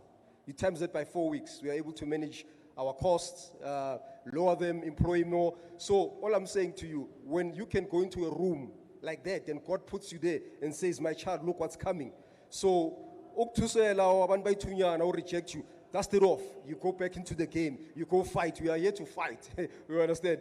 I know Roman again, inspiration. You know, we'd move around with him. You know, we'd tailor him.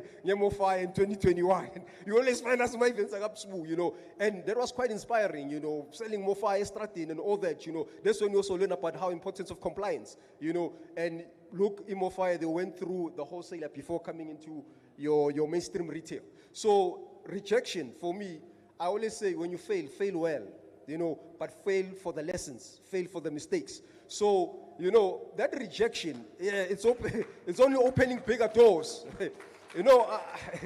The vision is crazy, Mbawula, and I'm thankful to have Abu Khrotman who guide us and inspire us, because me, I always tell you, I really see myself, chicken licking this thing, signing a major contract, by wing choose, and it's going to happen, because I believe big, I dream big, my dreams are on tracks. But if you don't believe your own dreams, your own spiel, who is?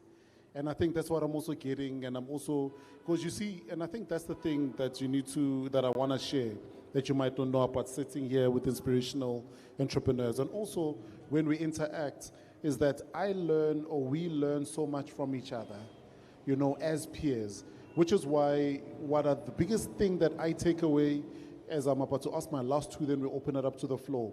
But my biggest takeaway from you is that you have totally taken the word small business, shriveled it up and threw it out the window. He doesn't think and operate like a small business as a founder. He operates like a big business. The big infrastructure will follow later. But if I take you now and I sit you in a room with Mike Zuckerberg, there won't be an issue in conversing, because the mindset is there. And I think the big part of that is, let me also go back and do the deep learning.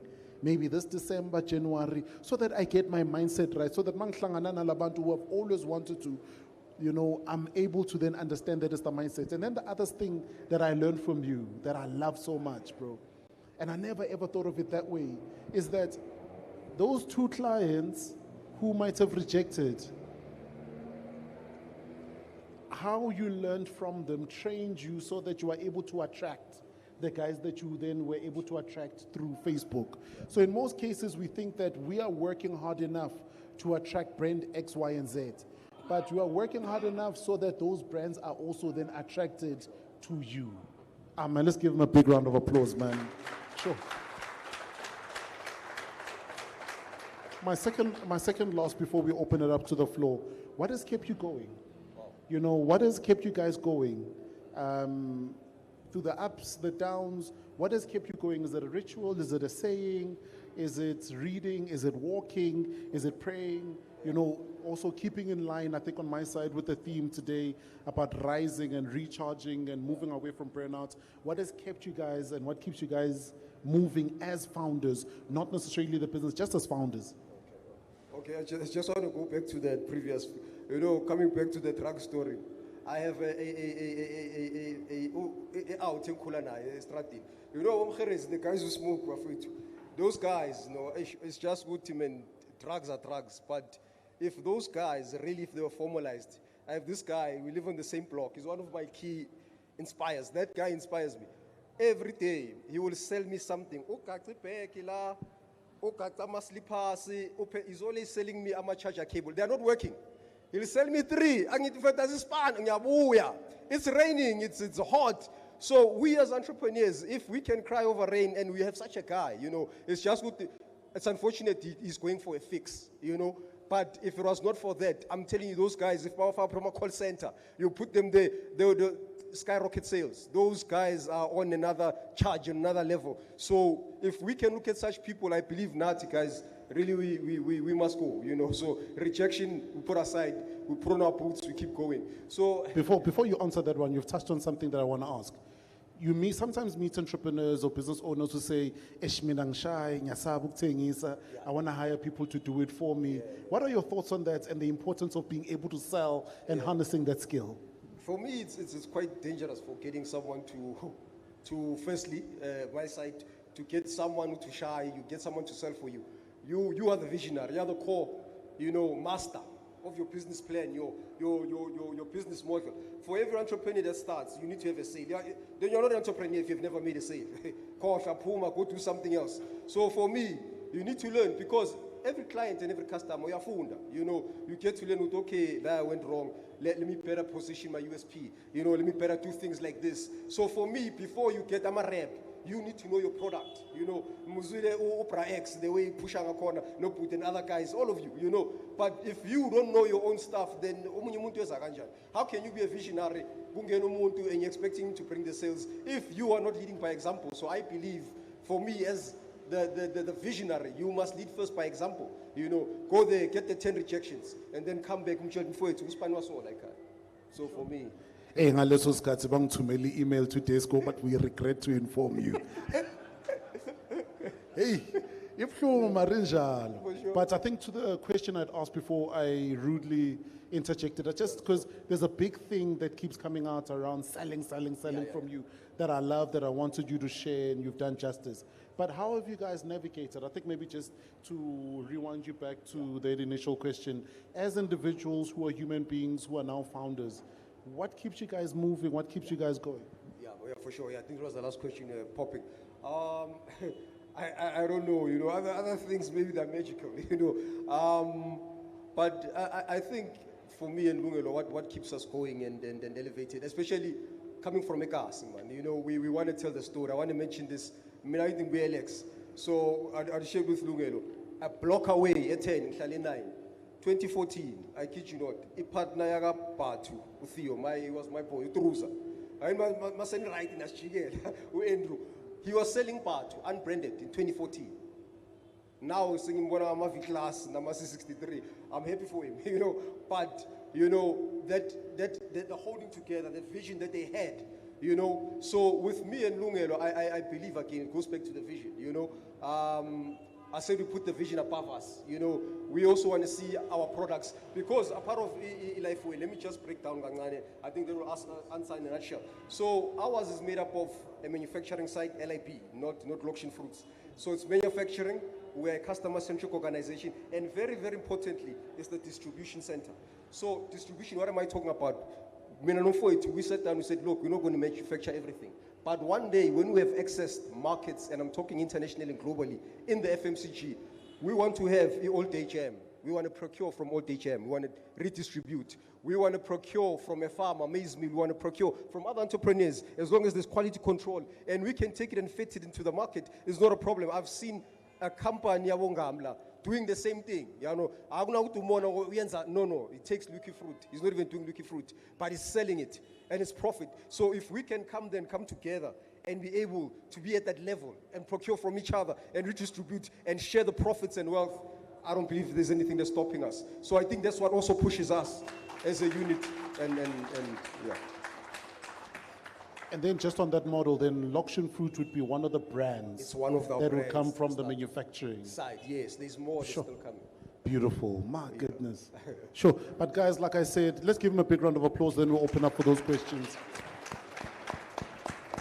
Angazbafethu, this is not my moment, and I want to give him his moment. I'm going to get off the stage, but stand to the side. Any questions? I've got the lady there. Could we just please help with the mic to CC? Yes, I've got the gentleman, I've got the two there. So those are first four. It's your platform, sir. Let's give him his moment. Good day. I hope you're doing well. My name is Mamu Hudi, and I'm in the baking business. I sell cakes. So guys, please look at me on Facebook. I'll even post in Orange Farm notice board. So my question is, you get the opportunities, you get the platforms, but the problem is sales.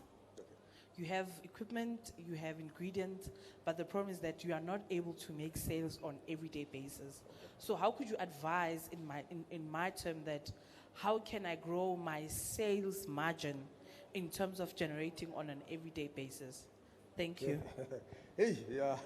Hey, so shy is I don't think you're at that level, but to try. But where are you selling? Where are your customers?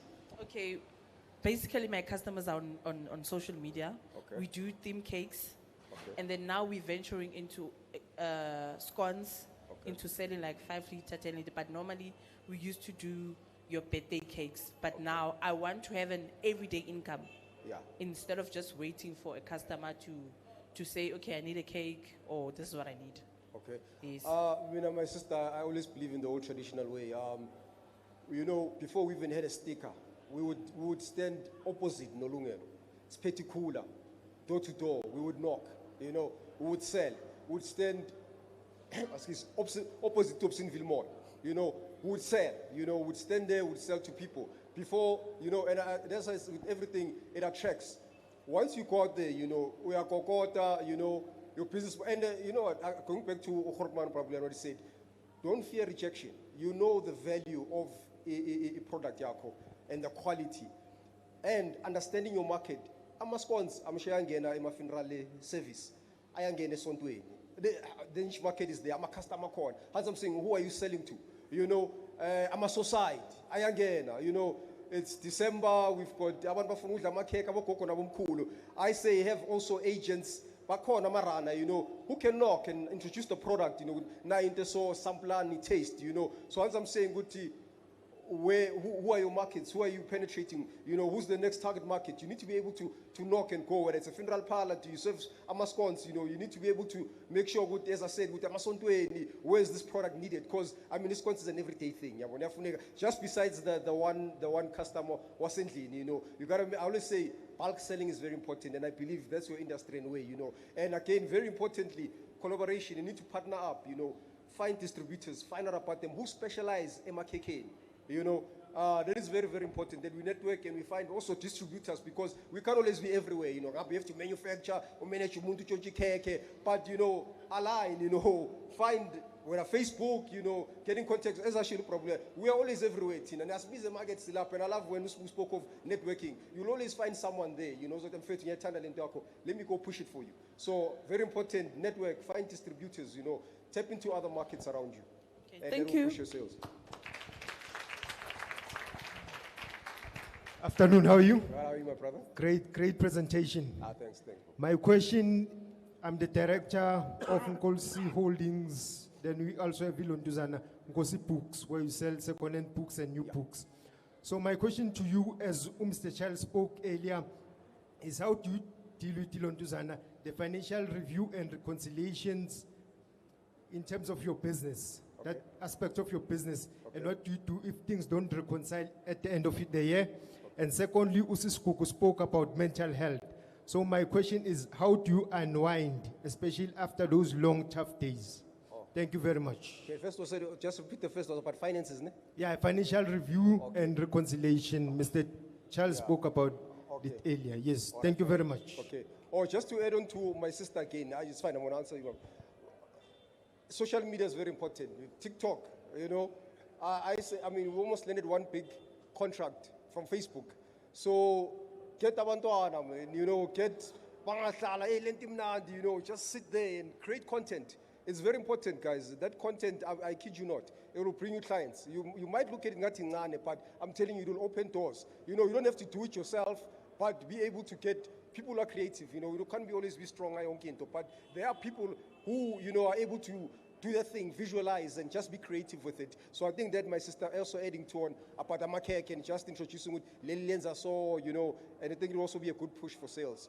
My brother, financially today, fortunate enough, we are getting assistance from a third party through so they've given us people who help us manage it.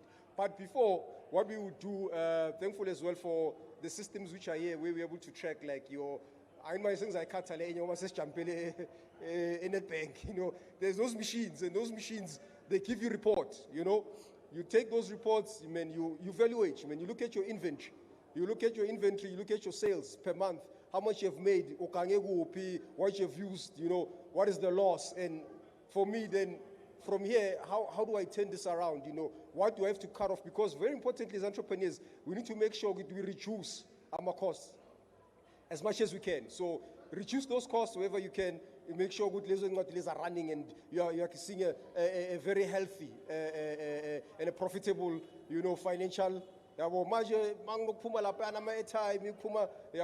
that's a problem. And sometimes it happens, you know, you are in need, but discipline as well in finances. And I think that will help. But as you grow, get outside help, you know. But today I think even when I'm a financial advisor, people, especially as entrepreneurs, who are willing to be there to mentor us and help us to make sure we don't go under, but we go up. As I look under minus. And then you said, how do I keep a mental? So for me, I'll say two things. Spiritually, isolation is very important, guys. Yabo. Le nto gcwala istrata, thina futhi abasisakhula bafethu. Uyakusemtshwaleni, I'm not saying don't party, guys, but you're always in the wrong crowds, bafethu. You need isolation. It's where the ideas come out of. Tesla, Elon Musk, I believe he spends a lot of time with himself. You know, any great entrepreneurs, they spend their time in isolation. I'll go back to the Bible. Joseph, at a very young age, he saw a vision, you know, and through that, he had a dream, you know, and look at how Prosesake goes. He goes into the pit. He's isolated. Out of the pit, he goes into prison. Not knowing later, Pharaoh is going to call him. And if you ever read the story, he gives Pharaoh a 14-year business plan, an idea. Isolation is very powerful, guys. You know, that's where the ideas come out. That's where the universe is talking. You know, but if we're everywhere, I'll show it. So how are you going to product development? You know, how do you redefine? You know, how do you change the business model? Isolation for me personally, and then books. You know, I always say read. You know, I from Rich Dad, Poor Dad, Richard Kiyosaki. Read. Entrepreneurs need to read, guys. If you read, I'm telling you, you'll be elevated. For me, isolation is very, very important, and I think that's where I get the fuel. As well as I heard they speaking about this. So what's that? Insomnia. Well, I believe I need insomnia because at 3, 4, that's where I hear. You know, that's where I hear. Good, no, this is the next level. This is where you're supposed to go. This door, go there. So for me, I think you must balance between, you know, sleeping entirely and not sleeping, because that's where Amangilosa Kayes are up and they give you next great idea. So that's how I remain content and keep going. I rejuvenate from that era in space.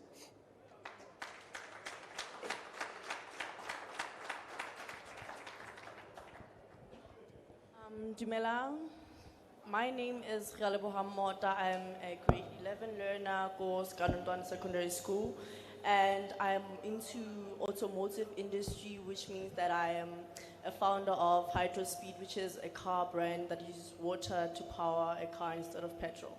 What I'm about to ask you is, you spoke about product testing, and I want to know how did that bring clarity to your product, and what are the setbacks that you actually found in that certain place in your company or like your product where you actually had to test your product, and how much clarification did you get, and how, if you did have setbacks, how did you come about those setbacks?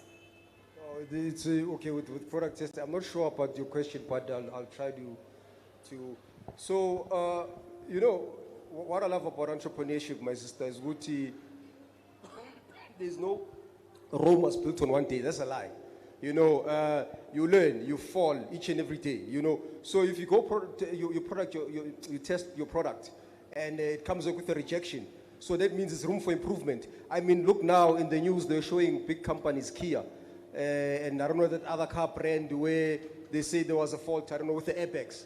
If such big companies can take such a hit, and again with us, compliance is very, very important. So I always say, for me, that I don't take it as a setback, but it's a learning curve to improve. I remember there was issue in the food side. I think it was a couple of years back, Tiger Brands, there was listeriosis. Imagine such a big company, and you look at that bill of money they had to pay. So if we go test our products, but you know, this thing, don't put out in the market. I think for me, it's a win, because imagine and maybe less skin color, it's going to be a mess, you know. So it's good, you know, you go, you reevaluate, you see, okay, this does not mix, let's change. Because with food safety, you have to clean up the whole area environment, you know, where you are. Little things, a little fly, you know. So it gives you that space. And with that, you're also learning, you're improving that, even to teach others good, like I was saying, you know. And from here, you know, once you get it right, it's going to open access to greatness, you know, whether it be market access, that multi-million contract. So rejection is good, you know. You need to take that, go back, improve, because you are going somewhere, you know. For every mountain that puts you down, there's another one that's taking you high. If I've answered you, hopefully.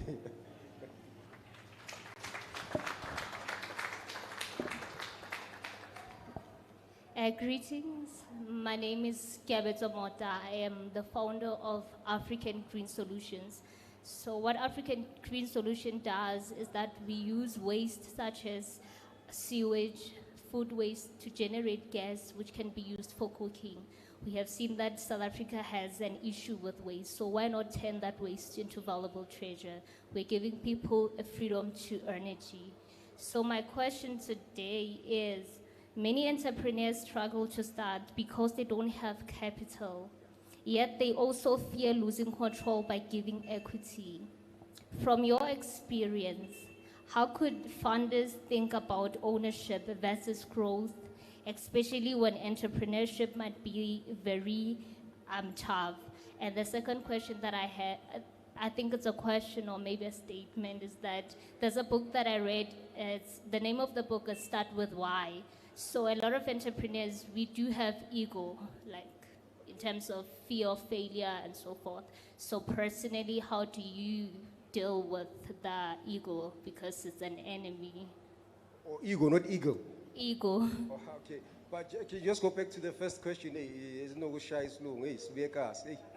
Okay, let me put it in Sotho. Okay. Should I? English or Sotho, but just. Okay, so a lot of young entrepreneurs do want to start the business. They have the idea, they have the paperwork, but they don't have the capital. So let's say, for instance, Elon Musk owns 13% of Tesla. He doesn't own the whole Tesla. So in terms of entrepreneurs, how great or how good is it that you don't have to own the entire, pie and just give a certain equity to someone who has the money? Okay, okay, with your likes of the Tesla and them, obviously they are, a blue chip company, but for an entrepreneur as a startup, I wouldn't say you are reached that level you want to sell equity. You can, depending what so you're operating, but if you've got the idea, you've got the business plan, you're not at a space where you want to sell equity. You need to be on the ground, you need to, very importantly, as much as we can cry about our government, most of us here, we are products of our government. Our food testing, we started when I was under, we started NYTA, we started with equipment, which is juice mixer. It was gotten from NYTA, We've got our GP, today at least we've got bigger guys, your net bank who are helping us even with bigger things. But for me, I wouldn't say, as a startup, you're at a space of equity, because even there, they're going to control you, and you're no longer in control, So for me, you have to knock, man. Let's go, guys. You can't now, I must bring in equity. You have not knocked. There is so much funding everywhere. It's just I don't want to call a lot of government institutions, but we are where we are at this point is because of all this funding we've gotten along. By the time at least you're going for equity, like Tesla and Elon Musk, we are talking to your companies generating over 100 million. Then you can talk equity. I don't know if I'm answering you. Maybe I don't understand. You just rephrase. Okay. On my side, I think on my side, because he's not going to go anywhere, maybe because I'm watching time as well, may I ask kindly that you can continue after? Yeah, and unpack. Kindly, but respectfully. I'm sorry. I'm sorry. Then I've got my last gentleman over here. Please, can you give him the mic, and then and then we... Greetings to everyone. My name is Wanda Shongwe. I'm the founder and CEO of Wing Jaguar Holdings. So, in my company, I don't do trade in terms of buying and selling. So I deal with international investors' portfolio. So I trade more especially with China, Australia, and other various countries. So now I have a question for you, that in your business, as you are manufacturing and processing juice, do you consider your own signature in terms of taste and in terms of the packaging? Because now if you are then saying you are producing this type of juice, if I were to buy it in Cape Town, or if I were to buy it in Australia or anywhere across the world, will I still get the same signature in terms of taste? Will I still get the same style of packaging when I look at your bottle? Because now I have to recognize your bottle, even if it's on the ground. I can be able to tell that, that bottle is from my hometown back in South Africa. And another question is that I would like to ask you is that, are you ready? Do you have a fundamental framework of competing on an international level, or you are basically focused on a low level in terms of focusing within our townships? The reason why I'm saying this is that you find that you are connecting a person with top investors, but then now when you are then being given 5 million or 10 million rand, the person starts to change. They start to... Hello?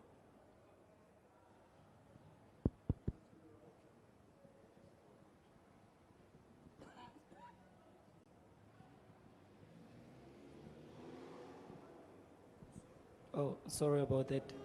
So I wanted to ask that you have a fundamental framework of being able to compete on an international level, because now we find a problem of saying, I would like to connect so and so, but when I connect that person, if they give you 5 million rand, you start changing your lifestyle, you start not knowing what to do, you start leaving the product that actually you started with.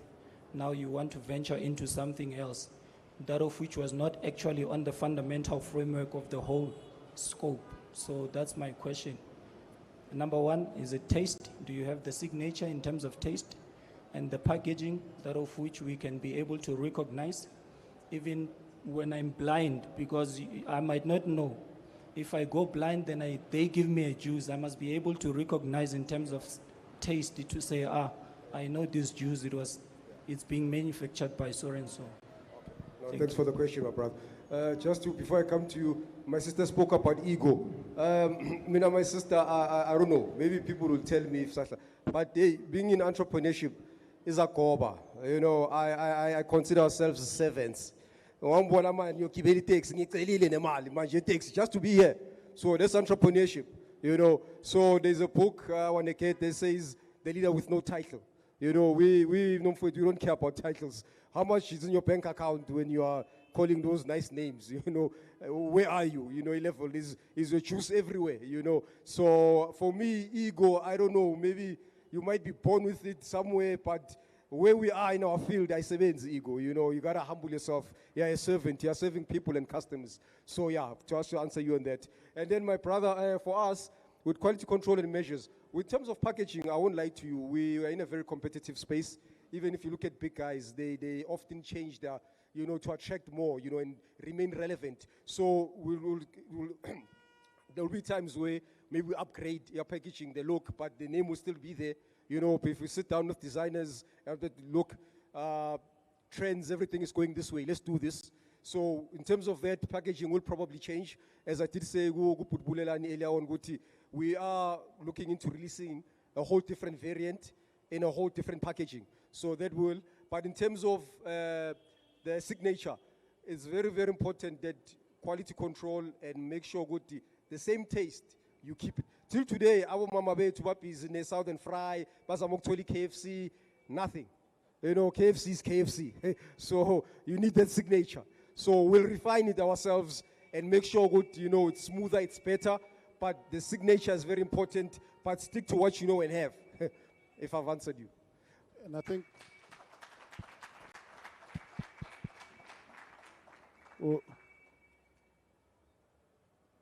I think, that's one of the best compliments, I think, for him, because he wants to buy your product in Australia.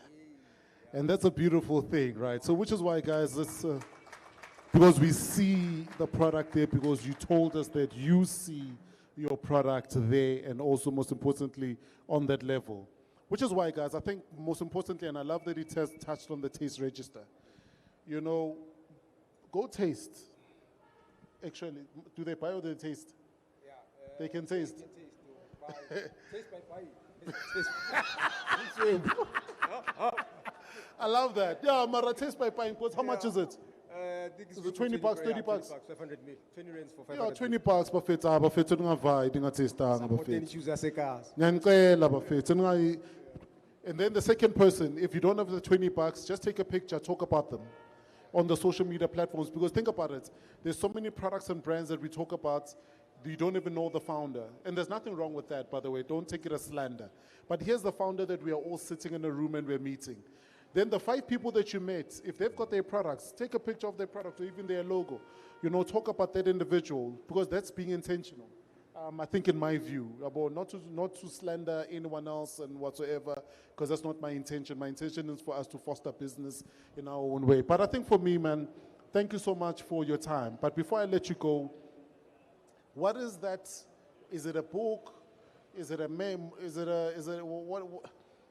I don't know if it's a book, if it's a quote. What is that thing that you'd love to share with us as a parting words or parting shots as we wrap up this whole entire conversation? And then I think you also on the last part, the last part then is you mentioned a lot about distributors and the sort. Is there potential opportunity for anyone here who's got a restaurant who would want to be a distributor? I mean, someone is already raising their hand here, who'd like to be a reseller, distributor, stockist of your product.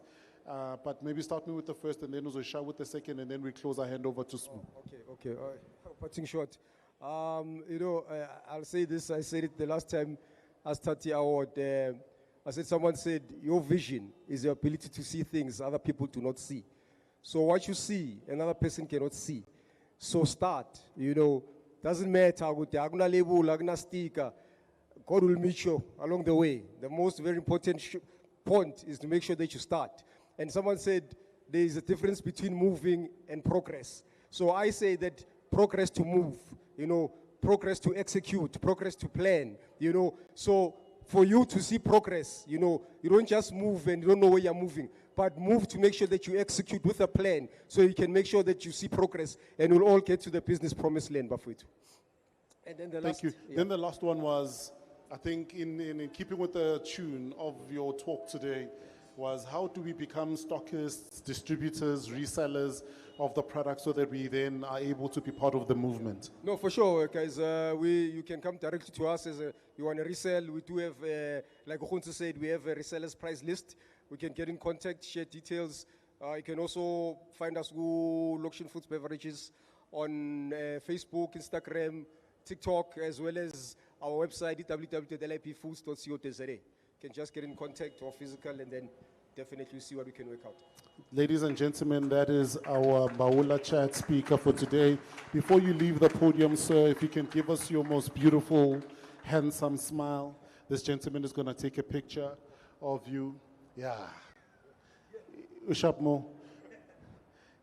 But guys, being a stockist doesn't necessarily mean it's you. Maybe you operate, you know someone who's got a restaurant, you know someone who could make use of the products. That's how we then grow an inclusive economy. Let's give him a big round of applause once more time. And then I'll hand over to Spoo. He'll announce the winners. And then we will then also then have something to eat, continue networking and close up for the year. But also, before I leave, I know this gentleman doesn't actually like this. Just 1 second. I know he doesn't like this. But ladies and gentlemen, I just want you to give a big round of applause to this gentleman. He doesn't like this. He hates this very, very much. Because when you see us doing the amazing stuff we do with Nedbank, it's because this guy is the one who pushes. You know, attends all of the workshops, doesn't matter where it is in the country. He shows up, but also deep, deep passion for growing black businesses and small businesses in the country. Let's give it up for Mo as we close up 2025. We appreciate you, bro. I know you don't like this, but I just had to do it anyway. I appreciate you very much, guys. Over to Spoo.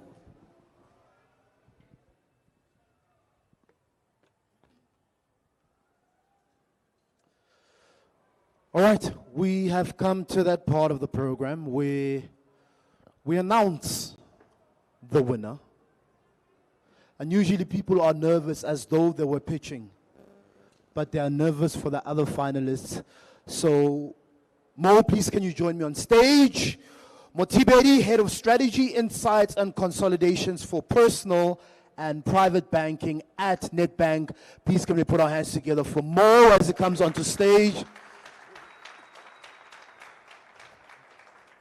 Mo, since I've known you, it's the first time I ever see you wearing a TT shirt. It means we're doing a good job. If Nedbank say, your time is up, you know where to come. Eh? All right, so in no particular order, this is for all the finalists. Everyone's a winner, but today we only have one. We'll start off with Siabonga Nzama from Fed Waste. Please, can you come, my brother?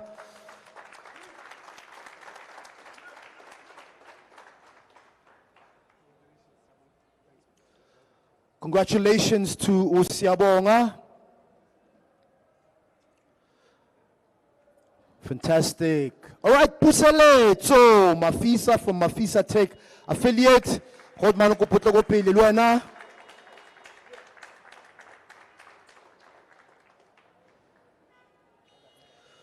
Hodman Pusaletso, aka the poet.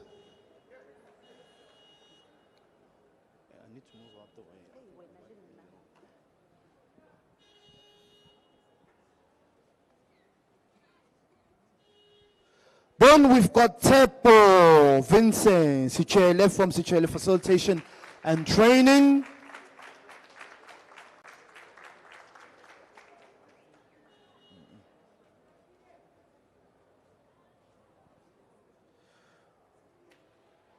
Tulufelo from Lifelo Group Holdings.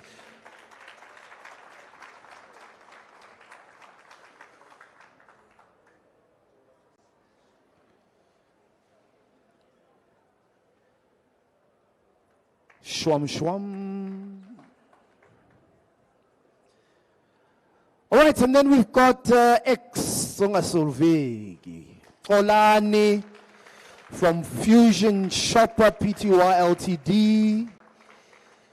Congratulations, my brother.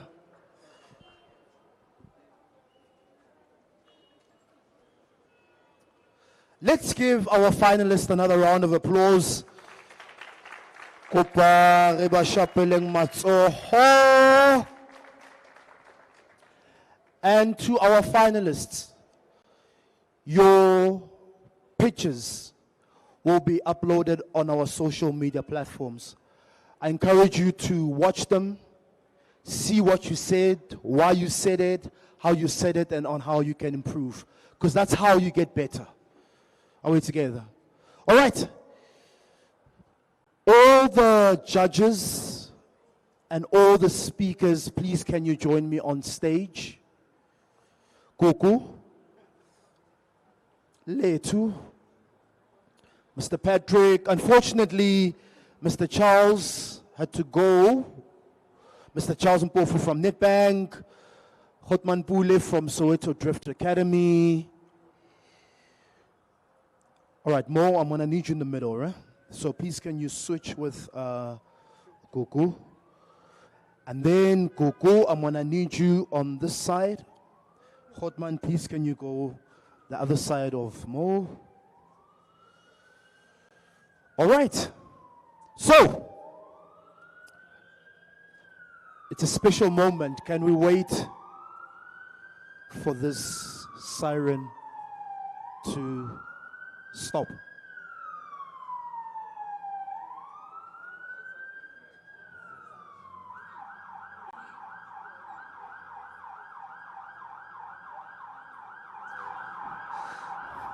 Like, I just imagine one day our winner is getting transported by a VIP protection service. And or one of our speakers. It's just, if you can dream it, you can live it. One day is one day. Thank you. All right, ladies and gentlemen, it is an honor and a privilege to announce the 41st winner of the Ultimate Kasi Pitching Challenge.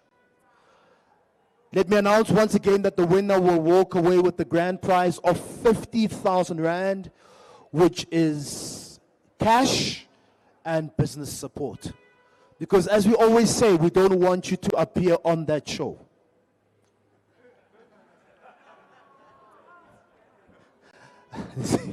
We are not going to workshop. It's not good for Nedbank. Is it good for tea? All right. So I'm going to ask you to give me the loudest table roll, lap roll, chair roll that you can. Ladies and gentlemen, anginizwa, the energy is not up. The energy is not up. Umuntu kumele azibuze ukuthi kuyenzakalani. The winner of the ultimate Kasi pitching challenge right here in Orange Farm is Kolani from Fusion Shopper.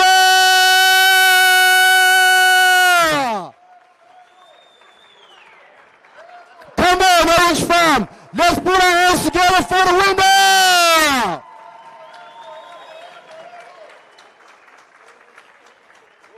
Excellent, Solvegi, you're here. It's the moment.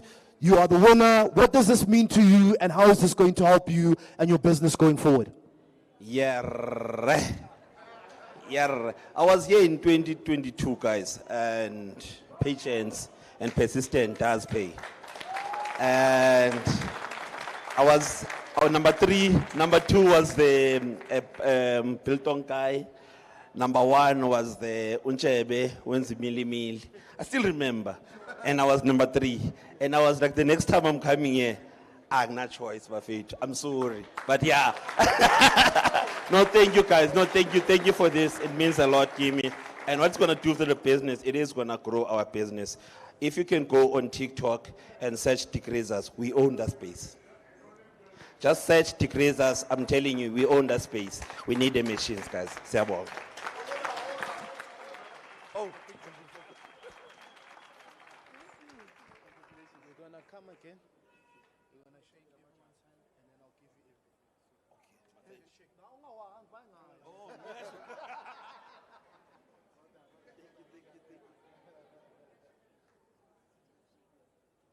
yes.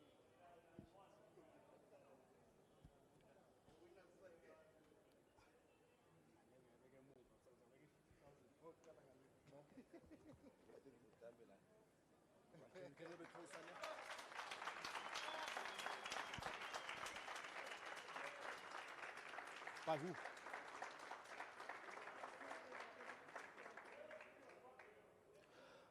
All right. It's still to the judges and to the speakers, thank you so much. You can go back to your seat. I want to stay on stage with the ultimate Kasi pitching challenge. I don't know if it's a trend, but it's a story of persistence and resilience. Ubuyile futhi. The winner of the 7th annual Township Economy Summit Kasi Pitching Challenge came in Jan, didn't win, but 11 months later came and took it. Ungapheli umoya uthami. Go again. Go again. Okay, fine. This competition was not the one. Go back to the drawing board as you recharge and then reflect so that you come back next time, you take it away. Lastly, your words of encouragement to the township entrepreneurs. What would you like to say? What would you like to leave them with? Start today, my fate. I was working for a green bank back in, thank you Nedbank for molding me. I was working for Nedbank, so I resigned back in 2018 because I had a vision and it was clear.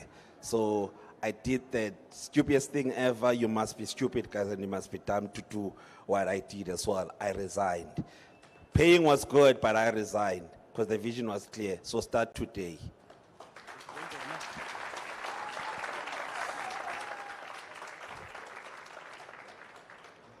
All right, and on top of that, you, I'll relax, man. Thank you very much. Courtesy of Nedbank, you received this Nedbank POS Android system for you and your business. So what I'm going to need is the certificate, ne? Hold the check and look straight into that camera. Please move the side a bit. Are you happy? One more time, Orange Farm. Massive, massive, massive, massive round of applause. Dreams do come true. Dreams do come true. Skafela moya. When we come back again in Orange Farm next year, it's going to be you on stage, sharing your journey. Mo, please can you come to the front just to do the vote of thanks?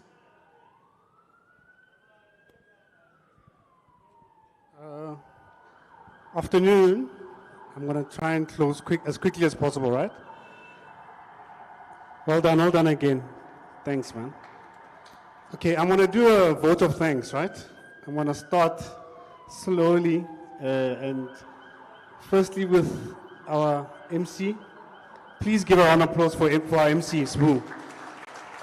He's been relentless the whole year in season 3, season 2, but it's been a great journey with him, an engaging journey, right? As part of Nedbank, our biggest sort of driver is how we, hey, this ambulance, or is it police? I feel like I'm in trouble or something. But anyways, our purpose is money experts who do good, right? And what does that mean to us? That means that we are money experts who want to do good in everything that we do. We don't just give funding. We want to ensure that we contribute to the development of our country, right? And with that, that means that we need to give back, but also we need to empower people and encourage all of you who've been here. You took time on a Saturday, December, long weekend there, at the 16. So I'd like to give a vote of thanks to all the entrepreneurs who attended all our workshops, all the summit and the awards, everybody who's attended and who's tried to access all our workshops, our videos, our reels, online. We say thank you to all of you. And we are here with you on this journey. And if you need any support, my colleagues are still there at the back. If you can wave there. I'd also like to thank my colleagues from Nedbank who've come also to the workshops. Most importantly, before I thank the important people here at T, can we ask all the support guys who've been here at every workshop to please stand? My sound guys, my sound colleagues, social media, everybody, Carol, I'd like to thank all of you. Jackie, where's Jackie? I know we have our challenges with everything, but I'd like to thank all of you because none of this happens without them, guys. Our camera guys, the guys who are asking us to stand here to look good, would like to thank you, right? But all of this does not happen without a vision, right? Our esteemed winners, our Kasi Business Challenge winner and grand finale contestant have said that you need a vision, but you also need to have a purpose, right? And that does not happen with our esteemed leader who is here now, Mbawula Balabala. And we also need to thank his family and his support system, right? Because he can stop and say, I don't need to do this. I can just go run my business. And so I'd like to thank Bulelani. I think that's a big round of applause to Bulelani. Lastly, to close off, you know I'm from Nedbank, so I'm going to close off importantly. Yes, I need to thank my leaders. You spoke of Tiko Thomas, who supported this vision and will continue to. I'm committing for myself and our team. So yeah, guys, I think that's it from that. I can thank everybody else, but yeah, thank you guys. And we'll see you in 2026. Hopefully you come and pitch like everybody else. You can always try again. That's it. Thanks. Matiberi, Head of Strategy, Insights and Consolidations. It is the end of workshop fatigue. Head of Strategy, Insights and Consolidations for Personal and Private Banking at Nedbank. We have come to the end of our workshop. Unfortunately, time. What we ask from T and from Nedbank is that it doesn't just stop here. So the entire session, from start up until the end, is going to be uploaded on our YouTube channel, on our Facebook channel as well. I encourage you, as you recharge, as you reset, you've got that hour, that 2 hours, go back. Listen to what Mr. Charles Mpofu was saying. Listen to what Gugu was saying. Listen to the Mbawula Chat from Patrick. Listen to Hotman Pulen challenging us to think differently. Use this time that you have when you recharge and reset to restructure. So you're saying, yeah, but Buddha, today's session was great, but I'm really struggling with sales. We've got an entire 4-hour masterclass workshop solely focused on sales that you can watch on our YouTube channel. So come 2026, you've got a strategy, you've got a plan, and you're good to go. So do subscribe on our YouTube channel, on our Facebook page, and then this workshop is not about us, it's about you. So I would like you to please scan on the screen. This is a feedback form. It's only going to take you a couple of minutes, 1 to 2 minutes. Please give your honest feedback. What did you love? What can we improve on? Who is it that you want to see on stage next time? Because it's about you and creating an amazing experience for you. So in order to do that, we need to hear from you. So please scan this QR code. Please, can we do it? I'm going to give you a minute or two. Just quickly, because you're not going to get it elsewhere.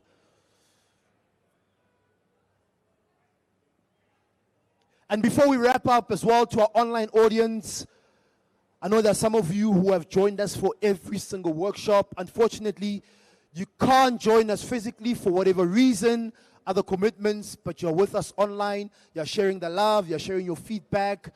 Siyabonga. We thank you. We thank you for sharing the love, for sharing the live. Online audience, wherever you're tuning in from, we appreciate you, we love you, and we wish you an incredible festive season. We will be back in January for season 4. We are not going anywhere, anytime. We are taking the last image for the day, and then I'm going to let you know on how we are going to dish up food. Don't leave. Let's network, let's get to know each other, and then we can go and relax. Can we all please stand?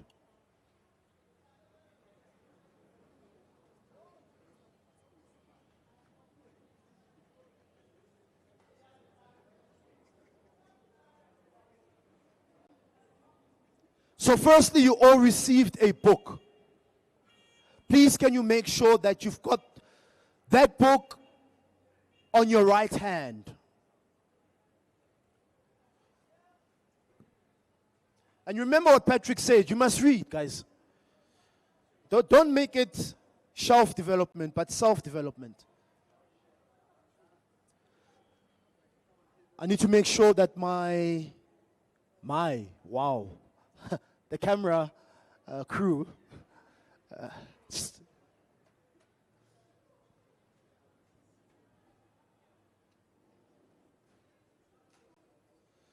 I need to make sure that we are getting this image correctly.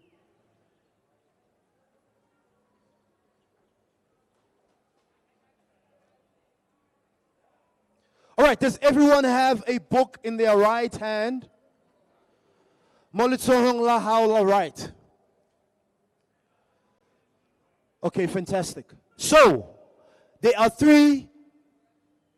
not three, but two. The two hashtags are join us for tea and together Bekele Beke. So I'm going to do the countdown.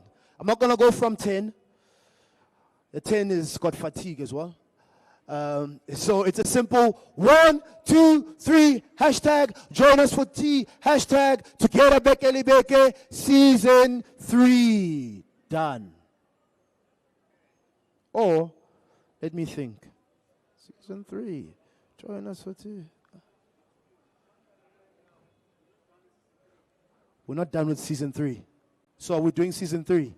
I think as a wrap-up, we'll say season 3. Not that we are done. We still have 2 or 3, I don't know how many workshops we still have. All right, so, my camera guy is asking us to please, let's squeeze in, and let's come in the middle. Just so value space, this. Come a little closer.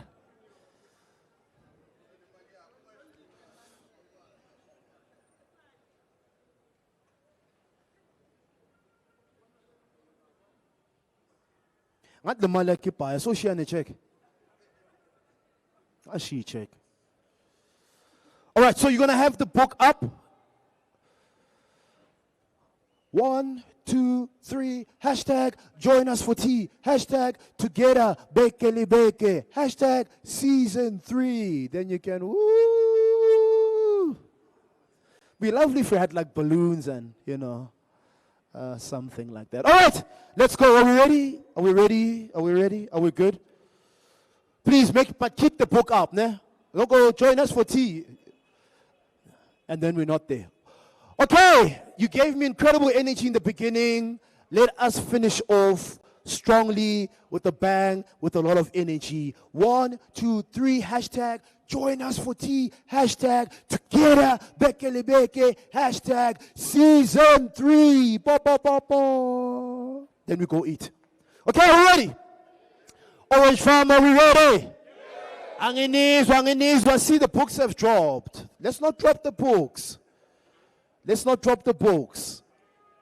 All right. And in 3, 2, 1. Hashtag join us for tea. Hashtag together bekele beke. Hashtag season 3.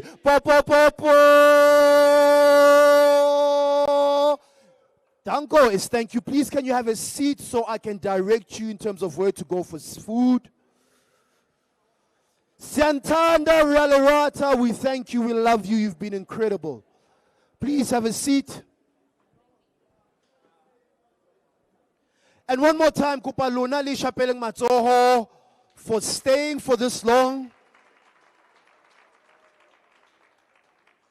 Ki Saturday Autiaka, ki December. You've got plans, you've got a family, you've got people to see, but you've been with us until 2 o'clock, past 2 o'clock, so we really, really appreciate it. I'm going to start with the exhibitors.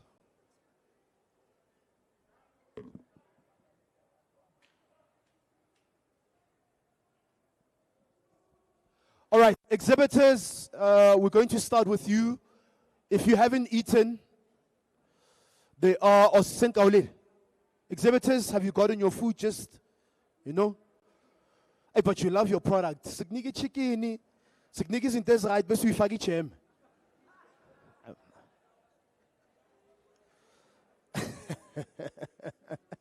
As in the Mahon man now, he's gonna go to a Tasha's in Rosebank or in Waterfall. But the chem yo naisa, lumbona loga tichem on your sushi. I love it. Okay. Last one, E16 is Tuesday. Godman Paul Pule has said, Drift Academy, come and have fun with the family. It's open. Really, really pull through. We're going to start at the back, row by row. Please, can you assist me with the row at the back? You're going to go on the aisle and then you're going to turn left. You're going to see that there is food there for you.